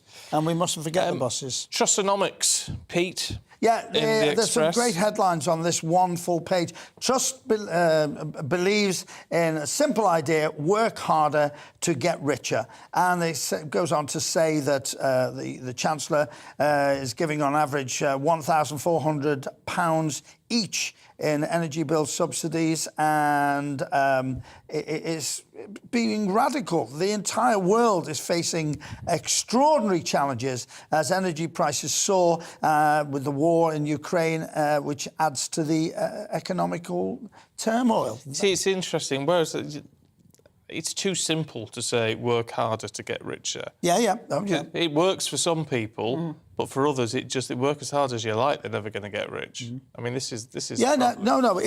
But it opens the fact that we've been talking about it today and about benefits. And you know, pal of mine has just done his degree, had 2 jobs to help his mum and dad with the money. So where does he get that from? And other people don't. Oh, I'd rather go out and party. Well, I'm going to work instead. Yeah. So it is a mindset as well. It's an ethic, isn't it? That have we lost? I don't know. But I mean, as Stephen says, and I think that even in the days, old-fashioned days, when you said it was the basic work ethic, you always recognised there were some people who couldn't. Some people who are full-time carers, for others, some people who are disabled and not able to get out to work. But nevertheless, there was a basic work ethic. Have we lost it? Absolutely. My father was successful and went bankrupt, lost everything. My mother went out and scrubbed steps in a pub to keep me alive, you know, and I'll never, ever, ever forget her for that. My grandmother scrubbed steps in the same way, took in washing to send both her boys to university, determined to do it. I think we should, at the same time as recognising that all those examples are, you know, admirable, particularly because, you know, there is this sort of there's a misrepresentation that, you know, things were rosy in days gone by, when in actual fact people had to work very, very hard. But I don't think that should mean that we glorify kind of martyrdom, which is that, you know, people shouldn't have to be scrubbing steps for pittance, and we shouldn't, and, you know, lots of those jobs that, you know, our parents or our grandparents did that were low paid and terrible and killed them in some cases. Let's not fetishise that either. I think we should be talking about high waged, high valued, protected jobs, long-term jobs, jobs that people can have for their whole life and maybe progress into different areas, rather than at the moment we've got full employment, but so much of that employment is, you know, Deliveroo drivers who are like, you know, risking their lives on the streets and then no benefits. And if they get, you know, if they get sick or get hit by a car, they get nothing. The kind of 0 hours contracts and things like that. So looking at the quality of jobs is, I think, also You're really right important. in everything you say, but not every job can be well paid. Sadly, not every job can be well paid, because you've got to find the money to pay those jobs.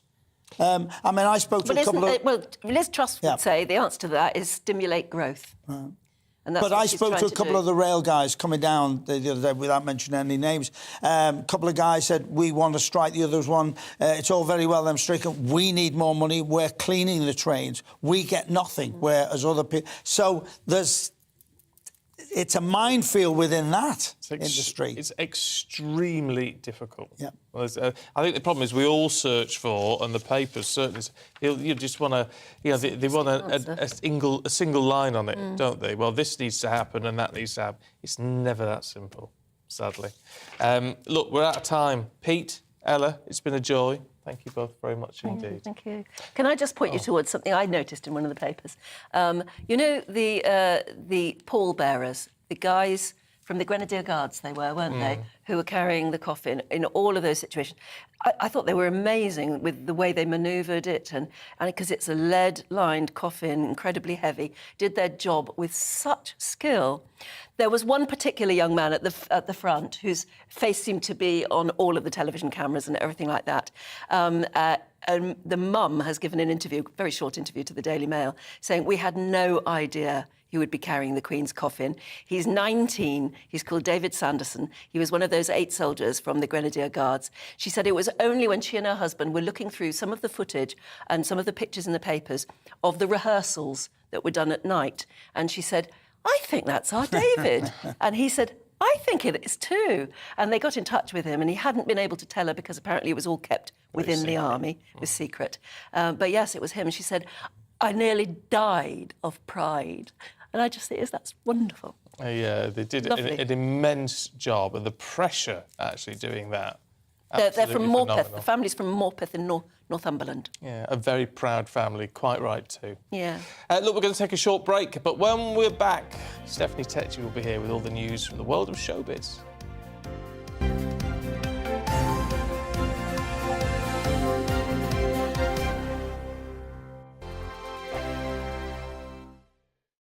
We are GB News. And we'd like to say thank you To each and every one of you. For helping our great nation. Find its voice. We're absolutely everywhere. Across England, Scotland, Wales and Northern Ireland. On TV, on radio and online. We're proud to be the People's Channel, Britain's news channel. On the Mark Steyn Show, we cover the stories a lot of people are scared even to mention. The stuff that really matters with some of the world's biggest thinkers. Now is his opportunity to kind of take the steering wheel of history. Break away from the flock at 8 o'clock on GB News with the Mark Steyn Show. Hello, I'm Esther McVeigh. And I'm Philip Davis. Whether you're watching or listening on TV, online or on radio, we handpick the latest stories, debates and expert opinions for your weekend. So whether that's politics, news or showbiz, we've got it covered. Join us every Saturday morning at 10 o'clock on GB News. Join my show Farage, 7 p.m. till 8 p.m. Monday through Thursday, and there you will get opinion, analysis, debate, and I'll cover stories that nobody else dares to touch. You've been cancelled. Join the club. Oh my goodness me! And then for the last 15 minutes, talking pints. We're over a drink. We have a civilised conversation with someone. We very often disagree, but we do it in a grown-up way. Come and join me on Farage. Hi there, it's Stephen and Anne. At breakfast from 6 a.m, you'll always be caught up with everything you need to know, the latest headlines, opinions and debates. We'll bring you the good news and the bad, but most of all, we're here for you. Remember, send in your views and let us know what you would like us to talk about. That's because we're your news channel. And every morning at 6 a.m, it's breakfast on GB News.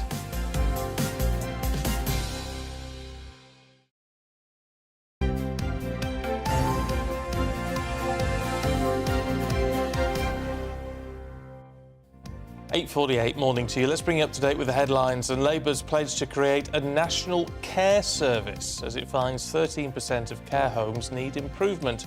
Ahead of the Labour Party conference, which starts tomorrow, the party claims private equity firms are failing in their duties to residents. Plans for the service include fair pay, workers' rights and relevant training. Drivers could be paying an extra £5 for a tank of petrol due to the fall in the value of the pound. The AA says petrol prices would be at least 9p per litre cheaper if the pound had maintained its mid-February value, instead of what it did yesterday, dropping to a 37-year low. And there's an interesting picture. If we lose the strap there, you'll be able to see it. King Charles has been pictured with his red box for the first time. There it is in the bottom right of your screen. It was taken last week. It's the King carrying out official government duties at Buckingham Palace. Red boxes hold papers from government ministers in the UK and the Commonwealth. I imagine they are very particular papers that have been put on the top there so that there's nothing that you could spot. People will be trying to read it. No, in fact, that's very posed, that red box, I would have thought. And Roger Federer has bid farewell to professional tennis, bowing out with a doubles defeat at the O2 Arena in London. Nobody cared about the fact that he was defeated, though, because he's such a champion anyway. He teamed up with his old rival, Rafael Nadal, for the Laver Cup match. The Swiss player announced his retirement from the professional sport last week, and there were tears all round.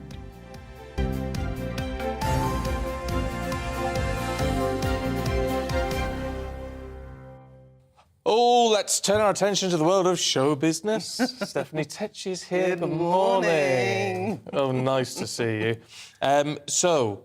She's got her sequins on, which yes, means you can tell I was Strictly. watching Strictly last night. I was like, I have to wear the sequins. I'm the most biggest Strictly fan. Are you? I love it. I just love it because it means it's like the nights are becoming a bit darker and then you've just got all these people dancing. I would love to be on Strictly. I really would. It's my dream. Would you be any good, do you think?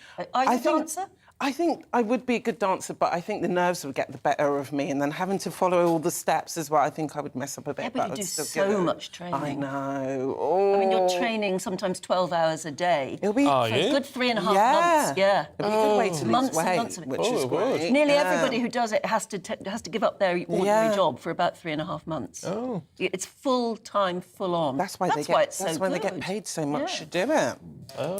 Well, wow. so you last... fancy that? Oh, I would love to. And last night it came back with a bang with all the glitz and glamour. The show is making history again because now instead of one same-sex couple, they've got two. So now we also saw the partners being partnered up. So we had Giovanni Panucci, who won last year, and he's going to be teamed up with Richie Anderson. We've got Kim Marsh here with Graziano De Palma. We have Ellie Simmons, who is going to be partnered up with Nikita. And then we've got Karen Hua, who's going to be partnered up with the comedian Jade Adams. So we're going to have two same-sex pairings. So 2 men together and 2 female together. And it's going to be difficult. It's going to be absolutely challenging seeing how Ellie dances. Yeah. Because, as she was saying it herself, you know, how is she going to even hold her partner? But that will be brilliant to see, because I'll bet you they'll do it well. It will make for fascinating Yes, viewing. And what she was saying yesterday, she just doesn't want to do it for people who have dwarfism. She also wants to shed light on what people with disabilities can actually do. So this, like we saw last year with Rose Ayling-Ellis, who the deaf contestant from EastEnders who won, it's incredible to kind of defy those stereotypes. Yeah, I mean, it is. I remember one of the very first public appearances I had to do, yonks and yonks ago. Somebody, it was a sort of dance thing, and the person who won it was a wheelchair user. Wow. And I ended up dancing with him. Oh. And I thought, how do you dance with somebody who's in a wheelchair? But you can do it. And you can have fun. It was terrific. That'll be their next challenge, I'll bet. Dancing. They are breaking some of these barriers down, aren't they? Which is good. The show's 20 years old, and you know what? Keeping up with the times now, where we're kind of shedding all about different body images, the show does have to keep up with the times. So it's going to be quite interesting to see how the audience at home also react to the contestants. So the show will be back on again tonight at BBC, but we cannot vote in the first week, so we're just going to see how the contestants get on. But from next week, we'll be able to vote. Right. Oh, well, there you go. Now, Paris Hilton. Oh, she's lost her dog. Yeah, so Paris Hilton's put out a $10,000 reward to find her lost Chihuahua. The Chihuahua's called Diamond Baby, and she's always with Paris in all of her Instagram posts. Last week she was at a photo shoot and she's in between moving house, and one of the movers let the door open and the dog has been missing for the past week. Oh, so it's not a case of dog napping? No, so she's just devastated at the moment. She said she's hired a dog whisperer, a dog psychic and a detective. She's not leaving no stone unturned because she wants to find her dog. A dog psychic? Yeah, a dog psychic. One's got more money than sense, haven't they? Yeah, I'm afraid so. But, I mean, I can understand if she loves her dog, she wants to find it. But yeah, she's got... I don't know whether a dog whisperer is going to help particularly. I don't even know what a dog whisperer is. What does he... What would no a dog... idea. Well, if your dog isn't there, who does he whisper to? Well, how can you? Yes, exactly. Psychic makes more sense. Please come home. Come home. Yeah. Please come home to Paris. I mean, what's James Corden been on about? Well, you know, James Corden's worth an estimated £50 million. Is he? But, but he comes from working class roots, and in a new interview with Radio 4, This Cultural Life, he slammed the entertainment industry because he's saying they're not providing a lot of opportunities for working class people in Britain to join the entertainment industry. So he's reflected on his own experience, and he said, you know, when he was coming up into the industry, no one invited him in. He told that there was going to be no opportunities for him to make it. Luckily, he has, but he's saying the entertainment industry are not helping working class people. Oh, I wish he'd stop bleating on.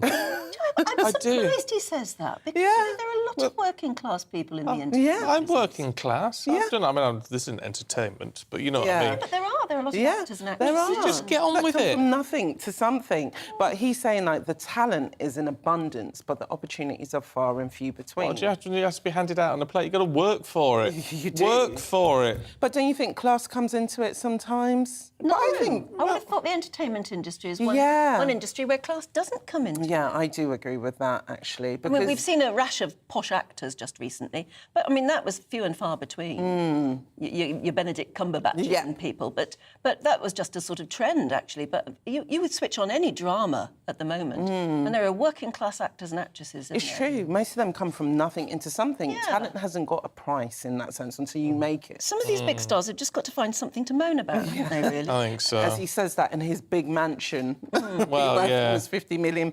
Yeah. Meanwhile, the really important news is that Paddington 3 is in the works. So Paddington obviously stole our hearts, especially with his moment with Her Majesty over the marmalade sandwiches. So now, rumour has it they're working on Paddington 3, which is going to be shot in both London and Peru. It won't be coming out till next year, so we've got a bit of a wait. But I'm quite interested to see if they will reflect on the Queen I wonder in if this. they'll do something about that. Yeah. Yeah. He's clearly a friend of the Queen's. Yeah. There should be a little nod to it somehow, shouldn't there? Yeah, there should be. You see, even I would go and see that. Have you seen the first two movies? I've seen the first one. I don't think I've seen the Number second two is one. good. I too. love it. Very, I love it. very I good. love such a big fan. I actually want to buy Paddington Bear now. Yes. Yeah. Yes. That was Get good. one. Get a life-size one. Oh, yeah. No, a life-size one might be. Oh, that'd be nice. Stephanie, thank you. We're going to catch up with you the next hour, I know, for lots more chit-chat, which will be very good. Don't you go anywhere, because we've got all the top stories heading your way. Well, after tell you the what, weather. have we got time for the autumn pictures? No, we haven't. No, we're out I'm of time. just being told we have. No. All right. Go on, it's time for the weather. Here we go. We'll do it in a bit. Looking ahead to today's weather, and the UK will be showery for some, but with sunny spells and some longer sunny intervals as well. Here are the details. For southwest England, a largely fine and dry day with sunny spells, a few showers for West Cornwall and breezy at times. Temperatures peaking at around 16 Celsius this afternoon. Sunny spells and showers for southeast England. Showers confined to coastal areas at first, but developing more widely by this afternoon. Highs of 18 Celsius. Mostly dry with sunny spells for South Wales, although a few showers in the far west where it'll be breezy. Highs of 17 Celsius. The Midlands will see a mixture of scattered showers and sunny spells. Showers mainly in the east at first, but then developing in the west for the afternoon. Highs of around 16 Celsius. For northeast England, a mixture of scattered showers and sunny spells. It'll be breezy along the North Sea coast, where it'll feel rather cool, with temperatures peaking at 12 to 15 Celsius. A dry day for southern Scotland, with sunny spells and light winds, although there may be the odd rogue shower along the east coast. Temperatures rising to between 12 and 14 Celsius. For Northern Ireland, it'll also be a fine morning with sunny spells. Here too, there may be the odd isolated light shower. Temperatures rising to around 14 Celsius this afternoon. Showers will fade back to the coast through the evening, turning chilly tonight under clear skies. That's how the weather is shaping up for the rest of the day.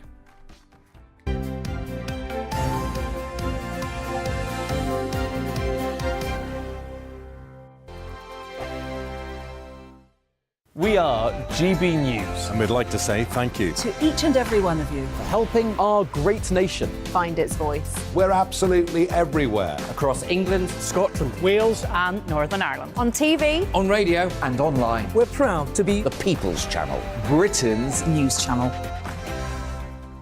On the Mark Steyn Show, we cover the stories a lot of people are scared even to mention. The stuff that really matters with some of the world's biggest thinkers. Now is his opportunity to kind of take the steering wheel of history. Break away from the flop at 8 o'clock on GB News with the Mark Steyn Show. Hello, I'm Esther McVeigh. And I'm Philip Davis. Whether you're watching or listening on TV, online or on radio, we handpick the latest stories, debates and expert opinions for your weekend. So whether that's politics, news or showbiz, we've got it covered. Join us every Saturday morning at 10 o'clock on GB News. Join my show Farage, 7 p.m. till 8 p.m. Monday through Thursday, and there you will get opinion, analysis, debate, and I'll cover stories that nobody else dares to touch. You've been cancelled. Join the club. Oh my goodness me! And then for the last 15 minutes, talking pints. We're over a drink. We have a civilised conversation with someone. We very often disagree, but we do it in a grown-up way. Come and join me on Farage.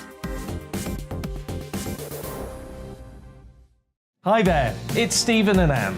At breakfast from 6 a.m, you'll always be caught up with everything you need to know, the latest headlines, opinions and debates. We'll bring you the good news and the bad, but most of all, we're here for you. Remember, send in your views and let us know what you would like us to talk about. That's because we're your news channel. And every morning at 6 a.m, it's breakfast on GB News.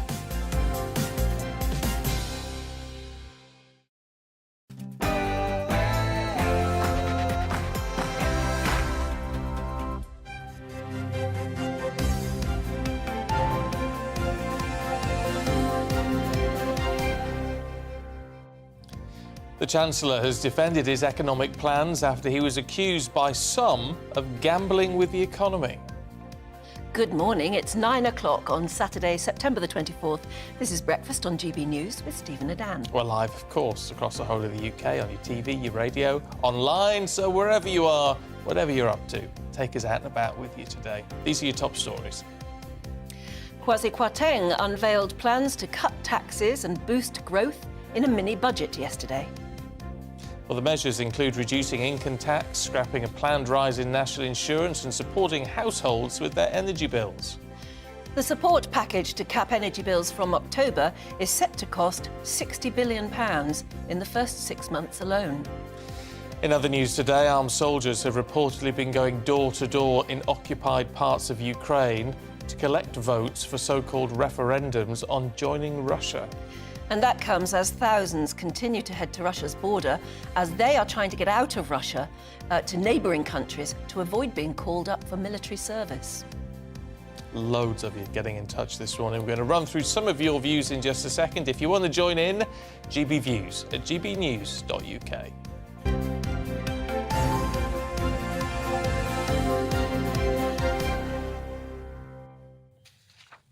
It was the first day of autumn, officially, yesterday. And we asked you a bit earlier if you had any lovely autumn pictures for around where you live. This is Parish. Morning to you, Parish. Says this is the classic autumnal morning in Cheshire. That's beautiful. It looks all misty and mysterious. Oh, lovely. Just as the sun is rising. Brian says, this morning sunrise at Watchet in West Somerset. That too, absolutely gorgeous. Just the hint of the sun coming over the horizon and the boats in the foreground. Lee says, good morning from the northwest coast. It's a lovely day. Chin up and keep smiling. Again, beautiful coastal picture. Looks like a lovely day, if a bit chilly. Yeah. And then Judith in Boston has also sent us a photo. She said, when I wake up with the first cup of coffee of the day, country life is the best. Oh, and that almost looks a bit frosty on that field there. Does Those almost. tufts of grass. Oh. Beautiful. And Jenny has been talking air fryers. She said, I bought an air fryer. They're brilliant. Here's some of my food so far. The pasta took 10 minutes. The cheese on toast, about 6. You can do cheese on toast in the same area as pasta. Don't ask me. And it's not soggy. No. How interesting. Helen in Derby says, I've got hash browns in my air fryer at the moment, right now. No oil needed and will only take about 10 minutes. Oh, that sounds nice. Ros in Wiltshire says, I've had mine for just over a year and I bought my 2 sons one. We all use them daily. It's funny, I'm getting nagged. I'm getting messages nagging now To get one. Helen in Derby then says, I love my air fryer. Practically part of every meal gets cooked in there. I've got, oh yes, she's the one with hash browns in at the moment. Hi, Helen, making us hungry. Yeah, there you go. Gillian says, I bought one last year after the death of my husband. I cooked pretty much everything in it, from chips to joints and cakes. Cakes! Between that and my steamer, I haven't used my cooker at all unless the family comes round for a roast lunch. My bills are much cheaper and the cooking time is less. Wonderful Well, that's invention. it. I mean, that's what got us talking about them in the first place yesterday, is ways to try and save money, particularly at the moment. And so many people got in touch and said, you have an air fryer, it's so much cheaper than using your oven. And in the end, you get to rely on them, and clearly you do. Ron says the major saving with an air fryer is that you're not wasting energy waiting for the appliance to reach cooking temperature. Yeah. Plus, it cooks the food faster and with little or no oil. I've had one for 9 months and hardly ever use my oven now. There you go. Well, it's meant to be saving money. Has the budget saved you any money? Roy says, I won't be voting next time. The Tories have helped the well-off. We already know Labour are useless with money. I remember Brown running round and around writing off debt last time. So you're not happy whoever's in charge? No, Martin in Southampton joins in. He said, what puts you off Labour politicians is the way they come on air with their set words and points. Labour bailed out the banks. They ruined the economy themselves. We know we've just been through the pandemic, and it is a global problem because of that. To say no one benefits is just absolute nonsense. Well, keep your thoughts coming through as we look in more detail at the budget, because Kwasi Kwarteng unveiled those plans yesterday. They do include a support package to cap energy bills from October. Now, that's going to cost, apparently, about £60 billion in the first 6 months alone. And the Chancellor also outlined a new £40 billion package for energy firms, which will see the Bank of England provide emergency liquidity to failing energy firms. So what might all this mean for us and our energy bills? I talked to Senior Research Fellow at the Centre for Energy Policy and Technology at Imperial College, Malcolm Grimston, who's here in the studio. Good to see you. Are we going to see any impact?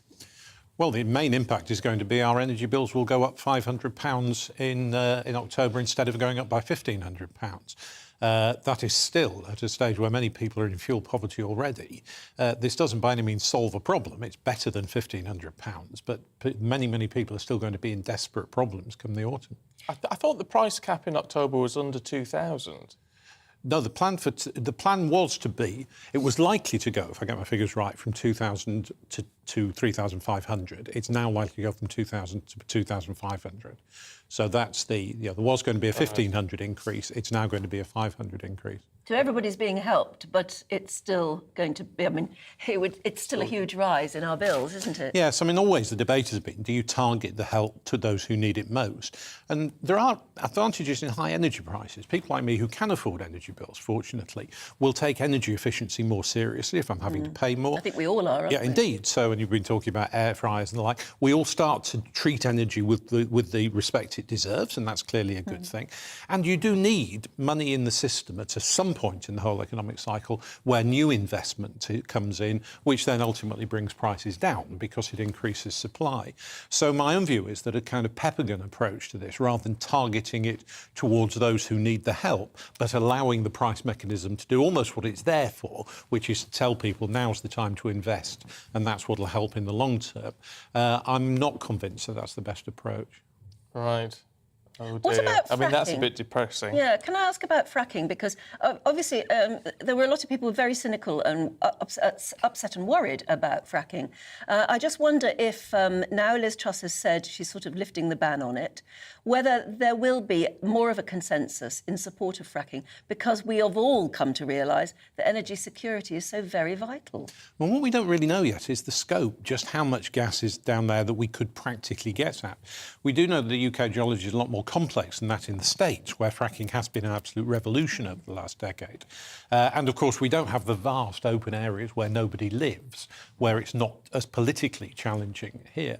Certainly, it seems to me to make obvious sense. We're always going to need gas, or for the foreseeable future, to deal with the time when the wind isn't blowing or overnight when there's no solar power, and for our central heating and things of that nature, cooking. And the more of that gas we can source nationally here, the less dependent we are on imports, which is clearly a good thing. But I'm far from convinced that fracking is actually going to be the game changer that some people say. Would it help in the short term?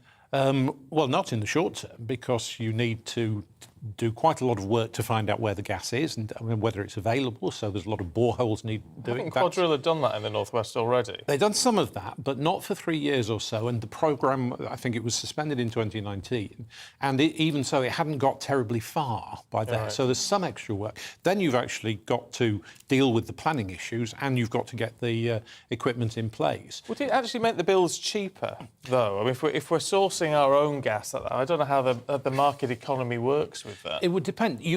It would be possible through the licensings that you offered to put a condition on the producers that they had to sell the gas within the domestic market. That would reduce the price they could get. Otherwise, there'd be no point. If you could import gas more cheaply, then there'd be no point in doing that. So there'd be an economic price to pay for that, but that would probably be just about possible. What you need to be careful then is that other countries don't do the same thing and say, OK, we're going to put limits on our exports to you.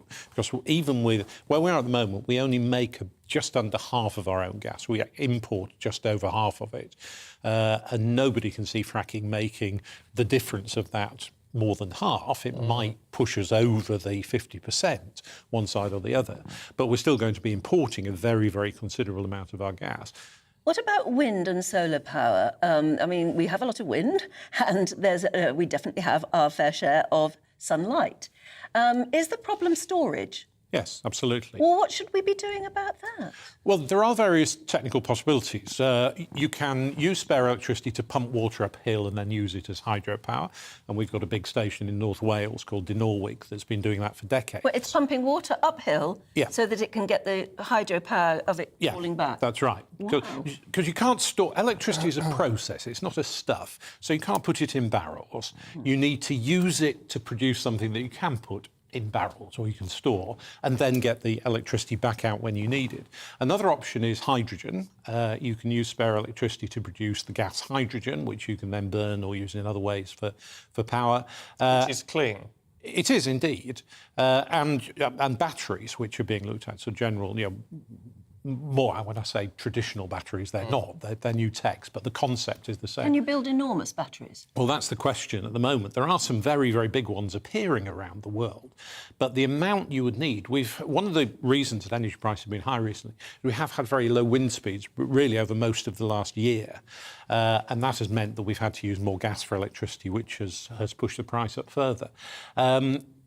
With batteries, it's not just a matter of having enough power, but you've also got to have enough energy in them to deal with long periods without wind. And the amounts you need for that are huge. And we shouldn't ignore the fact the environmental consequences of all the stuff that you need to make these batteries are very, very considerable. Yes, they're not very eco things, batteries. See, this is the thing. What we think of as being eco is not... Mind you, in terms of the technology developing, it is people like Elon Musk, isn't it? I mean, because obviously he's pushed Tesla and all the rest of it. And it's private companies like that force a lot of change, isn't it? Yeah, this is why I've always been sceptical about this idea we should just nationalise all the industries. States generally are not as innovative as companies in competition.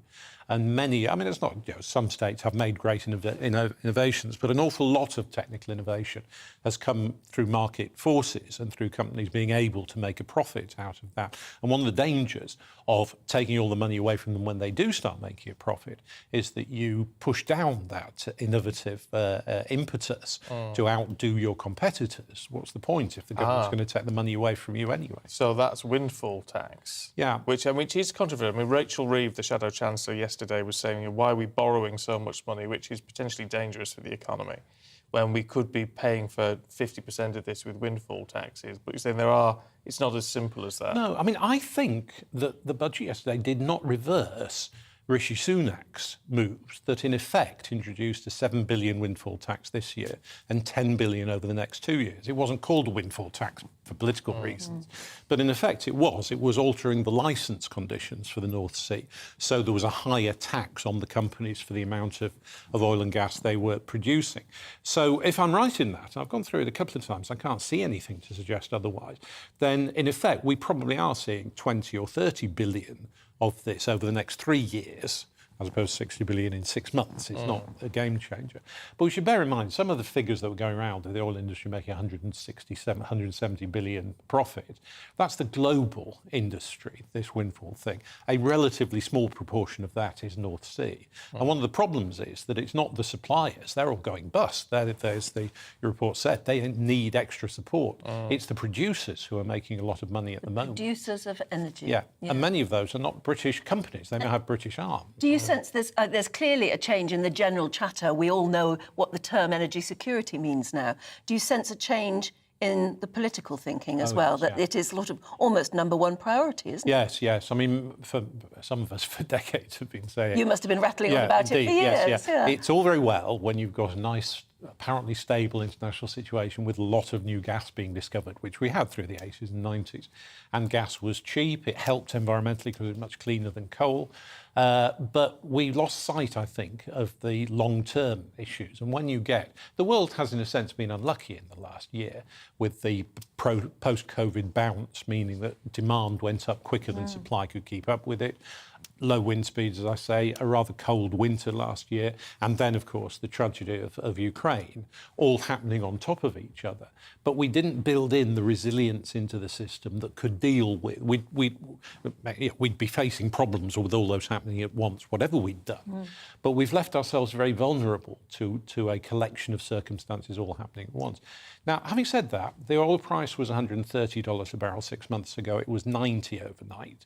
Still high by standards there. The gas price, which usually hovers around $2 to $4 per million BTUs, reached 10 over the last 2 weeks. It's now down at 7.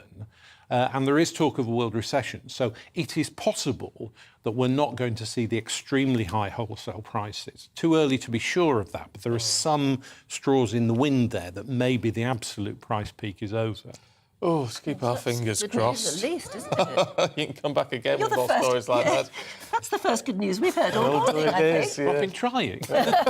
Malcolm, it's really good to see you. Thank you very much indeed. Thank you very much. Well, as we've been covering, of course, the impact of the Chancellor's budget on energy costs, but what about the wider economy, especially with the news that the pound fell to its lowest level against the dollar in 37 years yesterday?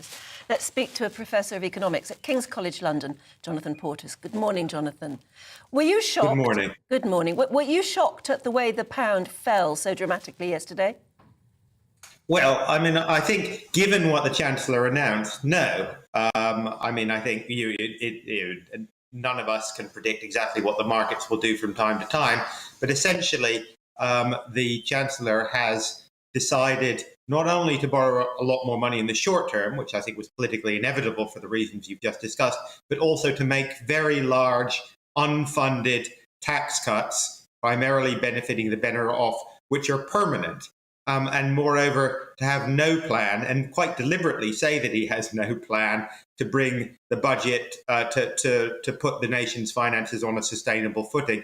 And that's essentially tearing up sort of 40 years of UK economic policy. Remember, even in the arguments about austerity in the early 2010s, both sides agreed that you, regardless of what you did in the short term, you had to have a medium term for fiscal sustainability. And this government's essentially decided, well, not really. We don't really care about that. So an adverse market reaction, I think, is not surprising. Although, as I said, you can't predict what the foreign exchange markets will do from day to day. What's that going to mean in terms of an immediate impact then? If they are planning for the short term and not the medium and long term in all of this, how quickly do we know if it's worked when it comes to stimulating growth, which is what this is all about, supposedly? Well, I mean, I think you have to distinguish between the short, as you just did, between the short and the medium to long term. The short term objective, which I think, as I said, was politically inevitable, and I think any government would have done, is to reduce the depth of the downturn, reduce the hit to real incomes that is coming right now because of energy prices. As you know, the Bank of England says we may already technically be in a recession, but the idea is to try and engineer a soft landing by supporting household incomes with the energy price guarantee. And as I said, I think there's nothing particularly radical about that. Any government would probably have done something quite similar. It's not that's upsetting the markets. That's just, and we'll find out whether that's working or not, or how well it's working over the next few months. And I think, to be honest, there's a limited amount of either blame or credit one should give the government or yesterday's budget for what happens, because that is, as you've just been saying, to a large extent driven by global developments. Then there's a separate set of policies which are directed in the medium or long term, which are directed at increasing the trend rate of growth. And the government has decided, pretty much along the lines of what Reagan did in the mid-1980s, that the best way to generate growth is to chuck a load of money at relatively rich people and hope that somehow improves incentives and generates wider growth. History does not suggest that's a very likely to succeed, but we won't know for quite some time. OK. Jonathan, thank you very much indeed. Thank you. Interesting. Laurie Laird who we had on yesterday, was talking about the Reagan policy with all this. She came on. We were both feeling quite optimistic, weren't we? And then Laurie Laird came in and dulled our expectations somewhat.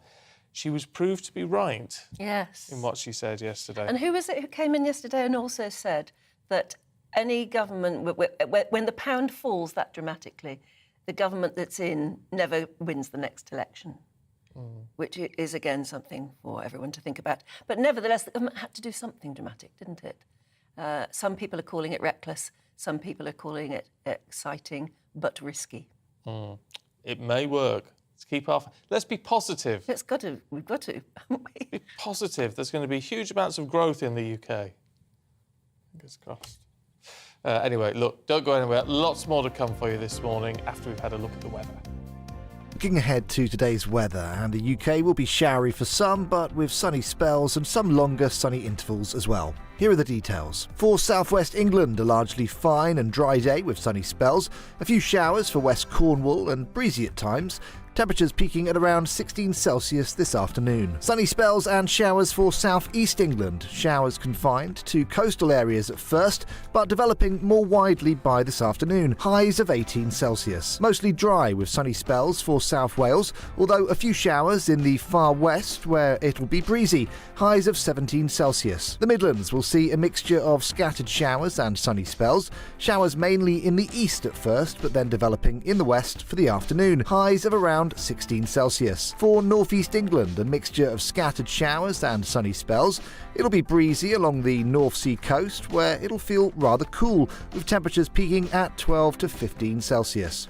A dry day for southern Scotland, with sunny spells and light winds, although there may be the odd rogue shower along the east coast. Temperatures rising to between 12 and 14 Celsius. For Northern Ireland, it'll also be a fine morning with sunny spells. Here too, there may be the odd isolated light shower. Temperatures rising to around 14 Celsius this afternoon. Showers will fade back to the coast through the evening, turning chilly tonight under clear skies. That's how the weather is shaping up for the rest of the day.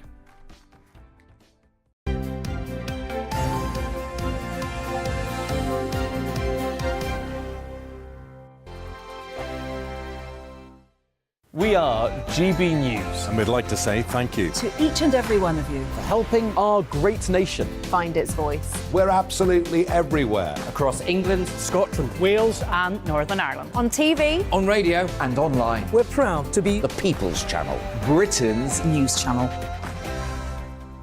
On the Mark Steyn Show, we cover the stories a lot of people are scared even to mention. The stuff that really matters with some of the world's biggest thinkers. Now is his opportunity to kind of take the steering wheel of history. Break away from the flop at 8 o'clock on GB News with the Mark Steyn Show. Hello, I'm Esther McVeigh. And I'm Philip Davis. Whether you're watching or listening on TV, online or on radio, we handpick the latest stories, debates and expert opinions for your weekend. So whether that's politics, news or showbiz, we've got it covered. Join us every Saturday morning at 10 o'clock on GB News. Join my show Farage, 7 p.m. till 8 p.m. Monday through Thursday, and there you will get opinion, analysis, debate, and I'll cover stories that nobody else dares to touch. You've been cancelled. Join the club. Oh my goodness me! And then for the last 15 minutes, talking pints. We're over a drink. We have a civilised conversation with someone. We very often disagree, but we do it in a grown-up way. Come and join me on Farage. Hi there, it's Stephen and Anne. At breakfast from 6 a.m, you'll always be caught up with everything you need to know, the latest headlines, opinions and debates. We'll bring you the good news and the bad, but most of all, we're here for you. Remember, send in your views and let us know what you would like us to talk about. That's because we're your news channel. And every morning at 6 a.m, it's breakfast on GB News.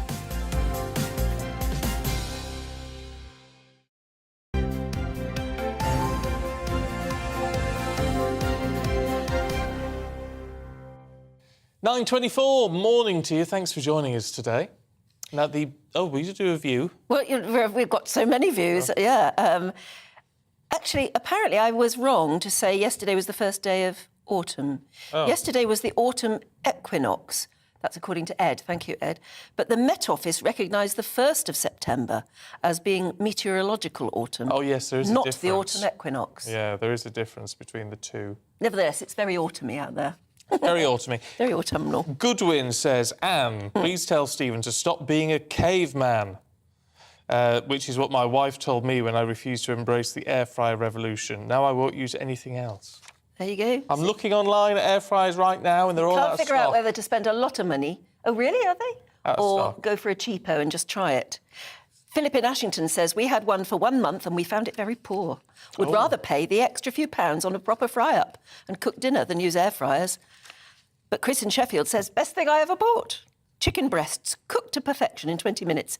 Homemade thick-cut chips in salt and black pepper, cooked while the chicken rests wrapped in foil. Then do you need 2 drawers or 1 drawer? Well, some of them have multi-drawers, don't they? Multi-drawers. I don't know.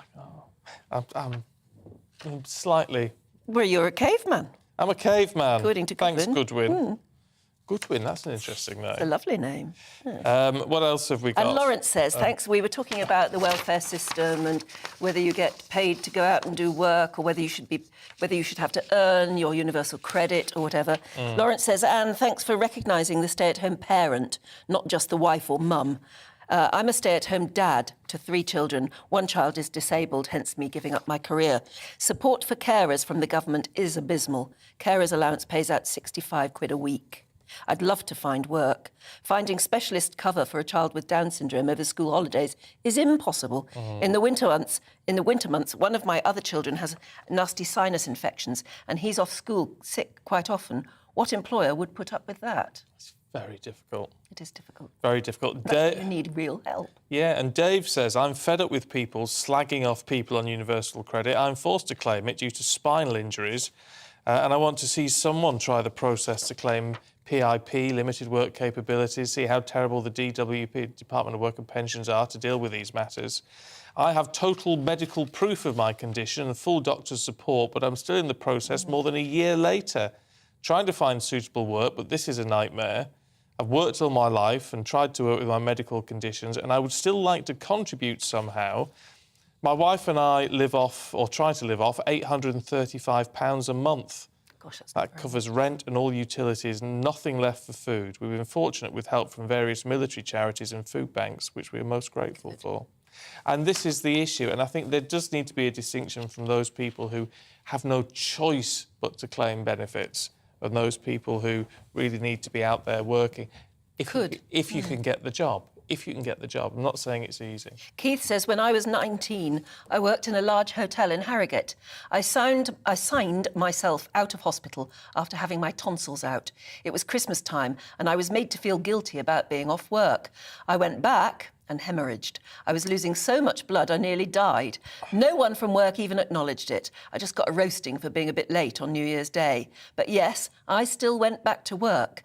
Working hard doesn't always get you the rewards you deserve. I'm 70 now. I wouldn't do it again. No, bet you wouldn't. Oh. Well, sometimes there were some very bad employers and probably still are.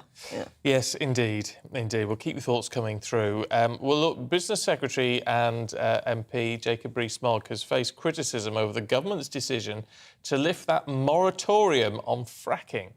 Now, if you don't already know the process? I do watch... Very American. I watch much American TV, don't I? Process. Fracking is where water and sand is apparently forced down a pipe, creating tiny explosions underground which release gas.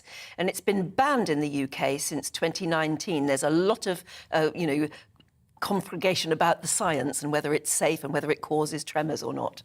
Well, our reporter Sophie Reaper is at a fracking site in Lancashire this morning. What's the sense there in Lancashire around Blackpool, Sophie? Because we know that, some people want to see the investment, they want to see the jobs and the money coming into the area, but a lot of people are concerned about these side effects should they happen. Yes, a very good morning to you both. Well, as you say, Stephen, there are, of course, 2 sides to this story. But ever since Liz Truss announced this week that fracking would be allowed to continue in England, protests have begun once again here at the site that you can see just behind me here. As you also said, Jacob Rees-Mogg, the Business and Energy Secretary, has come in for quite a bit of criticism over this decision. And in the Commons this week, he responded to some of the anger from the local communities here in Lancashire. I think local support is important, and one of the things the companies who want to drill for shale gas will have to do will come up with packages that are attractive to local communities. And that, I think, ensures that people actually get some financial reward from shale gas being extracted near them. And that this is in the national interest, will make the country richer, but it's absolutely right that those affected should be rewarded. And to my mind, that is direct financial reward, not a theoretical one. The last time we discussed fracking, the idea was that communities would be delighted if they got £10 for the village hall. I don't think that's the right way to do it. It needs to be direct to the individuals who are affected, and I've had preliminary discussions with my right honourable friend, the Chancellor, but I don't have a formal thing to announce. Now, the argument, of course, for shale gas is that it potentially could be an energy alternative. But the reason it's so controversial is because it can increase seismic activity, and it also has the potential to release millions of tonnes worth of methane gas into the atmosphere. Now, the site behind me was opened by Quadrilla in 2016, and then in 2018 they opened the first 2 horizontal shale gas wells in the UK. However, just a year later, they were forced to close the site down in 2019 after a series of tremors were felt here in the local area. Now, the largest of those only registered at a 2.9 on the Richter scale, which means it is still deemed to be a minor tremor. But people in the local area did report feeling the tremor. They said they could feel their houses shake. Some people even reported pictures falling off the wall. And as a result, the local community are determined that fracking cannot be allowed to continue here in Lancashire or in the wider UK. OK, Sophie, for now, thank you. If you're in one of those areas, love to hear from you this morning. gbviews@gbnews.uk. And has the recent cost of living crisis and all the rest of it changed your mind about fracking, maybe? Perhaps you were against it, you know, on principle and maybe on the science, but now you realise that we need energy. So, I mean, it is a quick fix, well, comparatively quick fix, a bit of a sticking plaster job, really, but it might cover us for the next couple of decades. And that would be useful at the moment. Wouldn't it just? So do let us know what you think, but don't go anywhere. We've got plenty more to come for you in the next couple of minutes, and we'll find out what you think about all the key issues of the day.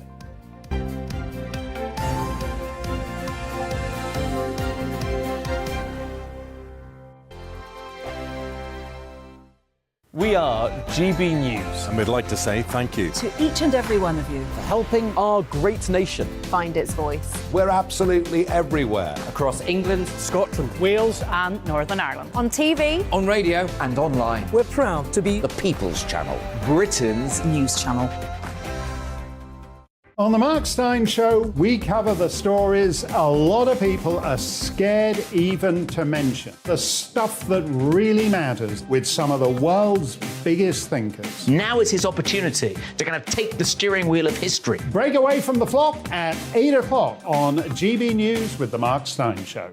Hello, I'm Esther McVeigh. And I'm Philip Davis. Whether you're watching or listening on TV, online or on radio, we handpick the latest stories, debates and expert opinions for your weekend. So whether that's politics, news or showbiz, we've got it covered. Join us every Saturday morning at 10 o'clock on GB News. Join my show Farage, 7 p.m. till 8 p.m. Monday through Thursday, and there you will get opinion, analysis, debate, and I'll cover stories that nobody else dares to touch. You've been cancelled. Join the club. Oh my goodness me. And then for the last 15 minutes, talking pints. We're over a drink. We have a civilised conversation with someone. We very often disagree, but we do it in a grown-up way. Come and join me on Farage. Hi there, it's Stephen and Anne. At breakfast from 6 a.m, you'll always be caught up with everything you need to know, the latest headlines, opinions and debates. We'll bring you the good news and the bad, but most of all, we're here for you. Remember, send in your views and let us know what you would like us to talk about. That's because we're your news channel. And every morning at 6 a.m, it's breakfast on GB News.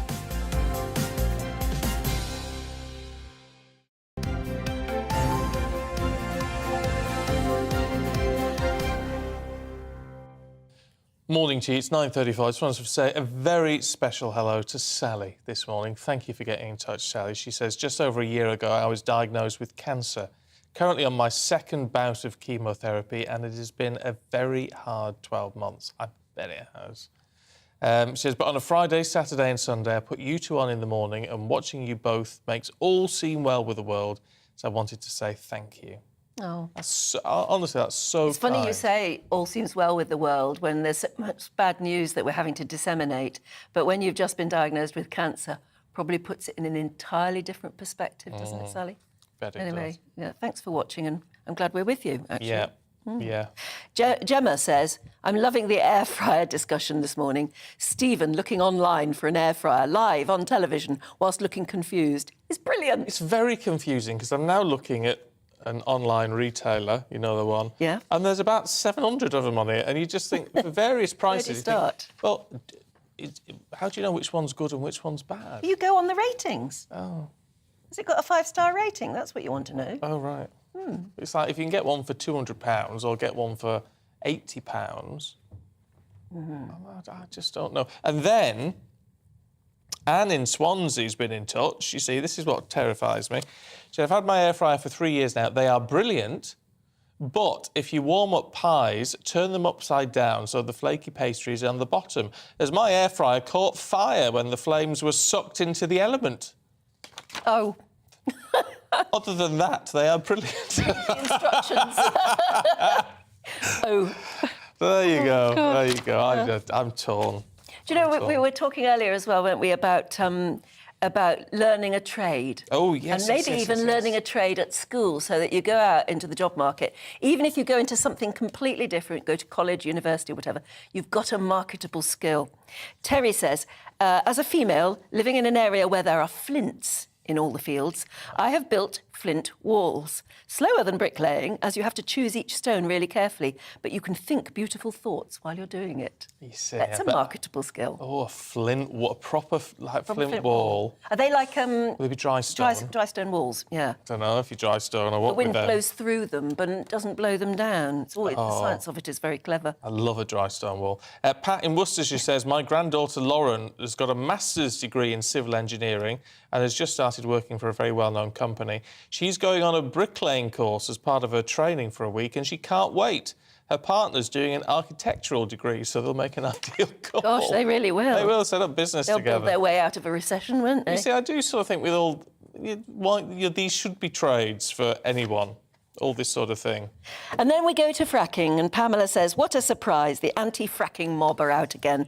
I'm fed up with these people who constantly protest against anything that's going to make this country fuel independent and lowering our bills. I don't want to freeze this winter. Christine says, I wouldn't object to fracking in my backyard as long as they guaranteed compensation if it affected my home in the future. That's a very good point. Well, talking of fracking, what do you actually think about it? We can talk to someone actually now, one of our viewers and listeners, Fred Vivers, who joins us now. Fred, good morning to you. It's lovely to see you. What do you make of the whole fracking issue? Should we or shouldn't we? We definitely should. It's funny you've been talking about bricklaying, flintlaying. I spent my entire working life in the building industry. And as part of that industry, we often did a process called piling, which is driving concrete columns into the ground, which caused immense vibrations if you were standing next to it. But as part of the process, we had to put vibration monitoring equipment in place to check how much vibration we were receiving at the site boundaries.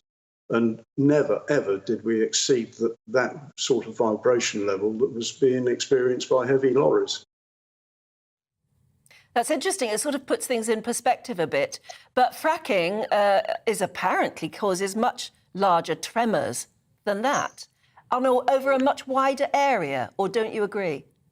I don't agree. And furthermore, in addition to the monitoring equipment, we also did condition surveys on existing properties around the site.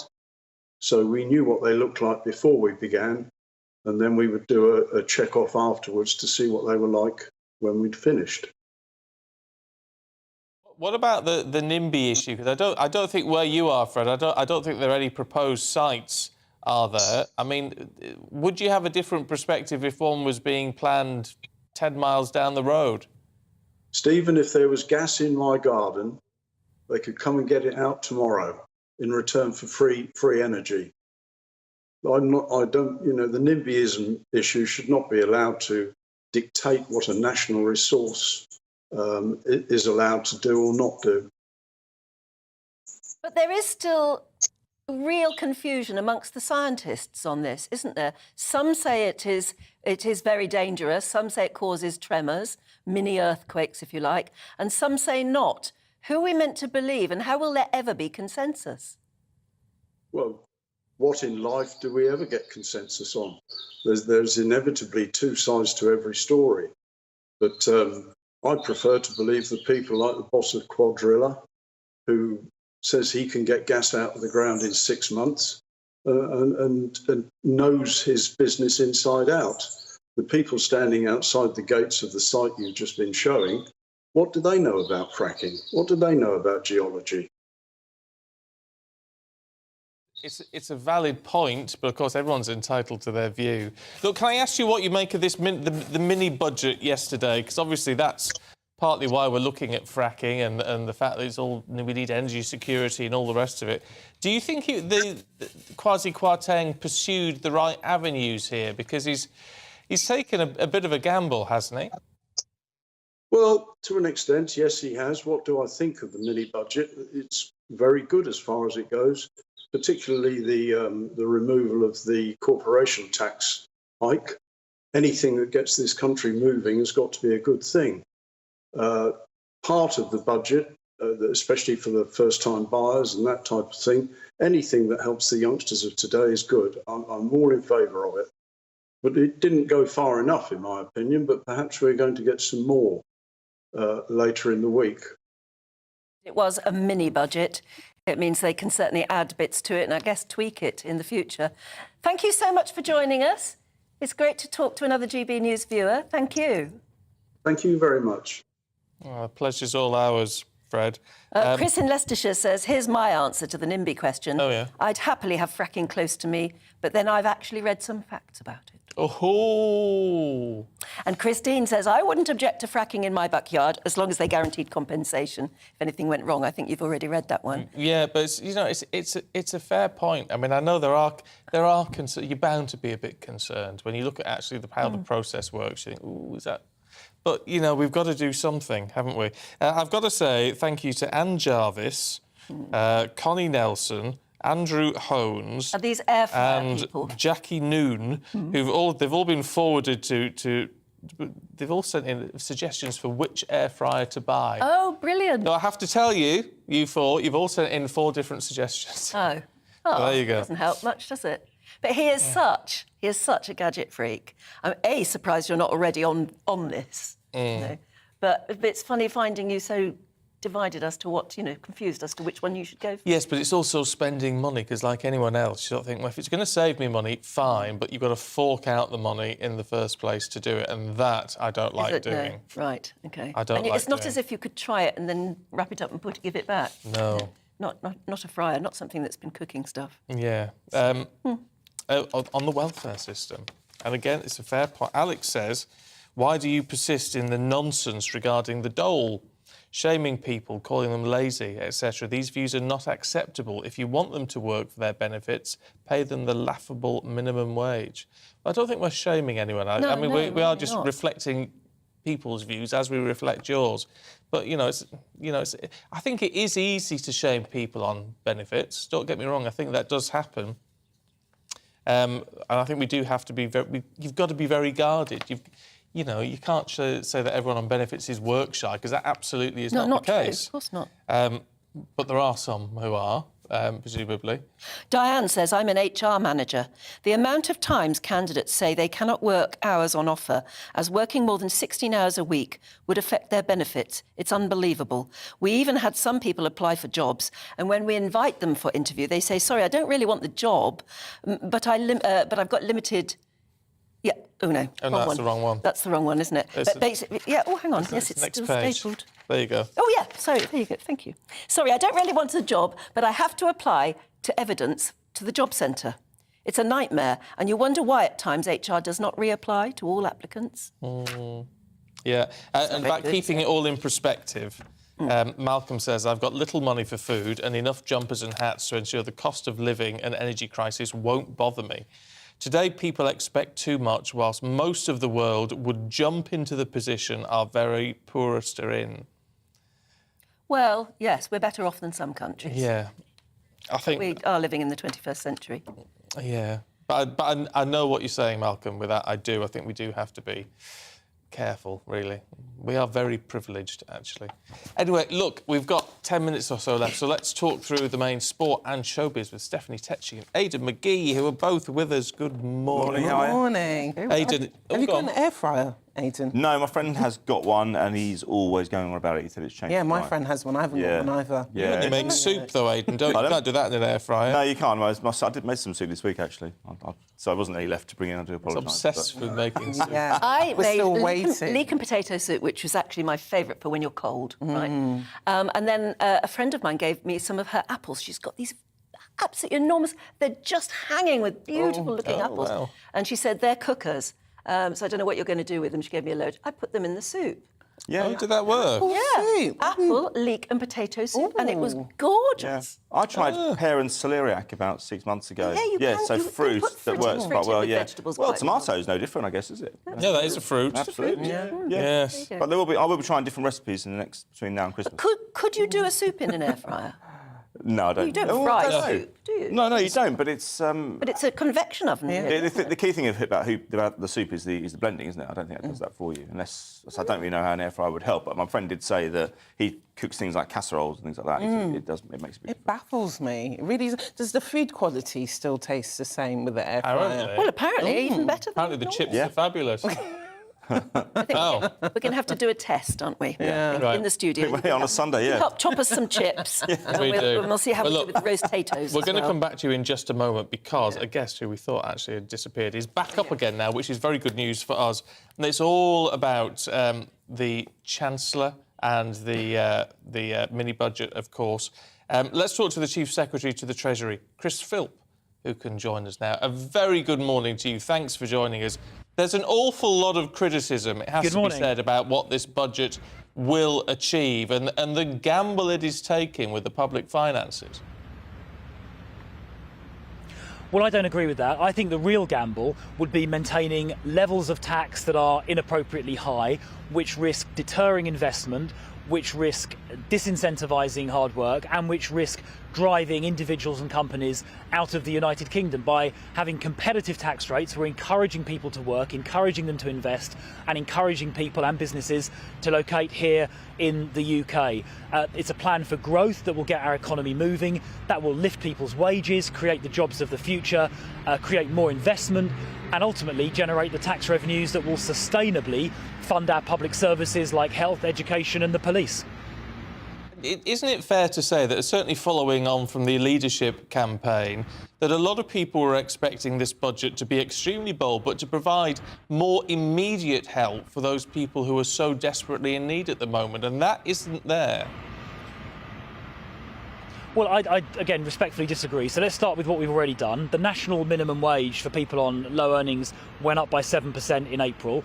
We've increased the national insurance threshold to £12,500, which means for people on lower incomes, they're paying almost no income tax and almost no national insurance. That's really important.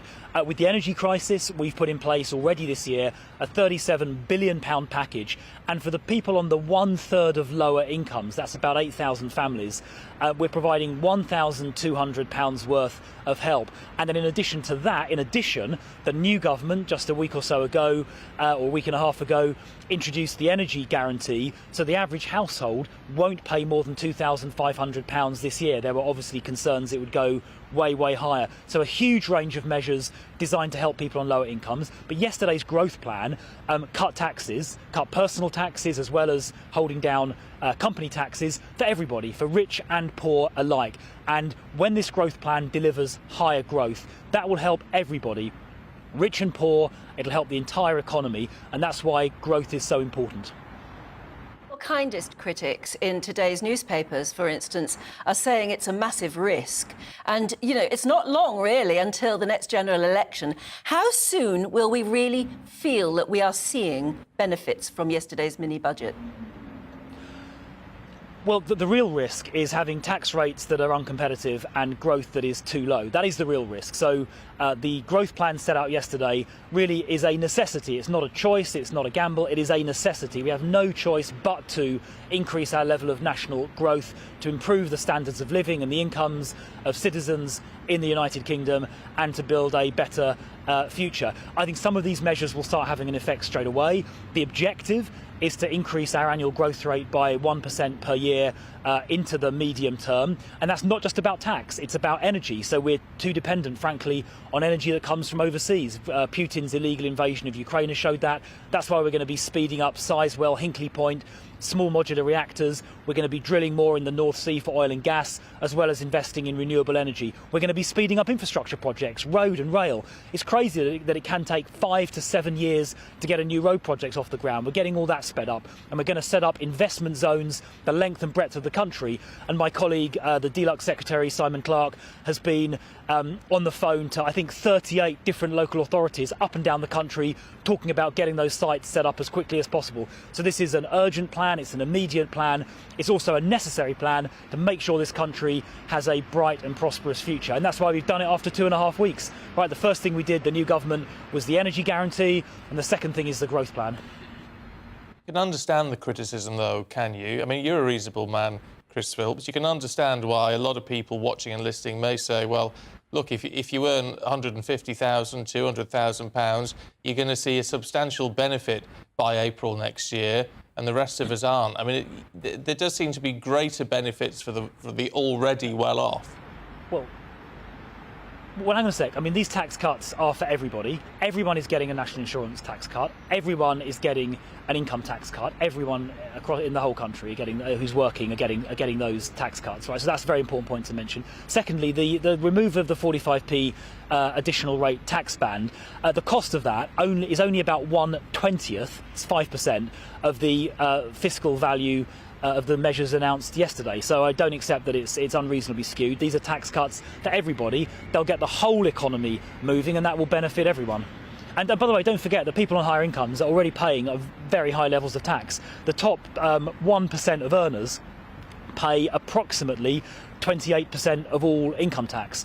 So we've got to make sure we are competitive internationally, and that people who are mobile can choose where to work, choose to come and work here in the UK. OK, well, we'll leave it there and cross fingers that we do indeed see growth very quickly. Thank you very much indeed, Chris Phil. Yeah, some very interesting points to be made, and it's just it's a bit of a wait and see whether you agree with it or not at the moment. It is a bit of a wait and see. Look, let's return to Stephanie and Aidan. Aidan, because we're getting tight for time because of that. Talk us through the tennis last night. Yeah, it was a big celebration, actually. Roger Federer teamed up with Rafa Nadal. So often they're on opposite sides of the net. They teamed up. They went up against the Team World. So it's a Ryder Cup type situation where you got the rest of the world versus Europe. And then, yeah, I mean, they went deep into the match. It went to 1 o'clock in the morning. That's why Anne wasn't able to stay up, because she had work this morning. But there were tears afterwards for the benefit of our radio listeners. You can see Roger Federer on the screen there, then laughing with Rafa Nadal. Federer summed it up quite well afterwards. He said, I'm not sad, this is happy, forgive the tears, but it's a happy night. But having said that, we're going to. But any sportsman's going to feel sad when they're actually saying this. They're drawing a line at the end of their professional career. And Nadal was crying as well. I saw like a video. Commercially, he's so important to the sport as well. It's all both of them crying together, actually. Stephen's got absolutely no sympathy at all. No. Why don't you have sympathy? I don't know. I just don't. It's like, he's been to Wimbledon and he says it's just about knocking a ball over a net. Well, I'm having to consider my own career, because apparently I've got to sign up, Stephanie, for 12 years when I take on the Bond role. There's a bit of ageism, I think, going on with 007 at the moment. So, much to some people's happiness or shame, whatever, they've said they're not going to cast Idris Elba as 007, because for a good few years, everyone's like, he's going to be the next Bond. And Barbara Broccoli, the producer of the franchise, she says that the next Bond will have to be in the role for 12 years. That's a lot. And that's about average, though, isn't it? Yeah, because that's about 3 films. It's like roughly, a film every 4 years. Years. So obviously that puts Idris out the running because he's 50. So, if he was to do... a 60-year-old Bond. Yeah, well, who put Stephen in the frame, by the way? Did he put himself in? Yeah, clearly. Obviously.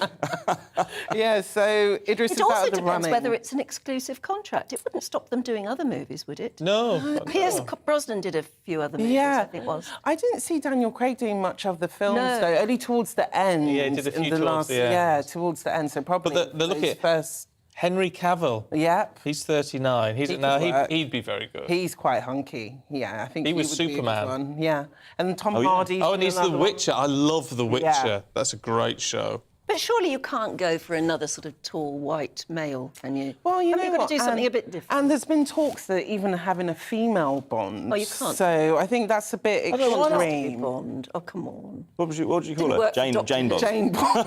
No. I'm sorry, they tried that with Doctor Who and that It went didn't well. No. No, it didn't well. No, but I feel like you do have to get that classic character because there's much people, even Idris, putting him forward. They're like, well, he's not black. James Bond is not black. What about So I a think- gay Bond? Oh. No, that would Stephen, how do you give feel you a whole about new that? storyline, wouldn't How it? do you feel about that, Now, what would Stephen? happen to Miss Moneypenny then? No, I don't know. Just have to find someone else. Yeah, yeah. No, I sort of... I think it's still got to be the old-fashioned I tall, think dark, so. Yeah, I think so as well. Sean Connery type. I wouldn't mind seeing a black James Bond, but also I just understand the die-hard fans. They're like, they want to stick to the book. Oh, I don't know. I think they just want somebody gorgeous, don't they? Oh, that's what the women want. Yeah. Yeah, I mean, I like the cars. That's what I like. I like the Aston Martin. That's what I'm not sure I could handle the power steering, so around some of those bends, but there we go. Well, you just ruled yourself out there, Aidan. I thought you were a shoo-in, but you've just ruined it. And it's funny how none of you have mentioned Bond girls. Oh, yes. Because that was always true. a thing, wasn't it? It Made was a so thing. many careers being a Bond girl. It did. Who was the most famous Bond girl? Well, Joanna Lumley was one, wasn't she? Yeah. And, Ah. and, Was Zika Bora Bond? No. No, she Jar Jar wasn't. Kapoor. No, she wasn't. Halle Berry, Oh, yeah. Halle Berry. 2002. Yeah. Anyway, well, on that slightly weird note, we're out of time. Thank you Why very we got much. there? That's it for us. We're back tomorrow at 6. Esther and Philip are up next with Saturday Morning. Looking ahead to today's weather, and the UK will be showery for some, but with sunny spells and some longer sunny intervals as well. Here are the details. For southwest England, a largely fine and dry day with sunny spells, a few showers for West Cornwall and breezy at times. Temperatures peaking at around 16 Celsius this afternoon. Sunny spells and showers for southeast England. Showers confined to coastal areas at first, but developing more widely by this afternoon. Highs of 18 Celsius. Mostly dry with sunny spells for South Wales, although a few showers in the far west where it'll be breezy. Highs of 17 Celsius. The Midlands will see a mixture of scattered showers and sunny spells. Showers mainly in the east at first, but then developing in the west for the afternoon. Highs of around 16 Celsius. For northeast England, a mixture of scattered showers and sunny spells. It'll be breezy along the North Sea coast, where it'll feel rather cool, with temperatures peaking at 12 to 15 Celsius. A dry day for southern Scotland with sunny spells and light winds, although there may be the odd rogue shower along the east coast. Temperatures rising to between 12 and 14 Celsius. For Northern Ireland, it'll also be a fine morning with sunny spells. Here too, there may be the odd isolated light shower. Temperatures rising to around 14 Celsius this afternoon. Showers will fade back to the coast through the evening, turning chilly tonight under clear skies. That's how the weather is shaping up for the rest of the day.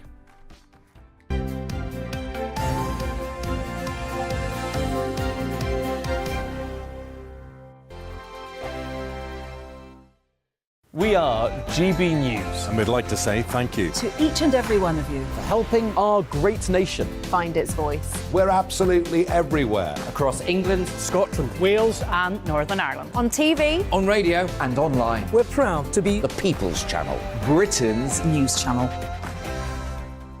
On the Mark Stein Show, we cover the stories a lot of people are scared even to mention. The stuff that really matters with some of the world's biggest thinkers. Now is his opportunity to kind of take the steering wheel of history. Break away from the flock at 8 o'clock on GB News with the Mark Stein Show.